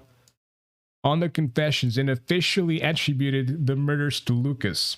He was considered the most prolific serial killer in history. Like a dude who was mentally handicapped. All right. Mentally handicapped, you know, was responsible for 600 murders, and he wasn't caught while doing these 600 fucking murders. I made a Grounded's Verdict t-shirt. I have a bunch of Grounded's Verdict t-shirts, man. T-shirts. I got a bunch. This is Gabriel. He bought one. But yeah, I got a bunch. Of course, I bought some for me. But yeah. It's like the latest design and stuff. Anyways, Lucas was convicted of murdering 11 people and condemned to death for a single case when with a then an unidentified victim, later identified as Deborah Jackson. An investigation by the Dallas wow. Followers, primes, and viewers? Oh my god, that's exactly what I need. Oh my god, dude. Yeah, get the fuck out of my chat, bro. And my channel too. Dipshit. Alright. I believe some of them are not even bots. They're actually like people getting paid or some shit. Probably like getting paid dimes to fucking advertise that shit. Like people will do anything for money nowadays. Remove the space. Anyways. The investigation by the Dallas Times Herald newspaper showed that many of the murders Lucas confessed to were flatly impossible for him to have committed. So there it is. While the Rangers defended their work, why wouldn't they? A follow-up I mean, of course you'd defend your work. You're the Texas Rangers. But at the same time, you're fucking shit up, dude.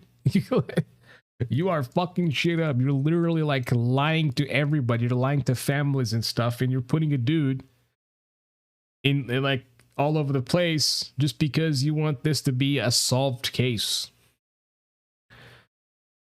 A follow-up investigation by the Attorney General of Texas concluded Lucas was a fabulist who had falsely confessed. Lucas' death sentence was commuted to life in prison in 1998. Lucas himself recanted the confessions as a hoax, except that of his mother. He died of congestive heart failure in 2001. The fucking documentary is actually sad, dude. It's actually sad that this dude was like... He was basically put on the spotlight for lies and false confessions and all that shit, and he died in prison because of that, because he was like the cop's puppet. Lucas's case damaged the reputation of the Texas Rangers and caused a reevaluation in police techniques and greater awareness of the possibility of false confessions. Investigators do not consider that the ostensibly trivial comforts such as steak dinners, milkshakes, and access to television in return for confession to crimes of extreme seriousness might encourage prisoners such as Lucas, who had little to lose, to make false confessions. Investigators also let Lucas see the case file so he could refresh his memory, making it easy to seemingly demonstrate knowledge of facts that only the perpetrator should know. The police also did not record their interviews, making it impossible to know for sure how much information interviewers accidentally gave Lucas unprompted. So yeah, basically they were like, "Oh yeah, there's this murder here, there's that murder there, and this is how you did it. That's how you did it." And he was just going into like the media and stuff, who was interviewing him constantly and shit. And he was just talking about this, and the media was like, "Oh wow, so you kill a bunch of people and stuff, right?" He's like, "Yeah, I'm a really good killer." Like, bro, what the fuck, man? But yeah, like the documentary is actually really fucking sad, dude. The documentary is actually really sad. I got to go take a piss though, because I'm like doing the pissing dance, and I'm gonna leave this plane. Break-ins, bits and pieces. I'll BRB. Will what the fuck? clearing this up be enough to stop everything else? I don't want to keep coming back every couple of years on a different charge all the time. So what I'm saying is, if I can clear this up in the next few hours, will everything else be forgotten? Because at the end of the day, I'm going to get a sentence to it. I'm just going to go turn the lock and say, "Let's say you're done." Right. So what I'm saying is, I can resolve the matter, but I don't want you coming back every couple of years, every 5 years, every 10 years, whatever. With this, or something. As if it goes to court and I'm found guilty, that's it. They lock me up and throw me with a key. I'm under no illusion. I'm not stupid. So that'll be it. Police said, "How about no?" He was found guilty of Becky Godden's murder in 2016. This time, he got a whole life order. That's Brit for life without parole. Now, I've mentioned Christopher Halliwell actually before in a video I made a couple of years ago about the disappearance of Claudia Lawrence. She disappeared from her home in March 2009, almost exactly a year before Shan. It's actually Stephen Fulcher, the lead investigator, who believes there could be links. See, Christopher's dad, he lived not too far away from Claudia Lawrence, who lived in New York, though I'm not too sure. And her disappearance, it's not really his M to the O, but you never know. You never know because he's been linked, said, and done a few things, which could lead you to believe that he's probably a hell of a lot more murders in his past. Maybe, yes, definitely, who knows? Extended way beyond 2 murders, Steve Fulcher believes. Citing a phone conversation recorded in prison, he claims, in which Halliwell was heard saying the police wanted to speak to him about. It's fucked up. You saw something similar in the doc some time back. It might have been the same documentary. It was on a Netflix. It's The Confessions Killer. 8 murders, a figure the police didn't recognise. Where did you get 8 murders from? It didn't come from me. I've got no idea how many murders. Goddamn, I'm going Super Saiyan over here. But clearly he made that indication. And when you look at everything we know about Christopher Halliwell, 8 is probably an underestimate. There's a possibility I think there could be more victims, and I really do. See, after they arrested him, they found a lot of women's clothing in a secret stash he had. Among them items from Shan and Becky. And as someone who travelled as a taxi driver a lot, he could be around the country in no time. When he was in prison in the 80s, he asked another inmate how many people one needed to kill to become a serial killer. He was taking notes. 3. He was also arrested, for the murder of Shan when he was 47 years old, having committed his first confirmed murder 7 years before that. So that would mean he was probably in his late 30s, 40-ish when he committed his first murder, which is very late in life for a killer. And the way he did it, he probably would have started many years prior. And another thing was that when he led police to Becky Godden's grave, he said she was buried 5 feet down. But when they dug her, she was only buried a couple of inches below the soil. So then they started thinking, it was like, wait, did you just get confused with another grave? He's also drawn some maps. They've never really been released. He likely thought Shan was a sex worker, like Becky was. So how many others did he go after? You don't just drive around for 90 minutes because you suddenly get the urge to kill, having not done it for almost a decade. He was a predator, and predators don't stop. Another book, written by a retired police detective, says he could be linked to over 27 murders. Wow, 27! Why not 1 million? I think that's maybe pushing it a bit, because that would make him probably one of the most prolific killers in British history. But a lot more? Yeah, sure, yeah. And there you have it. A creepy as hell looking possible serial killer, but definite sack of shit, Christopher Halliwell. Sad story. And the fucking sun is trying to get a little annoying now. Stephen Fulcher later resigned after being, shit-canned for breaking guidelines. Halliwell, however, can't resign out of life in prison. I've covered a good few, I would say, stories of British and English killers and criminals and that sort of thing. One thing I've just noticed about them all, they all look like serial killers.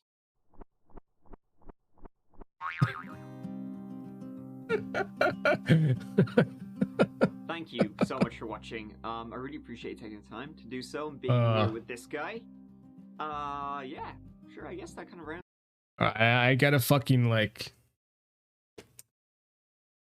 think close the shutters a little bit. Hopefully that won't make it dark as fuck. But the sun is shining through, so hopefully not.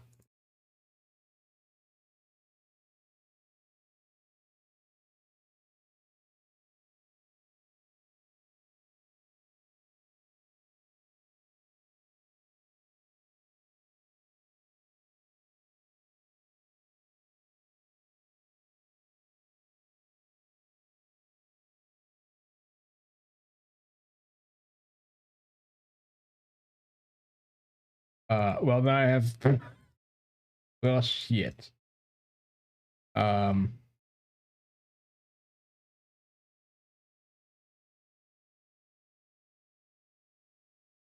we'll get to that later. Keep it off for now. A little bit. Just for a little bit. Tiny little bit.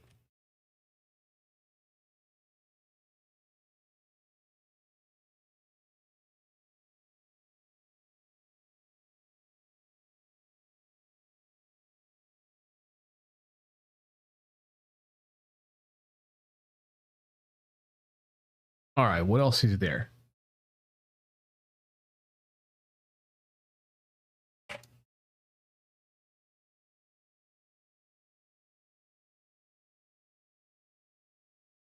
I've seen this one, not the actual video, but I've seen this case.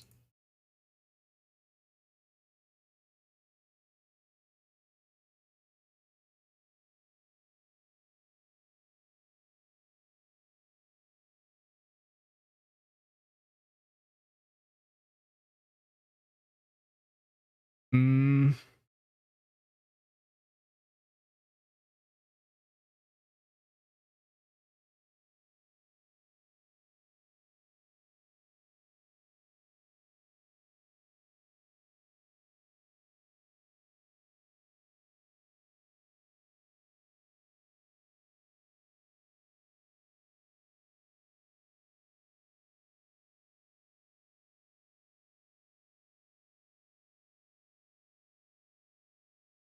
A new scary comp. Don't watch alone. Oh man, you know I'm gonna watch it alone, bro. The following video has very little information, but it's still nonetheless pretty creepy. In the video, we can tell that the person behind the camera is scared. We don't know why, but it seems that the strange noises that are coming from inside the house might be the reason. The following is the video they took.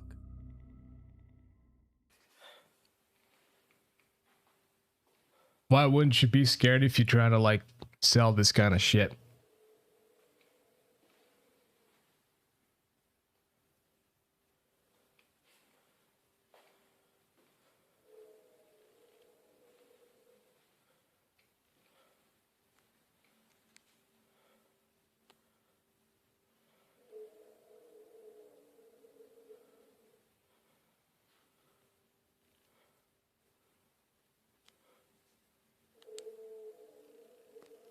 Wow, it's a house. Crazy.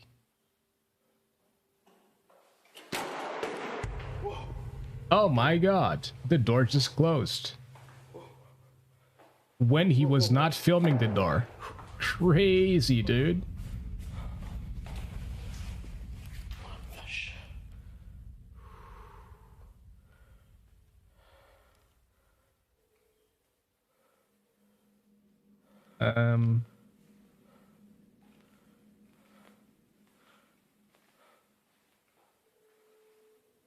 Oh, okay, that's right.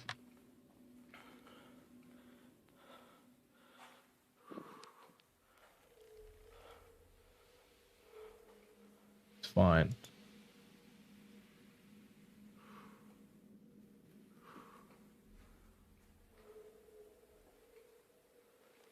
All right.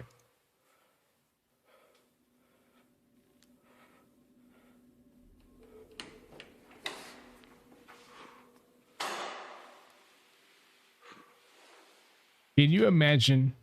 Can you imagine if when he was filming, the door closed? You know, when he was filming the room, the door closed. Now that would be crazy. You know, I'd be like, wow, okay. It's always the moment they fucking are not filming something. It's when something happens, which makes me think like, bro, how is this? How am I supposed to believe this is real when everything happens when you're not filming it? You know? It's like, can you go inside this room and film everything around so that I can tell that there's no one like hiding on a corner, no one hiding in a fucking closet or anything like that? Like, just go inside, go a 360 and show me that there's nothing there, no one there, because I can't see shit. A door closes in a room. Oh my god. Crazy. It's gotta be demons.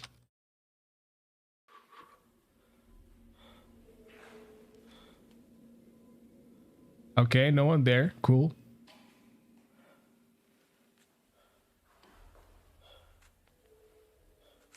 No one there. All right. Still don't buy it, but whatever. As if the strange noises weren't creepy enough, a door suddenly closes on its own.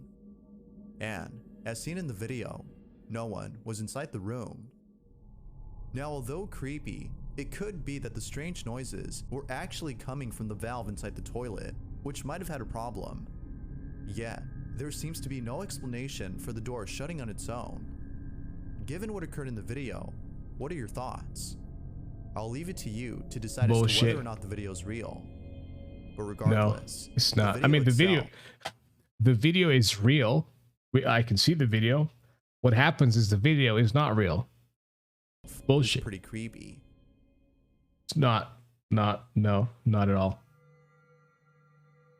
Zoe Bruno and her family live on a farm that they believe is haunted. Goats. However, Nice. based on videos that Zoe has posted, viewers believe that it's not just haunted, but also cursed.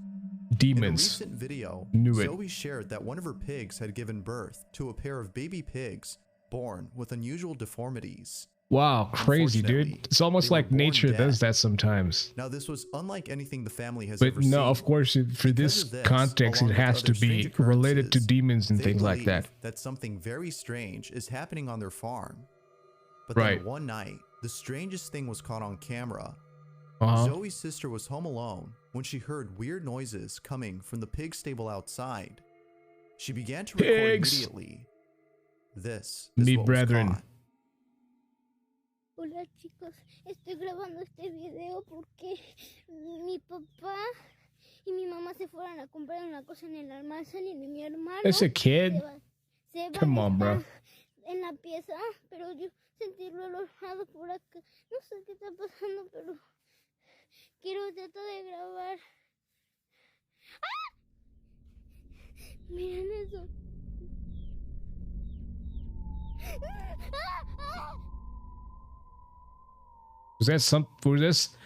Why are all of these videos like fucking dog shit quality, bro? Like, it feels on purpose. You know, like you're telling me you don't have phones now. Like what? These phones film with the quality that the phones we used to have, like in 2002, bro. You're telling me you're using a phone from 2002? Even my shitty, incredibly shitty phone from like 2008 or something. I think, wait, no. 2014. It was like very, very shitty, like a very shitty phone. It's like 80 euros. Literally just like a throwaway phone. Because I'd get drunk all the time and sometimes it's just like fucking get the phone wet with beer or alcohol or water.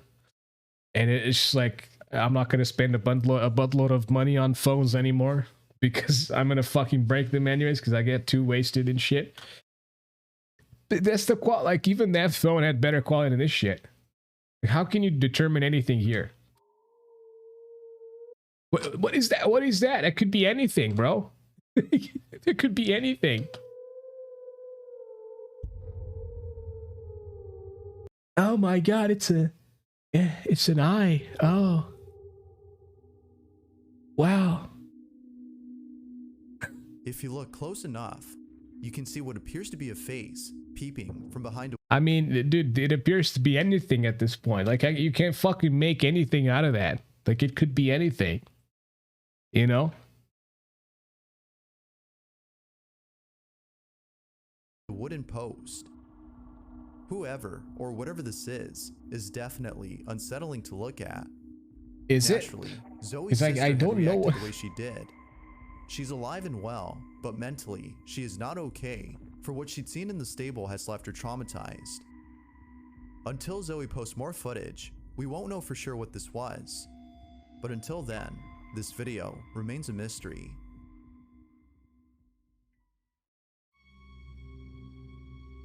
Yeah, bullshit. The following video was posted by JB, who had caught something chilling on his Ring camera. Before this incident, JB and his room. Alright. Another thing. I understand why people put Ring cameras as doorbells. I understand that. Safety measures and stuff makes sense, you know what I mean? I get it, right? Why have this shit in the fucking, like, in your inside? Like, why have this inside? You know? It just feels so fake. Feels so fake. Is this something people like doing in America or something? Do they actually like sitting down, having dinner or lunch or some shit, and having a fucking camera filming them doing everything they're doing? Like, I don't like that. I'd fucking hate that. I don't want cameras filming everything I do. What if I want to have a wank, you know, like in the middle of the kitchen or something? No, man. No cameras. Like, yeah, doorbell camera. Good, makes sense. Fucking cameras inside the kitchen, on the counter. No, makes no sense whatsoever. If you have kids, you put cameras on the corner of the room so that you get the most out of it, like the most angles and stuff. Makes sense, you know? That makes sense. This does not make sense. That does not make sense whatsoever. So I'm just calling it bullshit just from that. Caught something chilling on his Ring camera. Before this incident, JB and his roommate had been experiencing strange happenings at home that neither of them could explain. From hearing taps on the walls, to hearing footsteps in the hallway late at night, they can't shake the feeling that their house might be haunted. Now JB thinks that his roommate might have brought something into their house, considering that he loves going on ghost hunts with friends. Perhaps something had followed him home from one of these ghost hunts. Although not entirely sure if that's the case, the following footage might just prove that their house is haunted. In this video, JB's roommate is with his girlfriend when his roommate whistles to his dog, but then immediately, someone or something else whistles back. Mind you, that they were the only ones home when this happened. Take a look.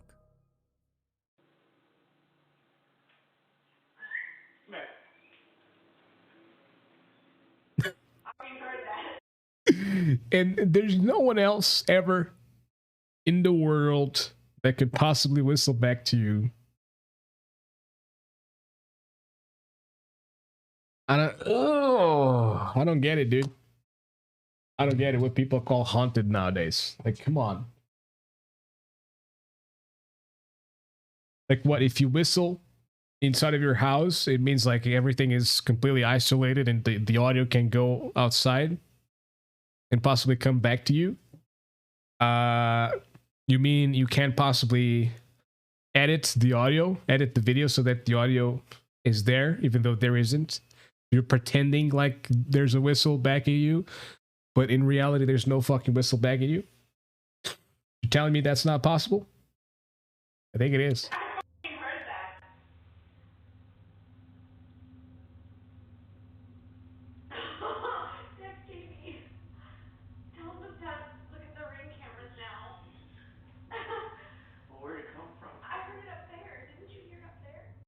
Immediately. Let's look at the Ring cameras. Almost as if they're purposefully put there for one specific reason. If no one else had been inside the house, then who whistled back? This video has left them shocked. Joe. Some viewers believe that someone may be hiding inside their home, while others believe that something paranormal That could be had possible. occurred. Given the strange That could be occurrences possible. that have happened before in their home, it seems more than likely that something unexplainable was captured. Doubtless, this video is pretty baffling. Now the thing is, if someone was hiding in the house, if you're gonna hide in the house, you know, that happens. That does happen. Actual people go into the attic and stuff and live inside the house, and when the owners of the house or the renters, whatever, the residents go to sleep and stuff, they get out and they do stuff. They go to the fridge, they eat, they I don't know, they shower or something. But typically, these individuals, they actually live inside of houses without the residents knowing. So that's possible. But if you're living inside of the house and you're supposed to be there hiding, you're not going to whistle back. Oh yeah, I'm here in your attic. Yep. I'm squatting in your attic.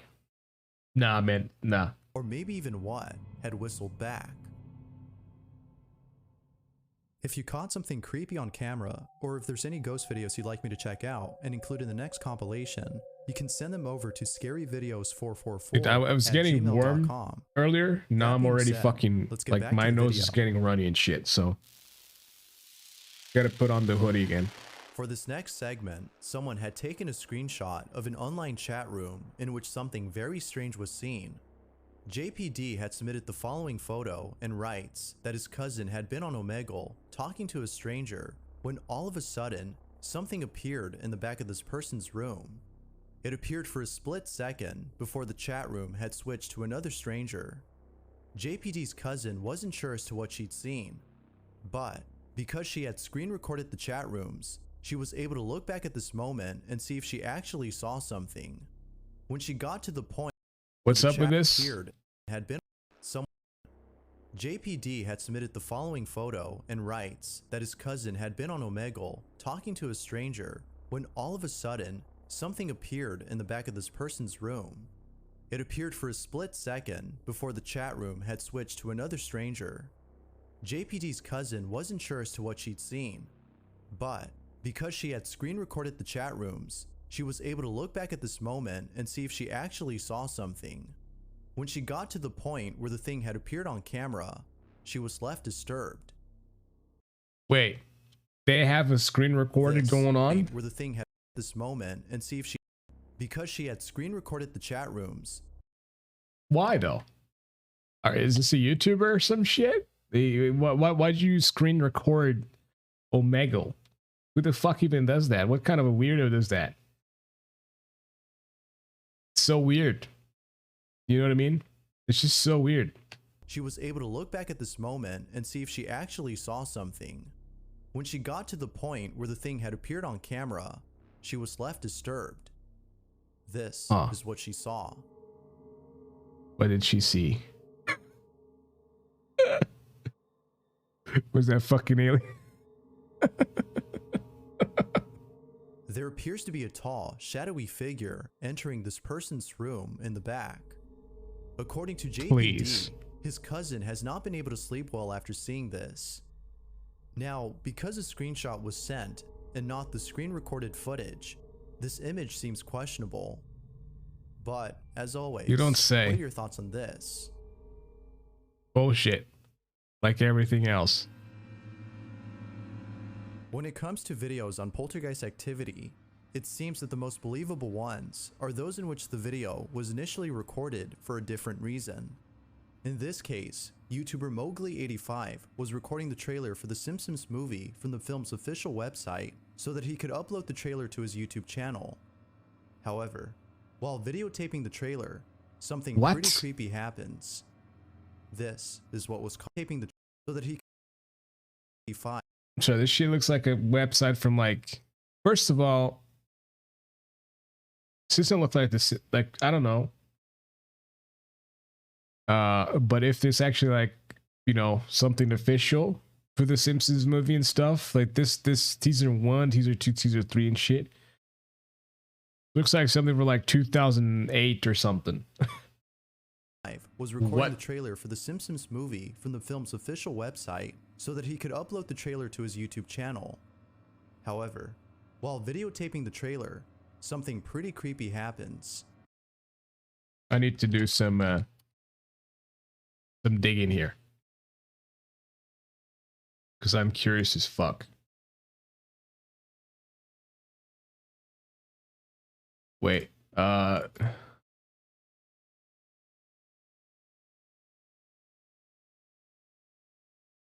fuck off, bro. Rude.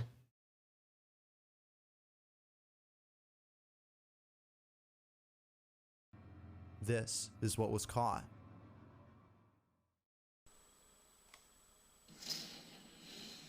This summer, between honor and dishonor, between family and enemies, between July and August, a line will be drawn and then colored. Run! Run! Jump! Jump! Run! Run! I know we've had a rough day, but here we can put all that behind us. On July 27th, a secret will be revealed. Look at that. You can see the 4 states that border Springfield. Ohio, Nevada, Maine, and Kentucky. Oh, yeah. An empire will rise. There's 2 buttons behind this disc. One will supply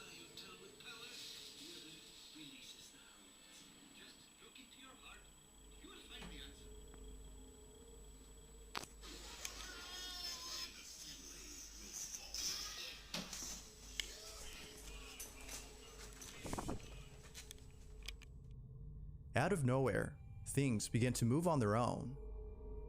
Now, after seeing the video, viewers had pointed out that the Ouija board in the corner of the room might be the reason as to why all of this is happening. According to Mowgli, he'd been playing with it the day before this incident. So, according to viewers, it makes sense that something like this would occur. But as always, what do you think? Is this actual footage of something paranormal? Or is it simply a video that's been staged? As always, I'll let you be the judge. Feel free to It's let a me know what you staged video. think. Obviously. Reddit user AMRV had recently moved into an apartment with a couple of friends. However, there have been strange things that have been happening ever since they moved in. AMRV writes, "We noticed pretty much right away that stuff does not stay on the walls. Posters, pictures, command strips, etc. all just come off the walls overnight. Posters will fall off the walls really dramatically and startle us out of nowhere all the time. Among all the stuff that has been on the Posters? walls, What the a fuck? frame that was recently hung hasn't fallen off. But then one day, the following was caught on camera. Take a look."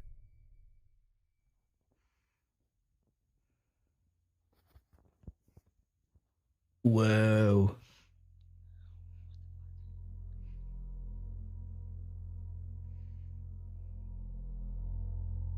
The frame appears to be moving on its own. This is number Now, one. Perhaps the vent that's above it might have been causing it to move. Because of this, the following day, AMRV had decided to record the frame before and after the air conditioner turned on. She wanted to see if the AC was causing this. However, it was during this recording that something unexpected had occurred. This is what was caught. Okay, this is our vent test. Nothing comes out of the painting. A minute until the heat's supposed to cycle on.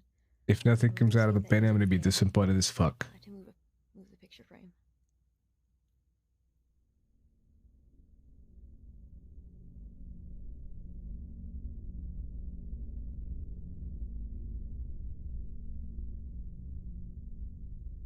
Well.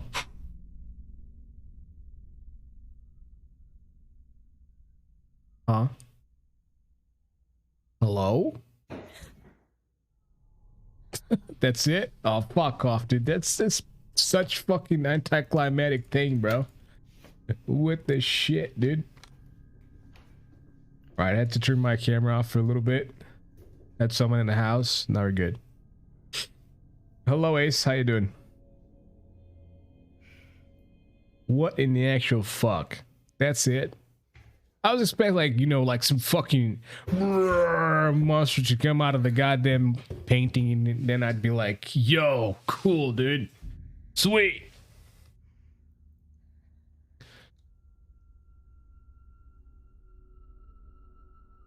You can help According me? to AMRV, she wasn't sure if the neighbors were messing with her. I'm not a new streamer. Or if I mean, something paranormal I'm new had on occurred. Trovo, but seeing the fallen not frame really has new left to her streaming now. To this day, this incident has been on her mind, and she still doesn't know what to make of it. As with all videos, I'll let you come up with your own Again, very conclusion on the anticlimactic. situation. You know what I'm saying? Had Like, something paranormal occurred, or was expecting something a else fucking like the rain girl to come out of the painting, or the dude from Jeepers Thanks for Creepers or watching, something like and I that. hope you enjoyed. Until next time. Very, very, very disappointing. Very disappointing.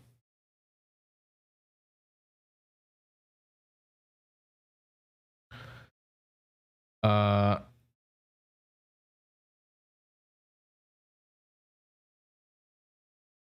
else is there?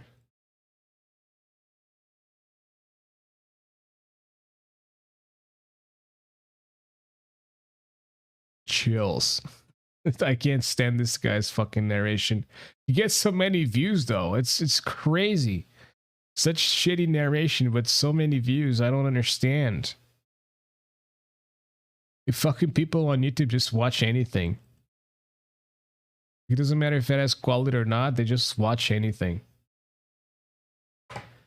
You have referral code if I want to use it? Nah, I'm good, dude. Thanks. Appreciate it. I'm good. We've already seen Gemini Home Entertainment covered by Nexpo, so we're good on that.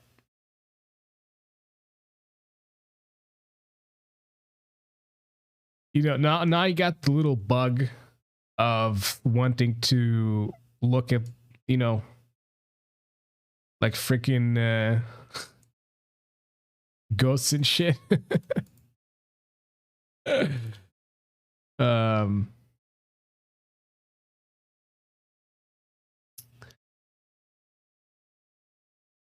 I kind of wish, like, I mean, they kind of do to an extent, but like all of these are related. Let's see, related.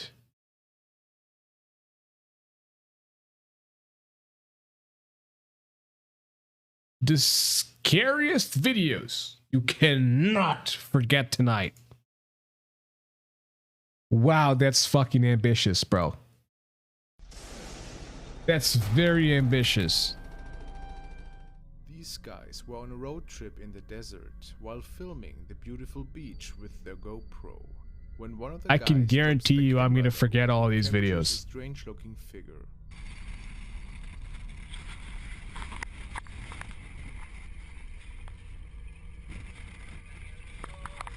Huh? What am I looking at?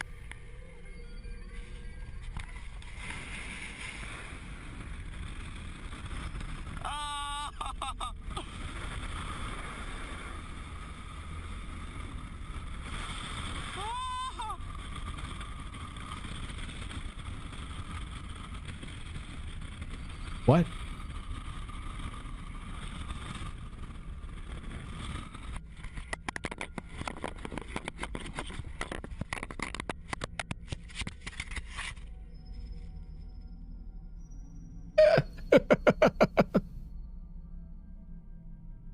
Well, it's fucking Slither Man Zoomer edition. Some say they can see a boy in long black trousers. What can you see? Huh? Okay, so they dropped the camera. They went to pick up the camera. But they didn't see this fucking Slender Man Zoomer edition. Is that what I'm? They pick up the camera. What? This video was Dude. recorded by DK Karen, a young girl from Indonesia who loves traveling. Dude, these and are typically good as fuck. You know, I'm gonna say this. While bullshit, nonetheless, it's all bullshit. These guys from the East, they put a lot of effort into these, and they're actually typically like really good. Very entertaining. In comparison, like the West is just fucking typically boring. Today she seemed to be traveling to an old house in the region, which is supposed to be haunted, and it acts as a form of museum of the occult. Apparently it was even used as a filming location for an Indonesian horror film in the past. Being interested in the mysterious side of things, Karen traveled to this house with two of her friends to record a little bit and to capture the spirit of this creepy location. Many people are sure that they captured something really scary this day, and while they were touring the upper floor, nobody else was in the house. They were absolutely certain about that.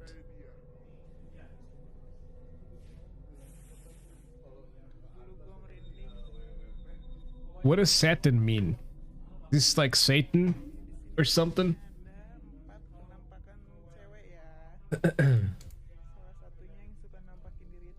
However, when filming the location from the outside, there seemed to be somebody on the upper floor, although nobody should have been in the building.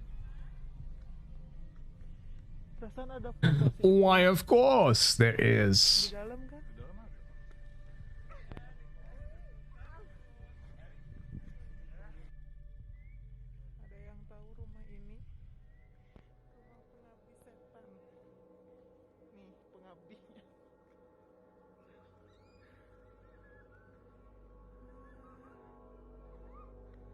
You know, obviously, where they film horror movies, it typically just leaves like little smidges, fragments of things, you know?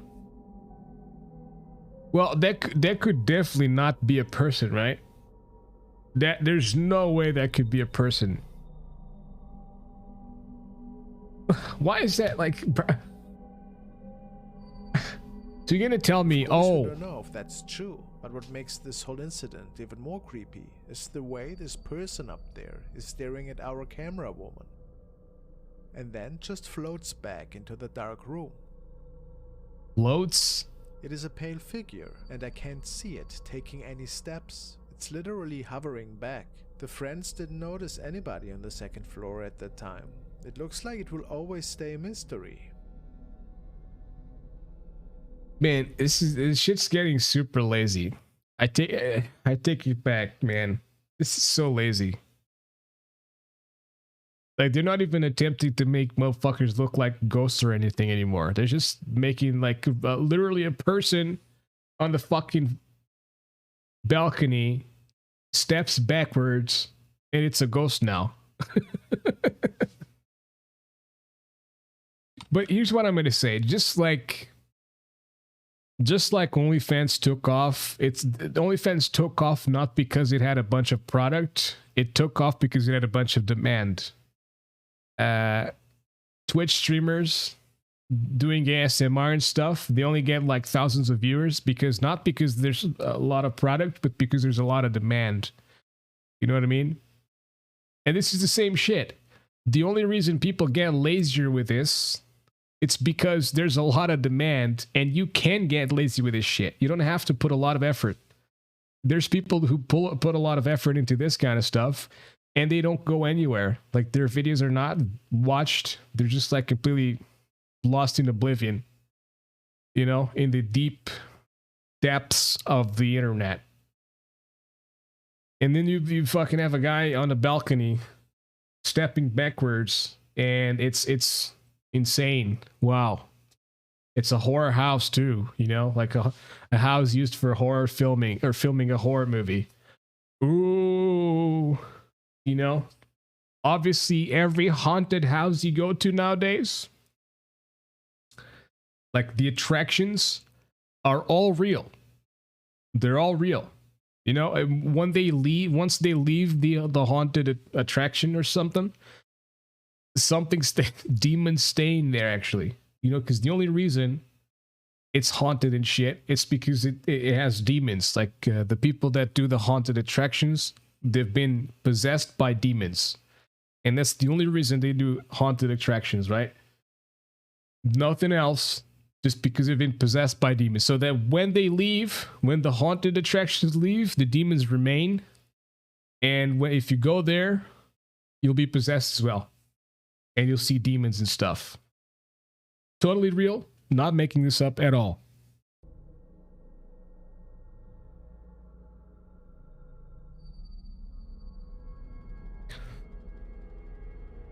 In the living room. Was captured by a man who found these recordings on his home surveillance camera, which he has placed in the living room. He had to do this since loud bangs were waking him up lately.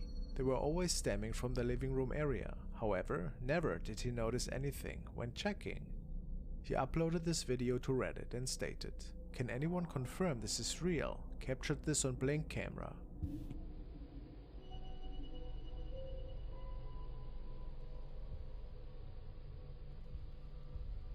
On what? A Ring camera? Stated, "Can anyone confirm this is real? Captured this on Blink camera." Blink camera? Huh?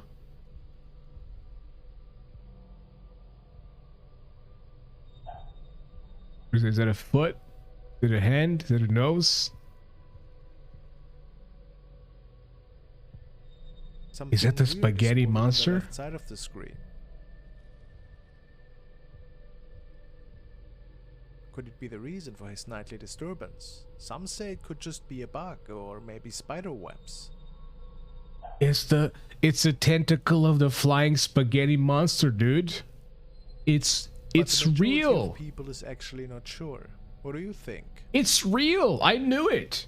I knew the flying spaghetti monster was not just an invention of someone wanting to go against the creationism in America. While this girl and her Like, it's too good to be you know, coming out of someone's mind purely, you know? to occur in the old house. There's evidence that the flying spaghetti monster is absolutely real. That was a tentacle of the flying spaghetti monster. Y ella ya tiene miedo. Bro, basta. Decí qué pasó, bro. Se corre. Bueno, digo yo. Y ahora, bueno, ahora tiene miedo la nena. Yo ya estoy acostumbrado y quiero grabar. Ay.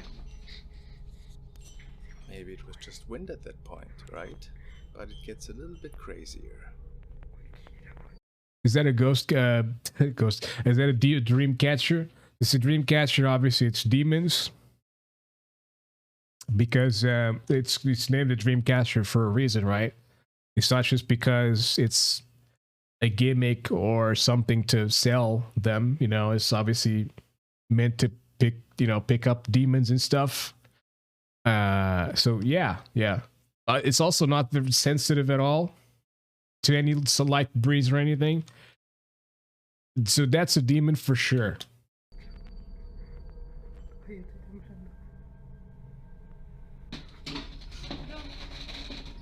¿Viste? ¿Viste? No, basta. Se movió la Basta, te dije que basta. Go watch, dude. Go see what's up, man. Maybe it's like fucking someone robbing your house.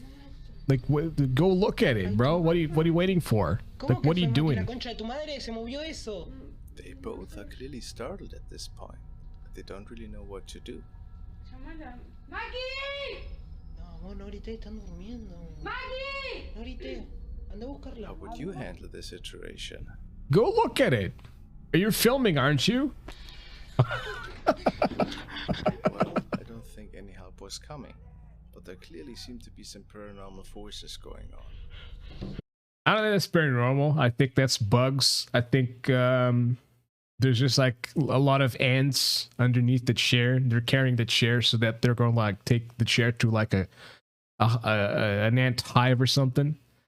Because the chair, it could be good, you know, like a throne for the ant queen or whatever. How the fuck ants work.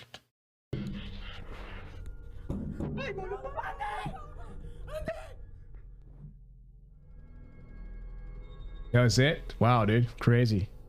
The following video was sent by Antonio. It was apparently recorded by a young man who was jogging one day when he heard some Is that really Chucky? loud noises behind him. He also states that shortly after, something seemed to be running after him, which scared him quite a bit.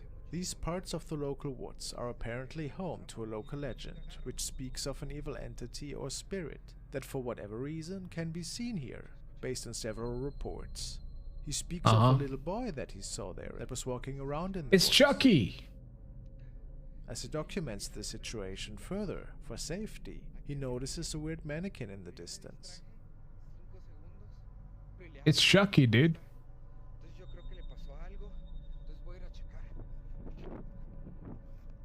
Niño, ¿estás bien? Oye, niño. Ay, güey.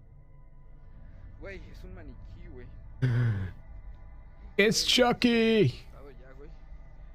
Porque aunque yo vengo a correr aquí todos los días, la neta es que ya había escuchado historias de que ya dentro del bosque pasaban cosas, pero como nunca me había pasado nada a mí, la neta yo me sentía como que todo estaba... Tranquilízate. Ay, güey. No, güey. A ver, yo no quiero creer en estas cosas. Y tú no te pudiste haber movido. Entonces te voy a grabar hasta que te muevas, ¿va? You know, now it would be cool. I don't know if this happens. I never watched this, but now what would be cool is the fucking mannequin actually attacks the guy, you know, and he dies. And not for real, of course. Like just he dies just for the video, you know. Now that would be fucking sick, and I'd respect this guy for making this video. But if he just stands there and the doll doesn't do anything, I'm like, bro. Do it. Do it. Attack him. Do it. Come on, pussy. Little fuck boy. Do it. Do it. Do it. Attack him. As he takes a better look at that mannequin, a dark apparition pops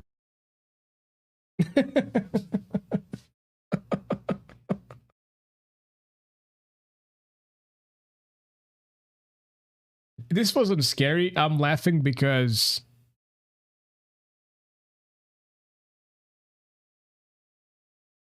let's try to like logically analyze this, okay?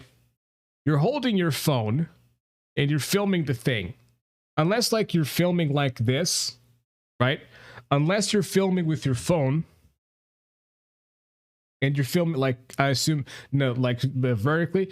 Unless you're filming like this, you know what I mean? Which is not really practical at all because you can't really see what's on the camera or what's on the screen. So you're probably filming like this, you know, like at this distance or something.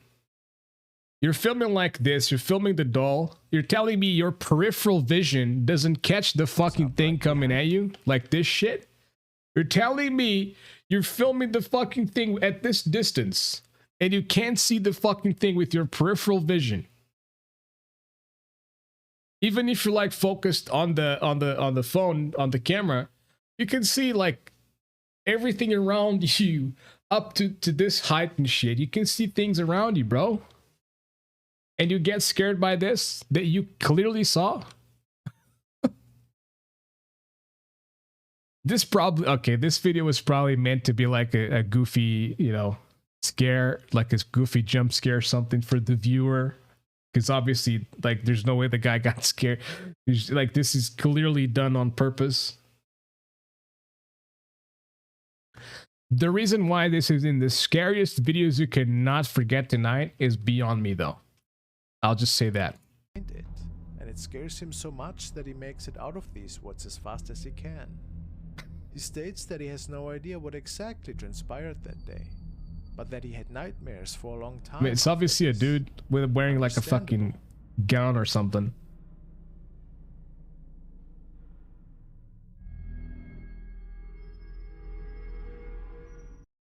I only feel bad, you know. I only feel bad for the people that actually believe that shit. That's the only, like, I only feel bad for them people, for those fellers, you know. Like, everything else is whatever, dude. You know what I mean? But yeah, I just feel bad for those.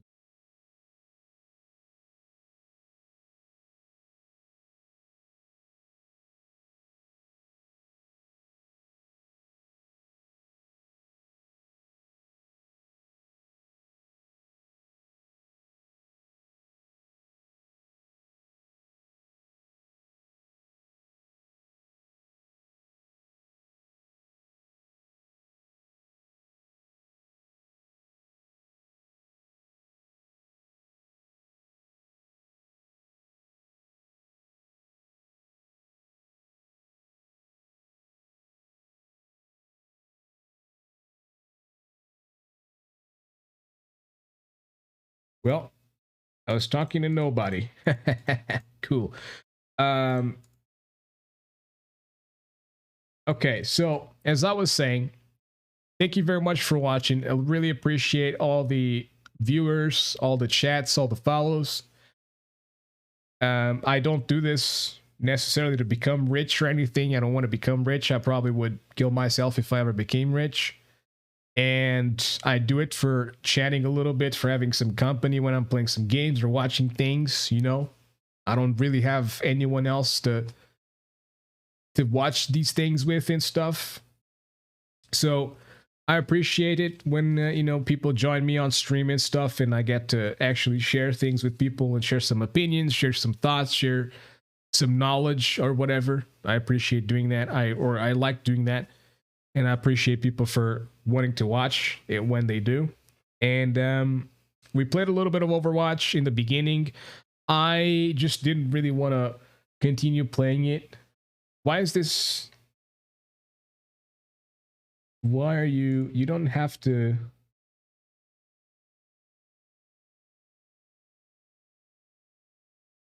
There we go.